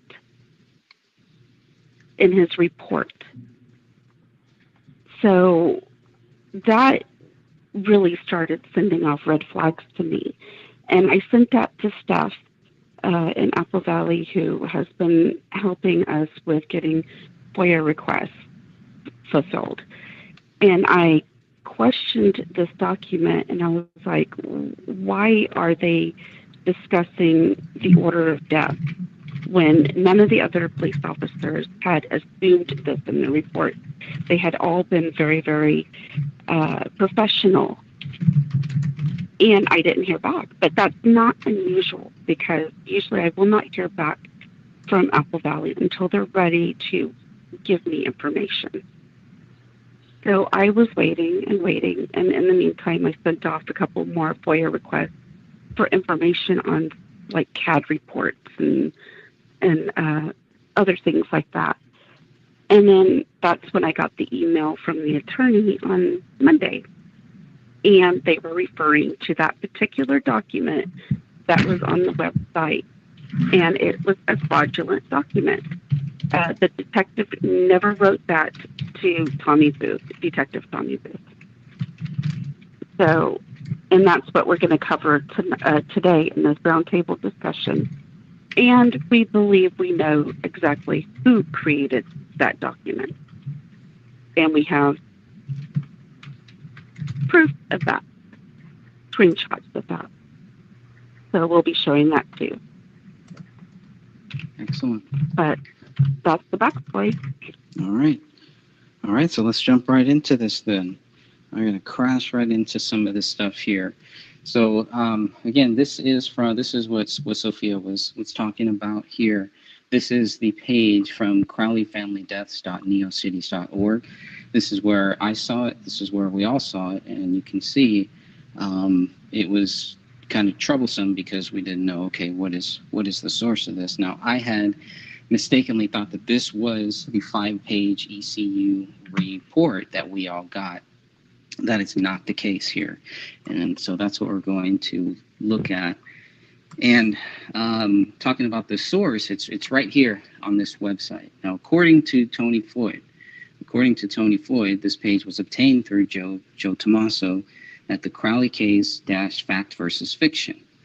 As you can see, it clearly reads not for public release and was redacted from the copy of the full report I have provided below, which was obtained via a records request. This is more evidence of shady, less than legal methods to obtain these materials. So that's why I didn't really pay too much attention to this. I thought, okay, well, this is just the first page.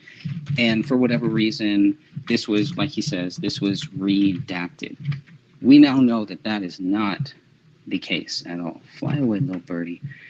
So what we're looking at right here is side by side. On the left-hand side, you see the fake police report, and on the left-hand side, you see the fake police report. On the right-hand side, you see the real police report. Now, note the similarities in that box there. Everything at the top is exactly the same, exactly the same. So somebody would have taken just that top portion and then added everything where it says not for public release. They added all of that in there. All of that from Shane to Tommy. And like you just said, it kind of says, yeah, these are two. I mean, you can read the real one on the right-hand side. That one is 5 pages. What we're seeing on the left-hand side is not something that was redacted. This is something that was falsified. Somebody was posing as a police officer, posing as Detective Shane Klokanos, and wrote this and then spread this. And we know that that's what we know so far here. So those are the two ones. You can see those. You can go to Tony's website and find the one on the left-hand side. You can go to thegraystage.wordpress.com and you can read the full one. You can see how different they sound. Very, very different. One is accurate. One is a bunch of BS. Okay. Now we're going to read from the bottom up, by the way, here. So there was something that Joe Tommaso was trying to share with Tony. And Tony's like, what? What's up? And then Joe Tommaso says, and this is on June 4th, 2021, 1724, that they need to share something with you that was slipped to us. So Joe Tommaso here is talking to Tony Floyd, according to this this document that we have received from Tony Floyd, that Joe Tommaso, something was slipped to them. And he says, I'm going to get it now. Tony says, all right, sure. Luis says, the journal stuff, what do you want to do with it? Joe Tommaso says, it confirms what you have. Let's read on. Joe Tommaso, reading in the upper left-hand corner of June 4th, 2021 at 1727. I got that with my ECU report. So here you have Joe Tommaso telling Tony Floyd that he got this image on the right-hand side. The image on the right-hand side is from Joe, apparently, taken from Joe and given to Tony. And it's that same falsified document. And here you have Joe Tommaso saying that he got it with my ECU report. We have the Apple Valley City attorney saying this is a falsified document. So there's no way that Joe Tommaso would have gotten this with his ECU report. So I hope that he goes and explains that to the Apple Valley City attorney where he got this from. Or if he created it, he needs to also let them know that too. Because there is this false fake document now floating out there that is confirmed to be fake. I don't know if Joe Tommaso actually created this, but if you read this right here, this is what he's saying. I got that with my ECU. And we know that there's no way that he could have gotten that unless he got it from somebody else, that if it was given to him. But that's not what he says here on June 4th. All right, let's pull back the curtains a little bit here. And if you haven't seen this by now, like Sophia was saying, we were both sent this at the exact same day, at the exact same time. And I was really confused by it because some of the stuff that we're going to look at here, especially that document, I had no idea about that document. I did not send them that document. But the response that we get here from Christine J. Caselius, and so I'm sure we've kind of gone through that here. We'll be talking more about that. I just want to kind of briefly kind of cover this. And so they go through all of the different data, what we can get, what we can't get, which is all good. All right, everything sounds kind of normal here. Nothing too strange there. And, you know, they're very thorough in letting us know about who has requested data. People have requested data. These requests have come in. And, you know, I was a little confused because they're talking about when people are not dead, which really has nothing to do with the case. We're really just talking about people that are dead here. So so they just kind of go through that. and kind of, I mean, they're very thorough about exactly what is going on. Everything sounds kind of normal, right? Nothing really stood out to me. You know, they have this number one. They talk about what that means when they say a person, a natural person, and the data. So they're very, very thorough. And it's just like, okay, you know, we're expecting data, and we finally, because I was going to wait until October 1st to contact them and see, okay, we've put in these data requests. You guys said you don't know how long it's going to take. Is there any update? But they beat me to that punch. I wasn't expecting it to come from the city attorney, which was kind of weird. So I kind of thought that too. I kind of thought, well, okay, maybe they're just going to say, you know, you guys got everything and we're not going to give you anything else, which that still may be true. That still may be true, that maybe they won't. Maybe they'll come back and say, hey, you know, this is all that we're going to give you and that's it. Now, they're going to have some problems if they try that. So we'll see about that. But here's what they said. Let's see. Also, a document entitled, quote, examination report, which was allegedly written by AVPD Detective Shane Klakanos, was provided to the AVPD by one of the recent requesters. Thank you for bringing this absolutely false document to our attention. Enclosed, please find the affidavit by Detective Klakanos affirming this is a fraudulent document. And so it's like, okay, wait a minute. Are they talking about the whole 5-page thing? But no, they're just talking about that one page that says not for public release, that starts with Tommy, ends with Shane. That is a falsified document. That is the falsified document that we're talking about here. Moving on a little bit. Then we have Shane Klakanos, who has the actual affidavit. It's signed. This is all legal. You can clearly see this. You know, I've seen a couple of these. So this one just looks good. And he just makes it clear, I did not do this. I have reviewed the attached document. Let's see, where is it? Prior to seeing this document during August 2021, according to Detective Shane Klakanos in the affidavit, I had never seen this document. So he didn't even know about this until August 2021, which a lot of us also didn't know about it.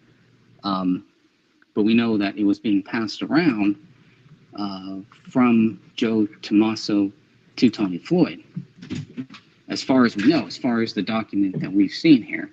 And Detective Shane Klakanos says, I am absolutely not the creator of that document. Further, I have reviewed the applicable case file maintained by the Apple Valley Police Department and did not locate this document. So that document was not even there. So who slipped it to Joe Tommaso, if that is what really happened? Or is he making it up? There is an answer. There is an answer, but he's the one who would know that. Now, the affidavit, if you don't know what this is, it's a verified statement or showing. In other words, it contains a verification, which means that it is made under oath on penalty of perjury. And this serves as evidence for its veracity and is required in court proceedings. That last part is very important. It is required in court proceedings. All right. Now, we also have some quotes here from Tony Floyd. And let's see what he says here. Fabricated documents. I will preface this by saying that I think these circumstances are ridiculous on the part of Joe Tommaso, Louise Gibson, and other vocal members of the Crowley case - fact versus fiction. I am writing this as they are continuing to lie and portray themselves as infallible after committing an extremely shady and potentially illegal offense. So here's what he says. I obtained David's Day One journal via records request on June 4th, 2021. After quickly reviewing the document, I began sending screenshots of entries primarily pertaining to drug use to Louise Gibson and Joe Tommaso. That's where this started from. Okay, according to what Tony is saying here. While discussing the journal entries, I shared with them the sensitivity of the document and the potential of respectfully sharing portions of it. They approached me with something to show me. This was the something that was slipped to him. He says, I believe that they tried to pass this document off as a legitimate document because they wish to portray themselves as having the upper hand regarding information and of already being aware of what I was sending them, dictated by pride and insecurity. I specifically mentioned pride and insecurity as Joe Tommaso has an inflated ego, which he feeds by repeatedly reminding people of his qualifications when he is not the quote-unquote top dog, as someone would put it. This is notable and not just a smear, as this same pride later led him confronting me when I offered to share the item 05 black light report with them to assist them.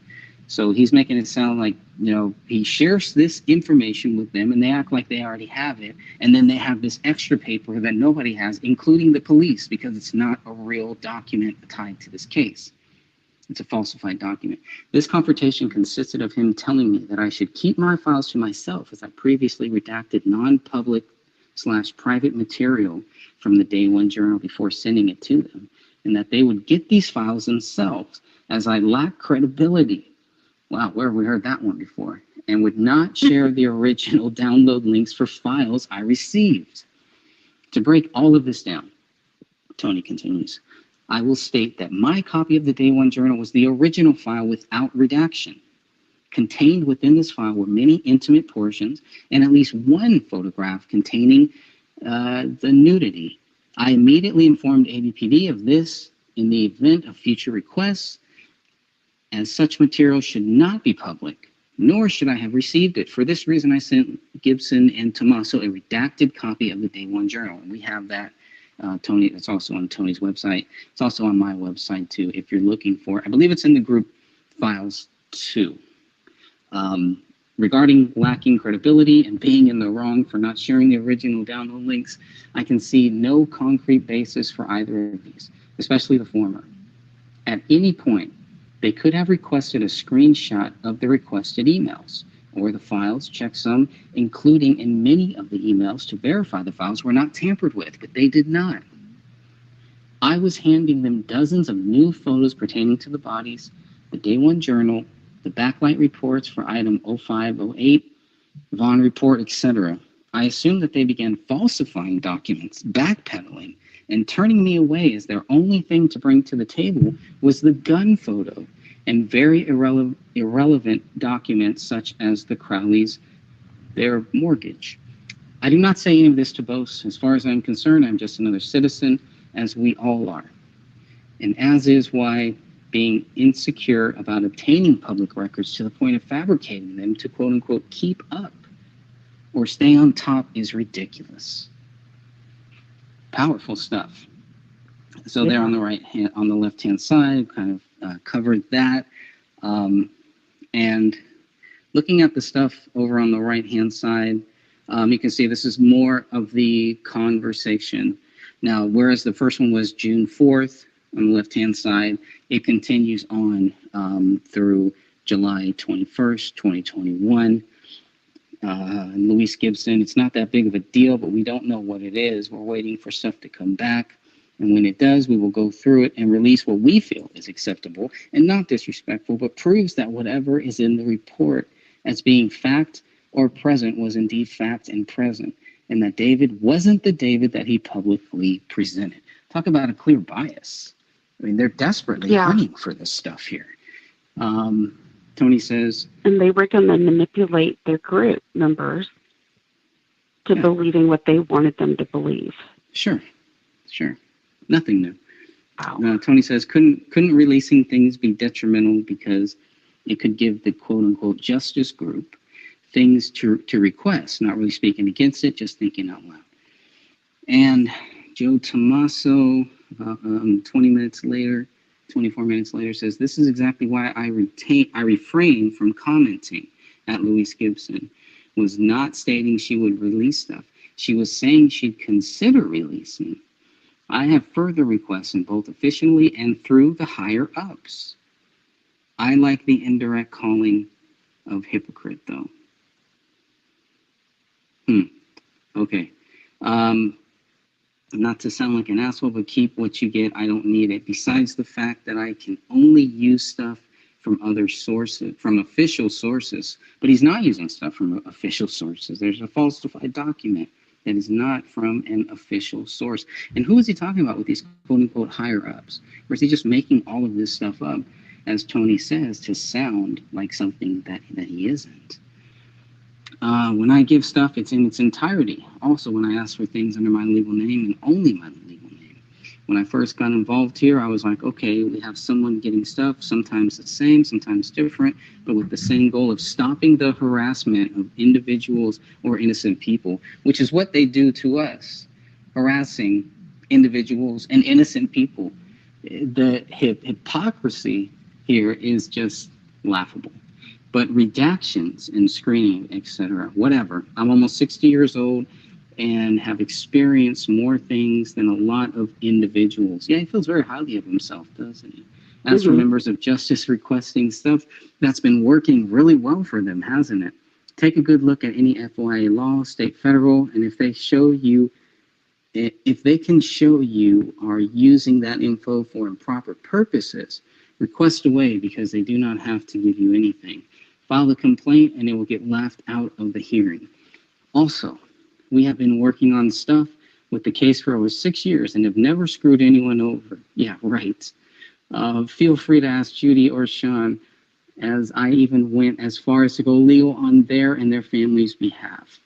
What is said or shared here has stayed here to the extent that if there's something that would benefit anyone, including the family, it can't even be put out there. So exactly what good does that do? And Tony kind of echoes what I was thinking. What are you even talking about, is what Tony Floyd says. About 1 minute later, she said you would release what you feel is acceptable. And I didn't call anyone a hypocrite, even indirectly. Yeah, more of what are you talking about, dude? So then he says, this is ridiculous. I was trying to offer you, we're reading from down up. This is ridiculous. I was trying to offer you the file to make things easier for you. And now this? And 1 minute later, Joe Tommaso, as for the sexual stuff, it's not like it's getting put out there. I get you have morals, which is more than a lot that I can say for some people. Also realize that when I forwarded you what you sent me a copy of, I sent bulk. I scanned right then and there, which is why I didn't click and send. Also, there is a reason I do things the way I do.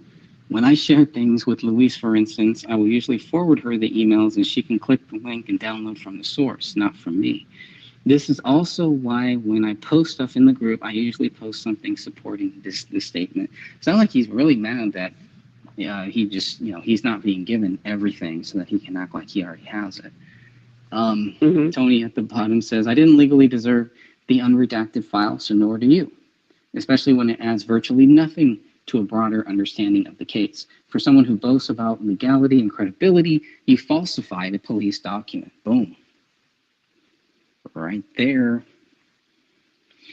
And then I think we included this to just kind of show, and Tony probably included this to just kind of show what this group, what these people are really doing. And here's what she says. They admit it. Joe is tampering with stuff.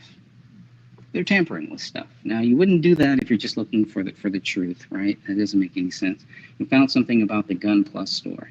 We don't really know what it means, if anything, and we haven't gotten anything with the Celebrite. We're just sending the group into a spin. How are they sending us into a spin? I don't really understand that either, but whatever. And then here's another quote that she says, it all depends as to what you want to disclose. When you come up with multiple scenarios, most involving having to tell white lies, admitting they have no issues lying and playing games, or sending them on a wild goose chase, or coming up with the backstory to send them off of the scent.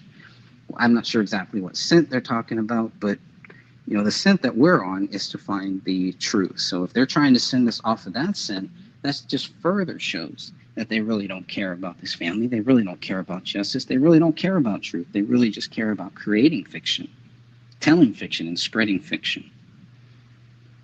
And there it is. That is the full presentation. I want to hear everybody's thoughts here. Ross, I don't know if you're still with us. Hopefully you're still with us. I don't know if you're, if your time is limited. Maybe we'll have you kind of go first. And or else we'll go back through this and I want to hear everybody's thoughts on this stuff. It's interesting stuff. Yeah, I'm still here, brother. All right. Well, this may be the first time, Ross, that you've kind of looked at some of this stuff, I'm guessing. What are your first thoughts on this? What do you think about somebody falsifying a police report? Yeah, it's pretty insane, man. I know, you and I spoke about it a little bit about it previously, and I was trying to catch up on some of your recent posted videos on the Gray Stage channel, which I did. Quite an interesting development, I would say. It's rather confusing, but I think you guys did a good job of explaining it, even to someone who's catching up to speed on it myself. I'm driving, guys, so my bad on the little bit of wind in the background. And it's wild, man. I'd say it's kind of on par with the falsified check that we've seen earlier on in the case, or whatever you want to call it, Sure. deposit or the whole bank statement thing. But I'd say it's quite a bit worse, given that it's a police document. So, yeah. It's pretty odd. I mean, go ahead. I was saying, any ideas why you think somebody would do that? Any thoughts on that? I mean, nothing directly. I'd kind of have to deep dive it to come up with anything of substance. But certainly, my first thought would be, I think this definitely leads credence to a cover up. I mean, I can't think of any other reason. I don't know which way the rest of you guys are leaning on it. Seems pretty desperate to me. That's all I'd agree. Well, let's get some other thoughts on this. Anyone else have any thoughts on this? Let's go. This is a round table, so let's go around the table, and let's start with Catherine. To me, it's like it shows some serious balls. Anybody who would go to this extent to try to prove anything or even to make themselves look important, it's in my mind and in my opinion, it has to be one of two reasons. Either their ego is that big or they are absolute idiots. This is a huge crime. You don't go around faking a police document, because now they're presenting themselves on paper as an officer.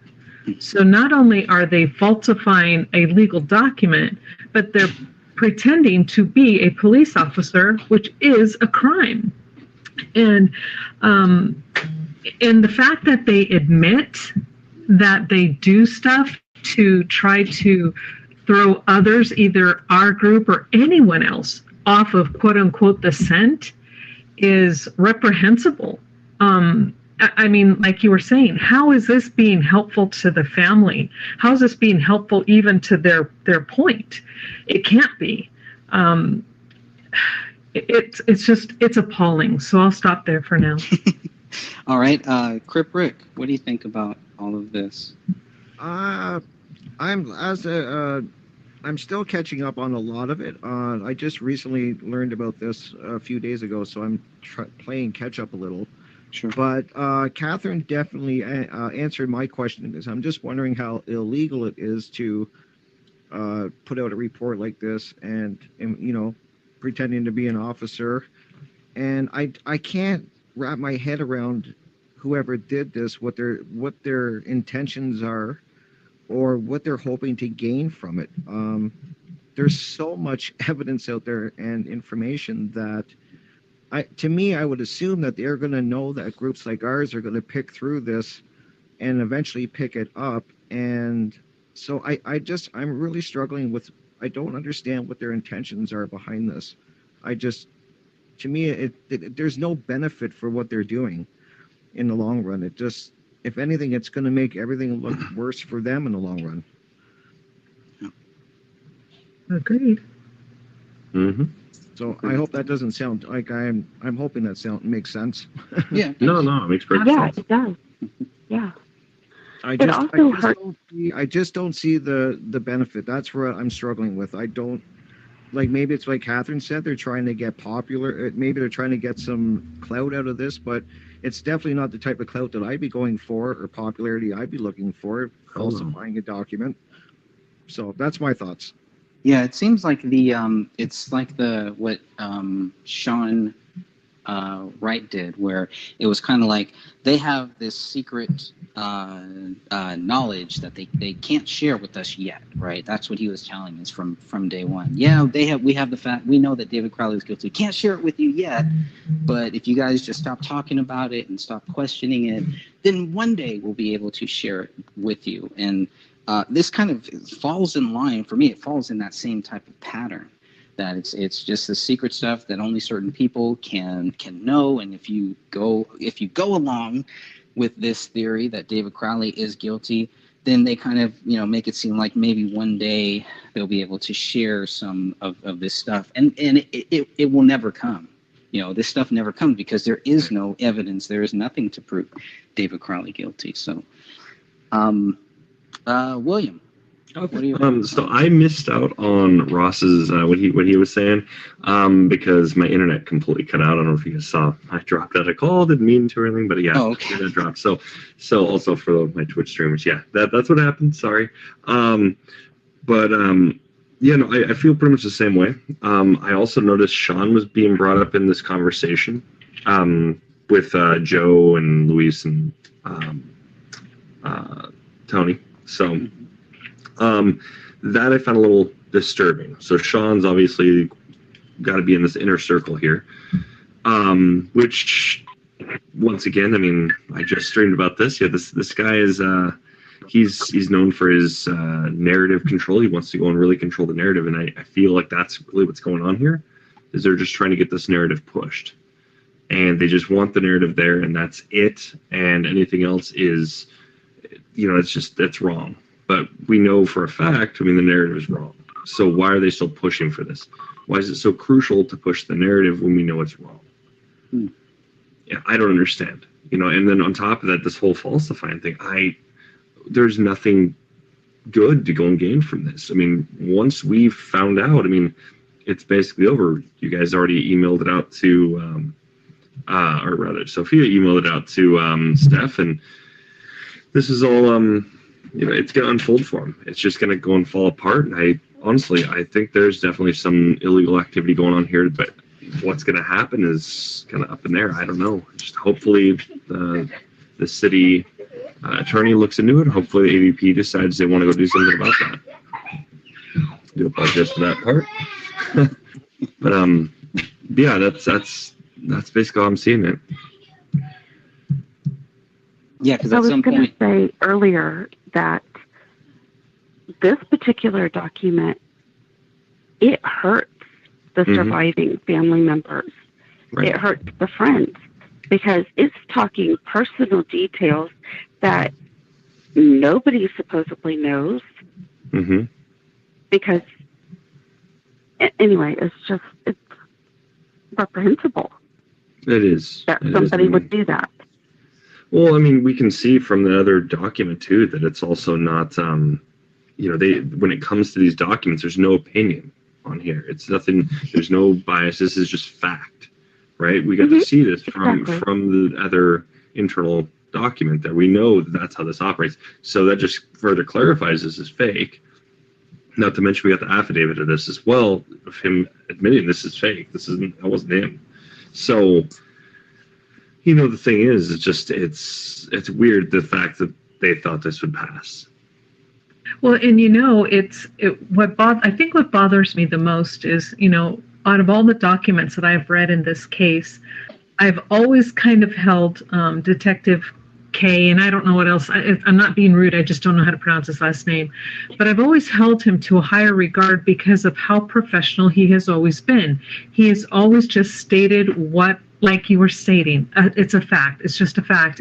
And here on the left, it is pure supposition. It looks like it's character slamming. So it's making this detective look like he's a petty individual who's just trying to, undermine the case and somebody that they're investigating to another fellow officer. It makes him look like a kind of a disgusting human, but we know that's not who he is.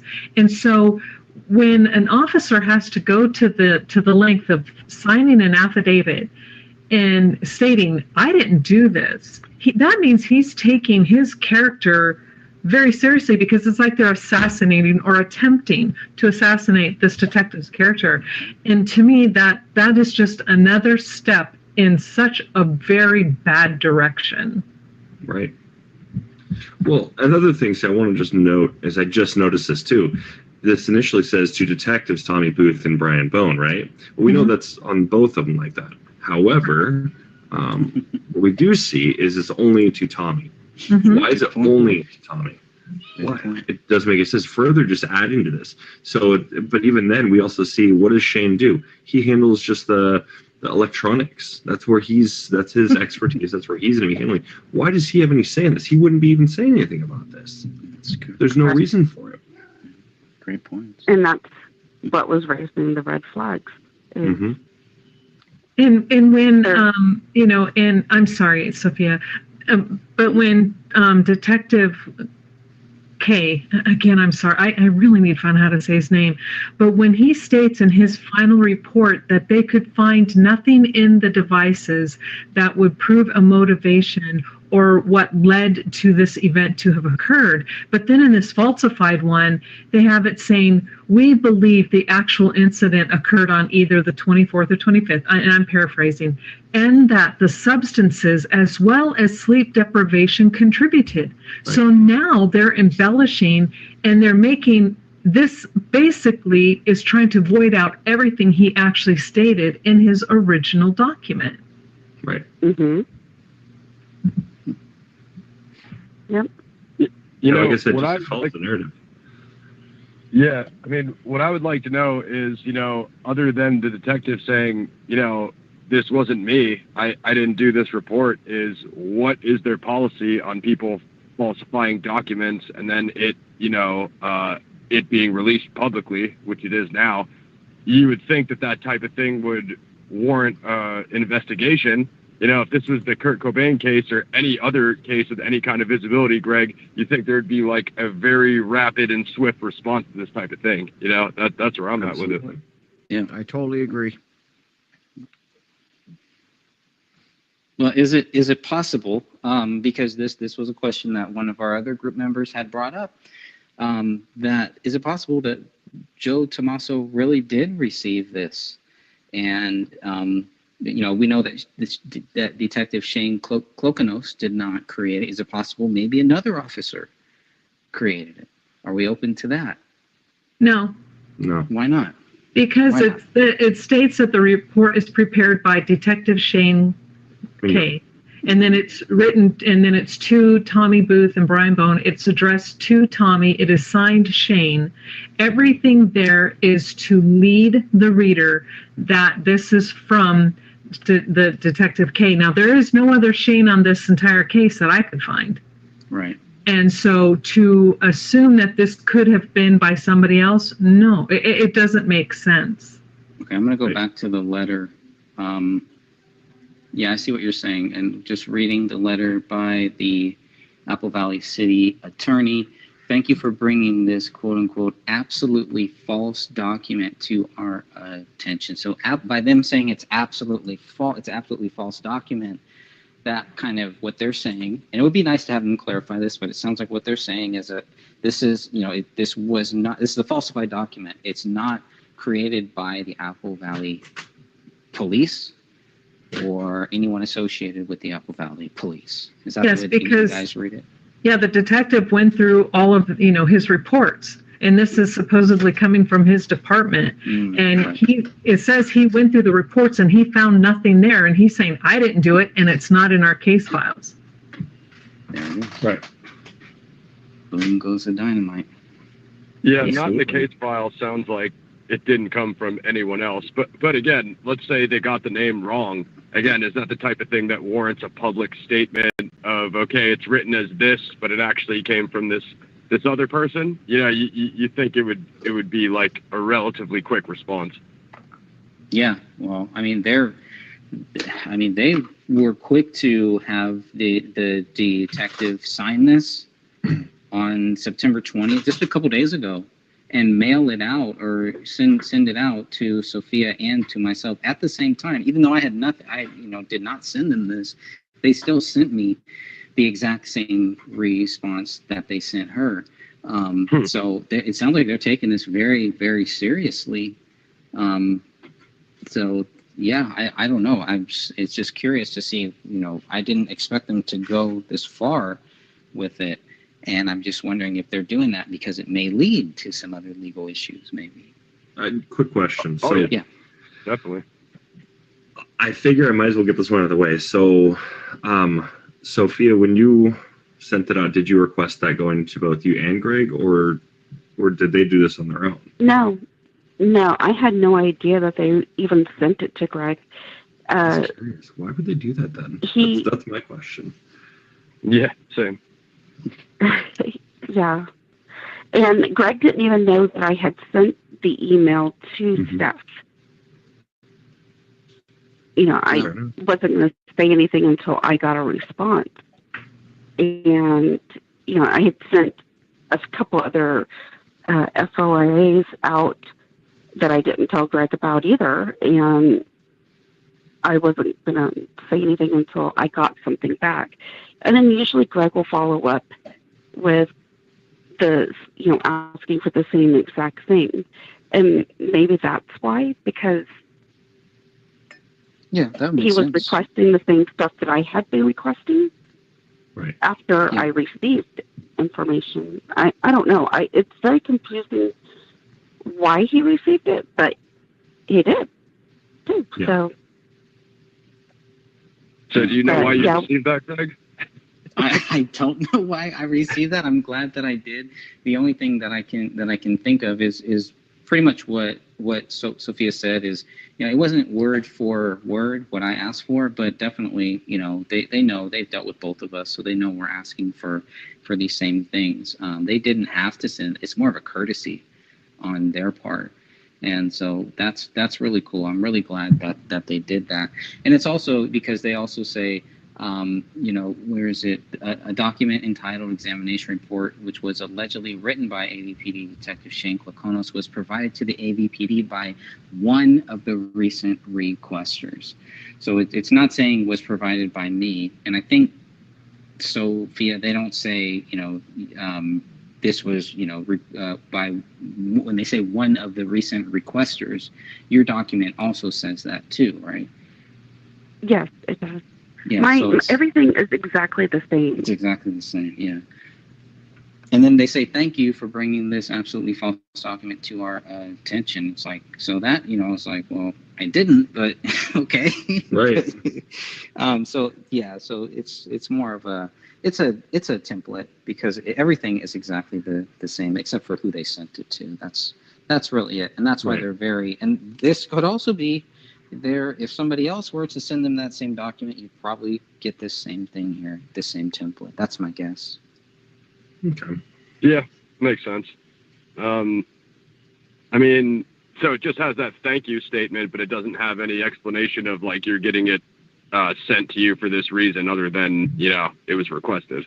Pretty much, yeah. Just I'm getting it because one of the recent requesters had sent it to them, and then they thank me for that, but really they're thanking whoever sent it to them. And I thank whoever sent it to them too. And up until probably the beginning of this show, I didn't know that it was Sophia who had sent it to them. And there's no reason for me to need to know that. And like I said, I'm glad that the sender came forward and did that. But, again, to me, it's not that big of a deal who sent it, but this document, this information that we have here is great. And this is another great reason why people should be sending things to them.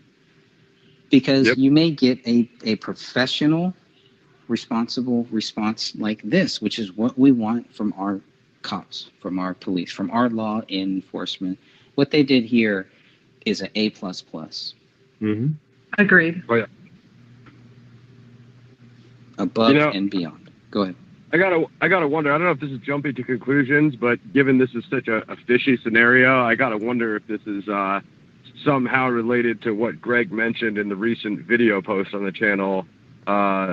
Your current, most recent witness that came out about the Chris Klein vehicle driving back and forth in front of the Crowley house before entering on that night. It's starting to paint a picture that, you know, some of this stuff could be possibly related. Interesting. I never thought of that. Yeah, maybe. Good point. Maybe. And I do hope to cover some more of that stuff too, because there is some more from that news source that we have here too. Definitely want to hear that. But on that note, I got to jet, guys. I'm about to go into a very loud room, so you wouldn't want to hear me anyway. But thanks, Ross. will. Ross, tell us. Tell us where people can catch all of your stuff.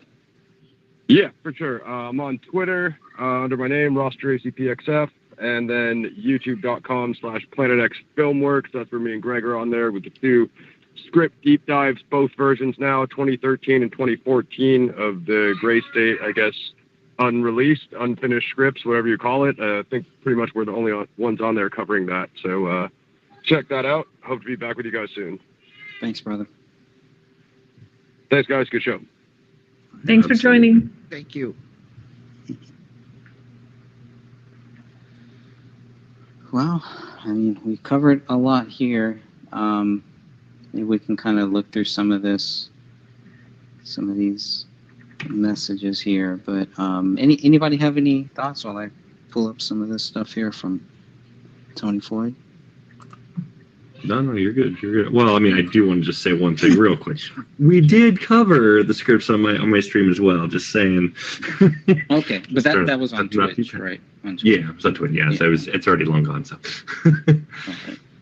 Get those up on YouTube. I did not get the downloads on those, as they were quite large. Well, we'll have to do that over again. It sounds like. Oh no, that's all good.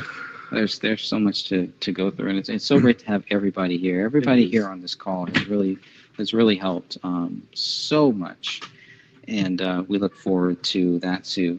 And we know Crip Rick. We know that you're starting a podcast. Is that right? Yes, that's correct. Want to tell us a little bit about that? Yeah, I just started it. It's something I've been working on, planning for the last couple of years to do, and I just very overwhelming to learn all the OBS and different stuff I needed to learn to actually make it possible. But I did start one on YouTube. Nice. And it is called Crypt Rick. Well, actually, Crypt Ricks, I've been thinking. And I will be, as of today, I'm going to be posting my first episode and first interview that I've ever done, and that was with Catherine, who's on with us right now, and it was an amazing interview. She's an amazing guest to have on. It's I've been wanting to interview her for a couple years now, because I've basically been following her channel, and I really want to get her thoughts on this case, and because I know her, and along with a lot of other people, have put a lot of work into this, and so it was an amazing interview, and I hope everyone checks it out.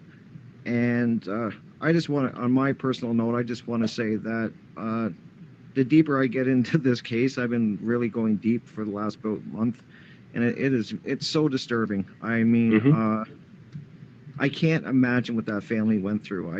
I've never actually lost sleep over stuff like this, and I actually am losing sleep over it, because it's so upsetting, and I just cannot get my head around with all the evidence that we and other people have came up with, that the police can't even take the time to just open it up and have another look, because I don't want to see David's name always having this attached to it, because I myself fully believe that he's innocent, and I'd like to see his name cleared. That's just what I would like to see.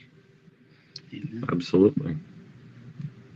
Amen to that. Well, I hope that you post the show that you did with Catherine. Make sure you post that into the group, and we'll try to spread that would out be there great. too. Yep, and like I said, I'll be uploading it today. As soon as we're done here, I'm going to be uploading it. And yeah, if you guys want to share it around and help me get a few views on it, that would be amazing. Absolutely. Oh yeah.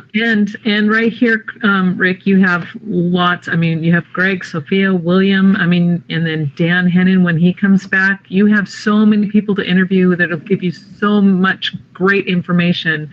So thank you again. Thank you for doing this for David and his family. Thank you for having me. I mean, it's at least I feel like I'm not doing enough, and it's very disturbing. I like I said, the deeper you go into it, it just keeps going into it deeper and deeper. It just seems like it never ends. You're just going into a deeper hole, and it's really disturbing. It's for me, it's very disturbing. It is. It is. And I think that's. I'm sorry, I didn't mean to cut you off. I do that to everybody. Go ahead. It's all good. I do it too, so I totally get you. So, I mean, the thing is just be careful when looking at this case too. Is there's a ton of rabbit holes.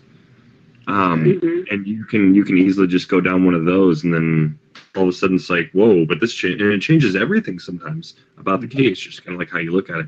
But in all honesty, I mean, we know he's innocent. Just got to remember a few things here. We know the bullet holes don't line up. We know that, the amount of damage that was done, that doesn't really even add up. The lack of blood, rather. I mean, that doesn't add up. Nothing in this case adds up. Yeah. So really, anything that strays away from the narrative might actually be something that's useful because the narrative is completely wrong. So I agree. And as I was laughing when I did the interview with Catherine, we were joking that this poor dog Paleo, he's like Super Dog. He's basically been accused of doing everything but pulling the trigger, and I'm surprised they haven't tried to link that to it. Right. At this point. Yeah, and for me, it's like.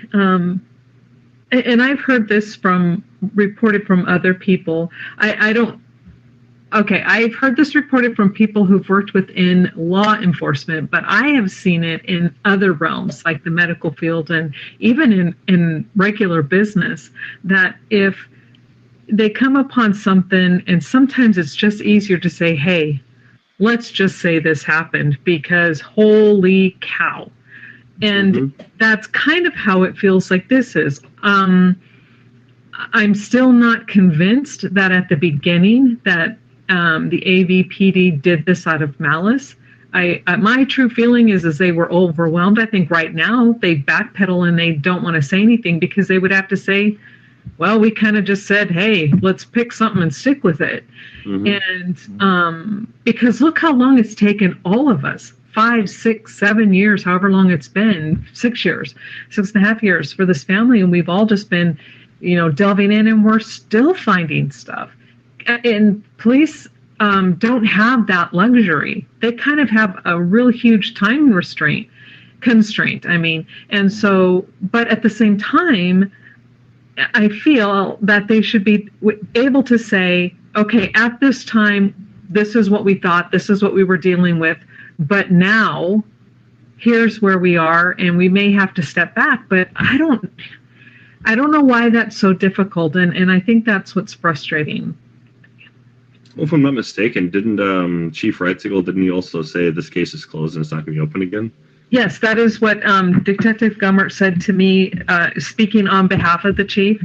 And I specifically asked him, I said, what if we hand you solid evidence that proves David is innocent? And he flat out said, I mean, it's online. You can hear it for yourself. Or he says, it doesn't matter. It's closed. We're not going to reopen it. We don't care what you give us.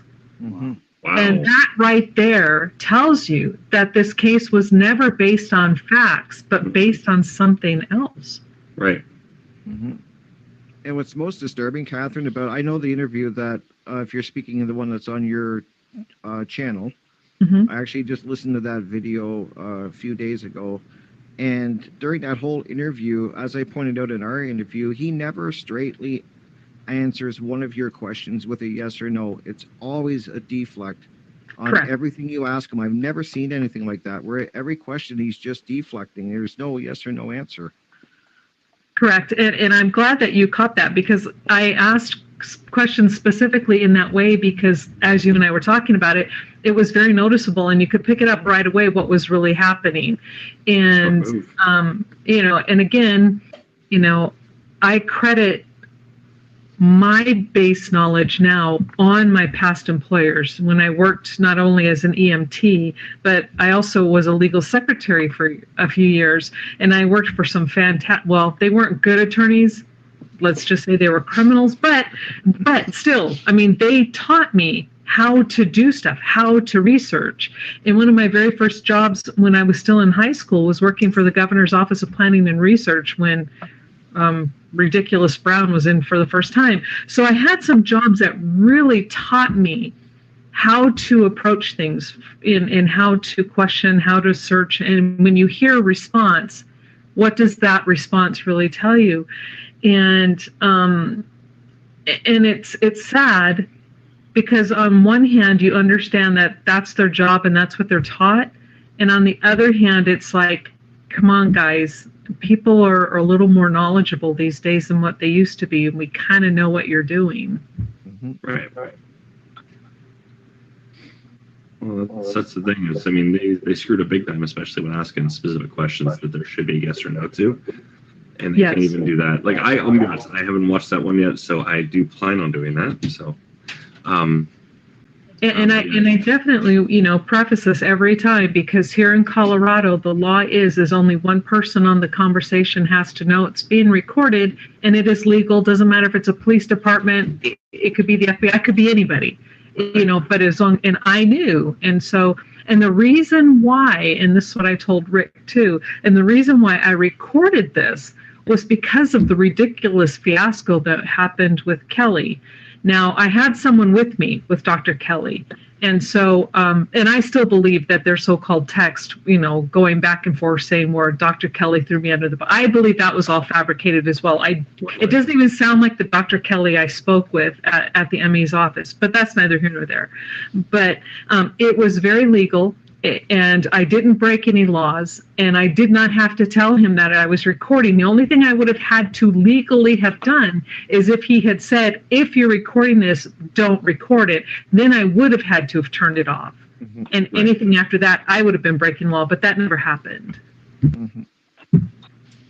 Well, and the thing is, I mean, we know that this group has done some little shady stuff, like, I mean, posting something like, for instance, like a text message, something about like it was something like along the lines like win where ombre or something like this. It doesn't say who it's from, it doesn't say who it's to, it doesn't say anything, and they're just posting this, and once again, that doesn't give you anything solid proof. Once again, that doesn't sound like the Dr. Kelly with that message or whatever. So it's like I said, there's a lot of things going into this that, once again, these people that are looking at this, they could find themselves in a heap of trouble if they, once again, are found to be falsifying documents here. Yeah. Mm-hmm. That particular information was also sent to Apple Valley to be verified. Which one? The text message. Oh, absolutely. Mm-hmm. Yes. Hell yes. Thank you. And the photo with the gun in it. Yes. That's awesome. Well, because I mean, just waiting to, I'm sorry, but that photo, I took down my video on the gun because as of right now, and that's why I made the other one saying, hey, I made a mistake. But if it turns out that we really didn't make a mistake and that truly is a fake photo, I'm putting those back up, and I'll take down the other apology video. Well, I mean, I can assure you this. I mean, I can tell you right now it's not a fake. That one is not faked. Okay. Absolutely, that one's not. Because once again, we can see that, once again, you can go through the video. You'll see, I believe you see it in there as well. So it'll be good to have them confirm. Absolutely. What Absolutely. it is, and that's really, and that's really our focus here. It'll solidify things even further. Yeah, to have them do it, and like we have here with this thing, we need more of this type of stuff. We need more of these statements where they're like, hey, no, we didn't do this, and we're swearing to it. So it's I'd like to see some more of that. And maybe it's just because, we haven't been pressing them, or, we're not reaching out to them as much as maybe we should have. I know that I haven't reached out to them as much as I wanted to.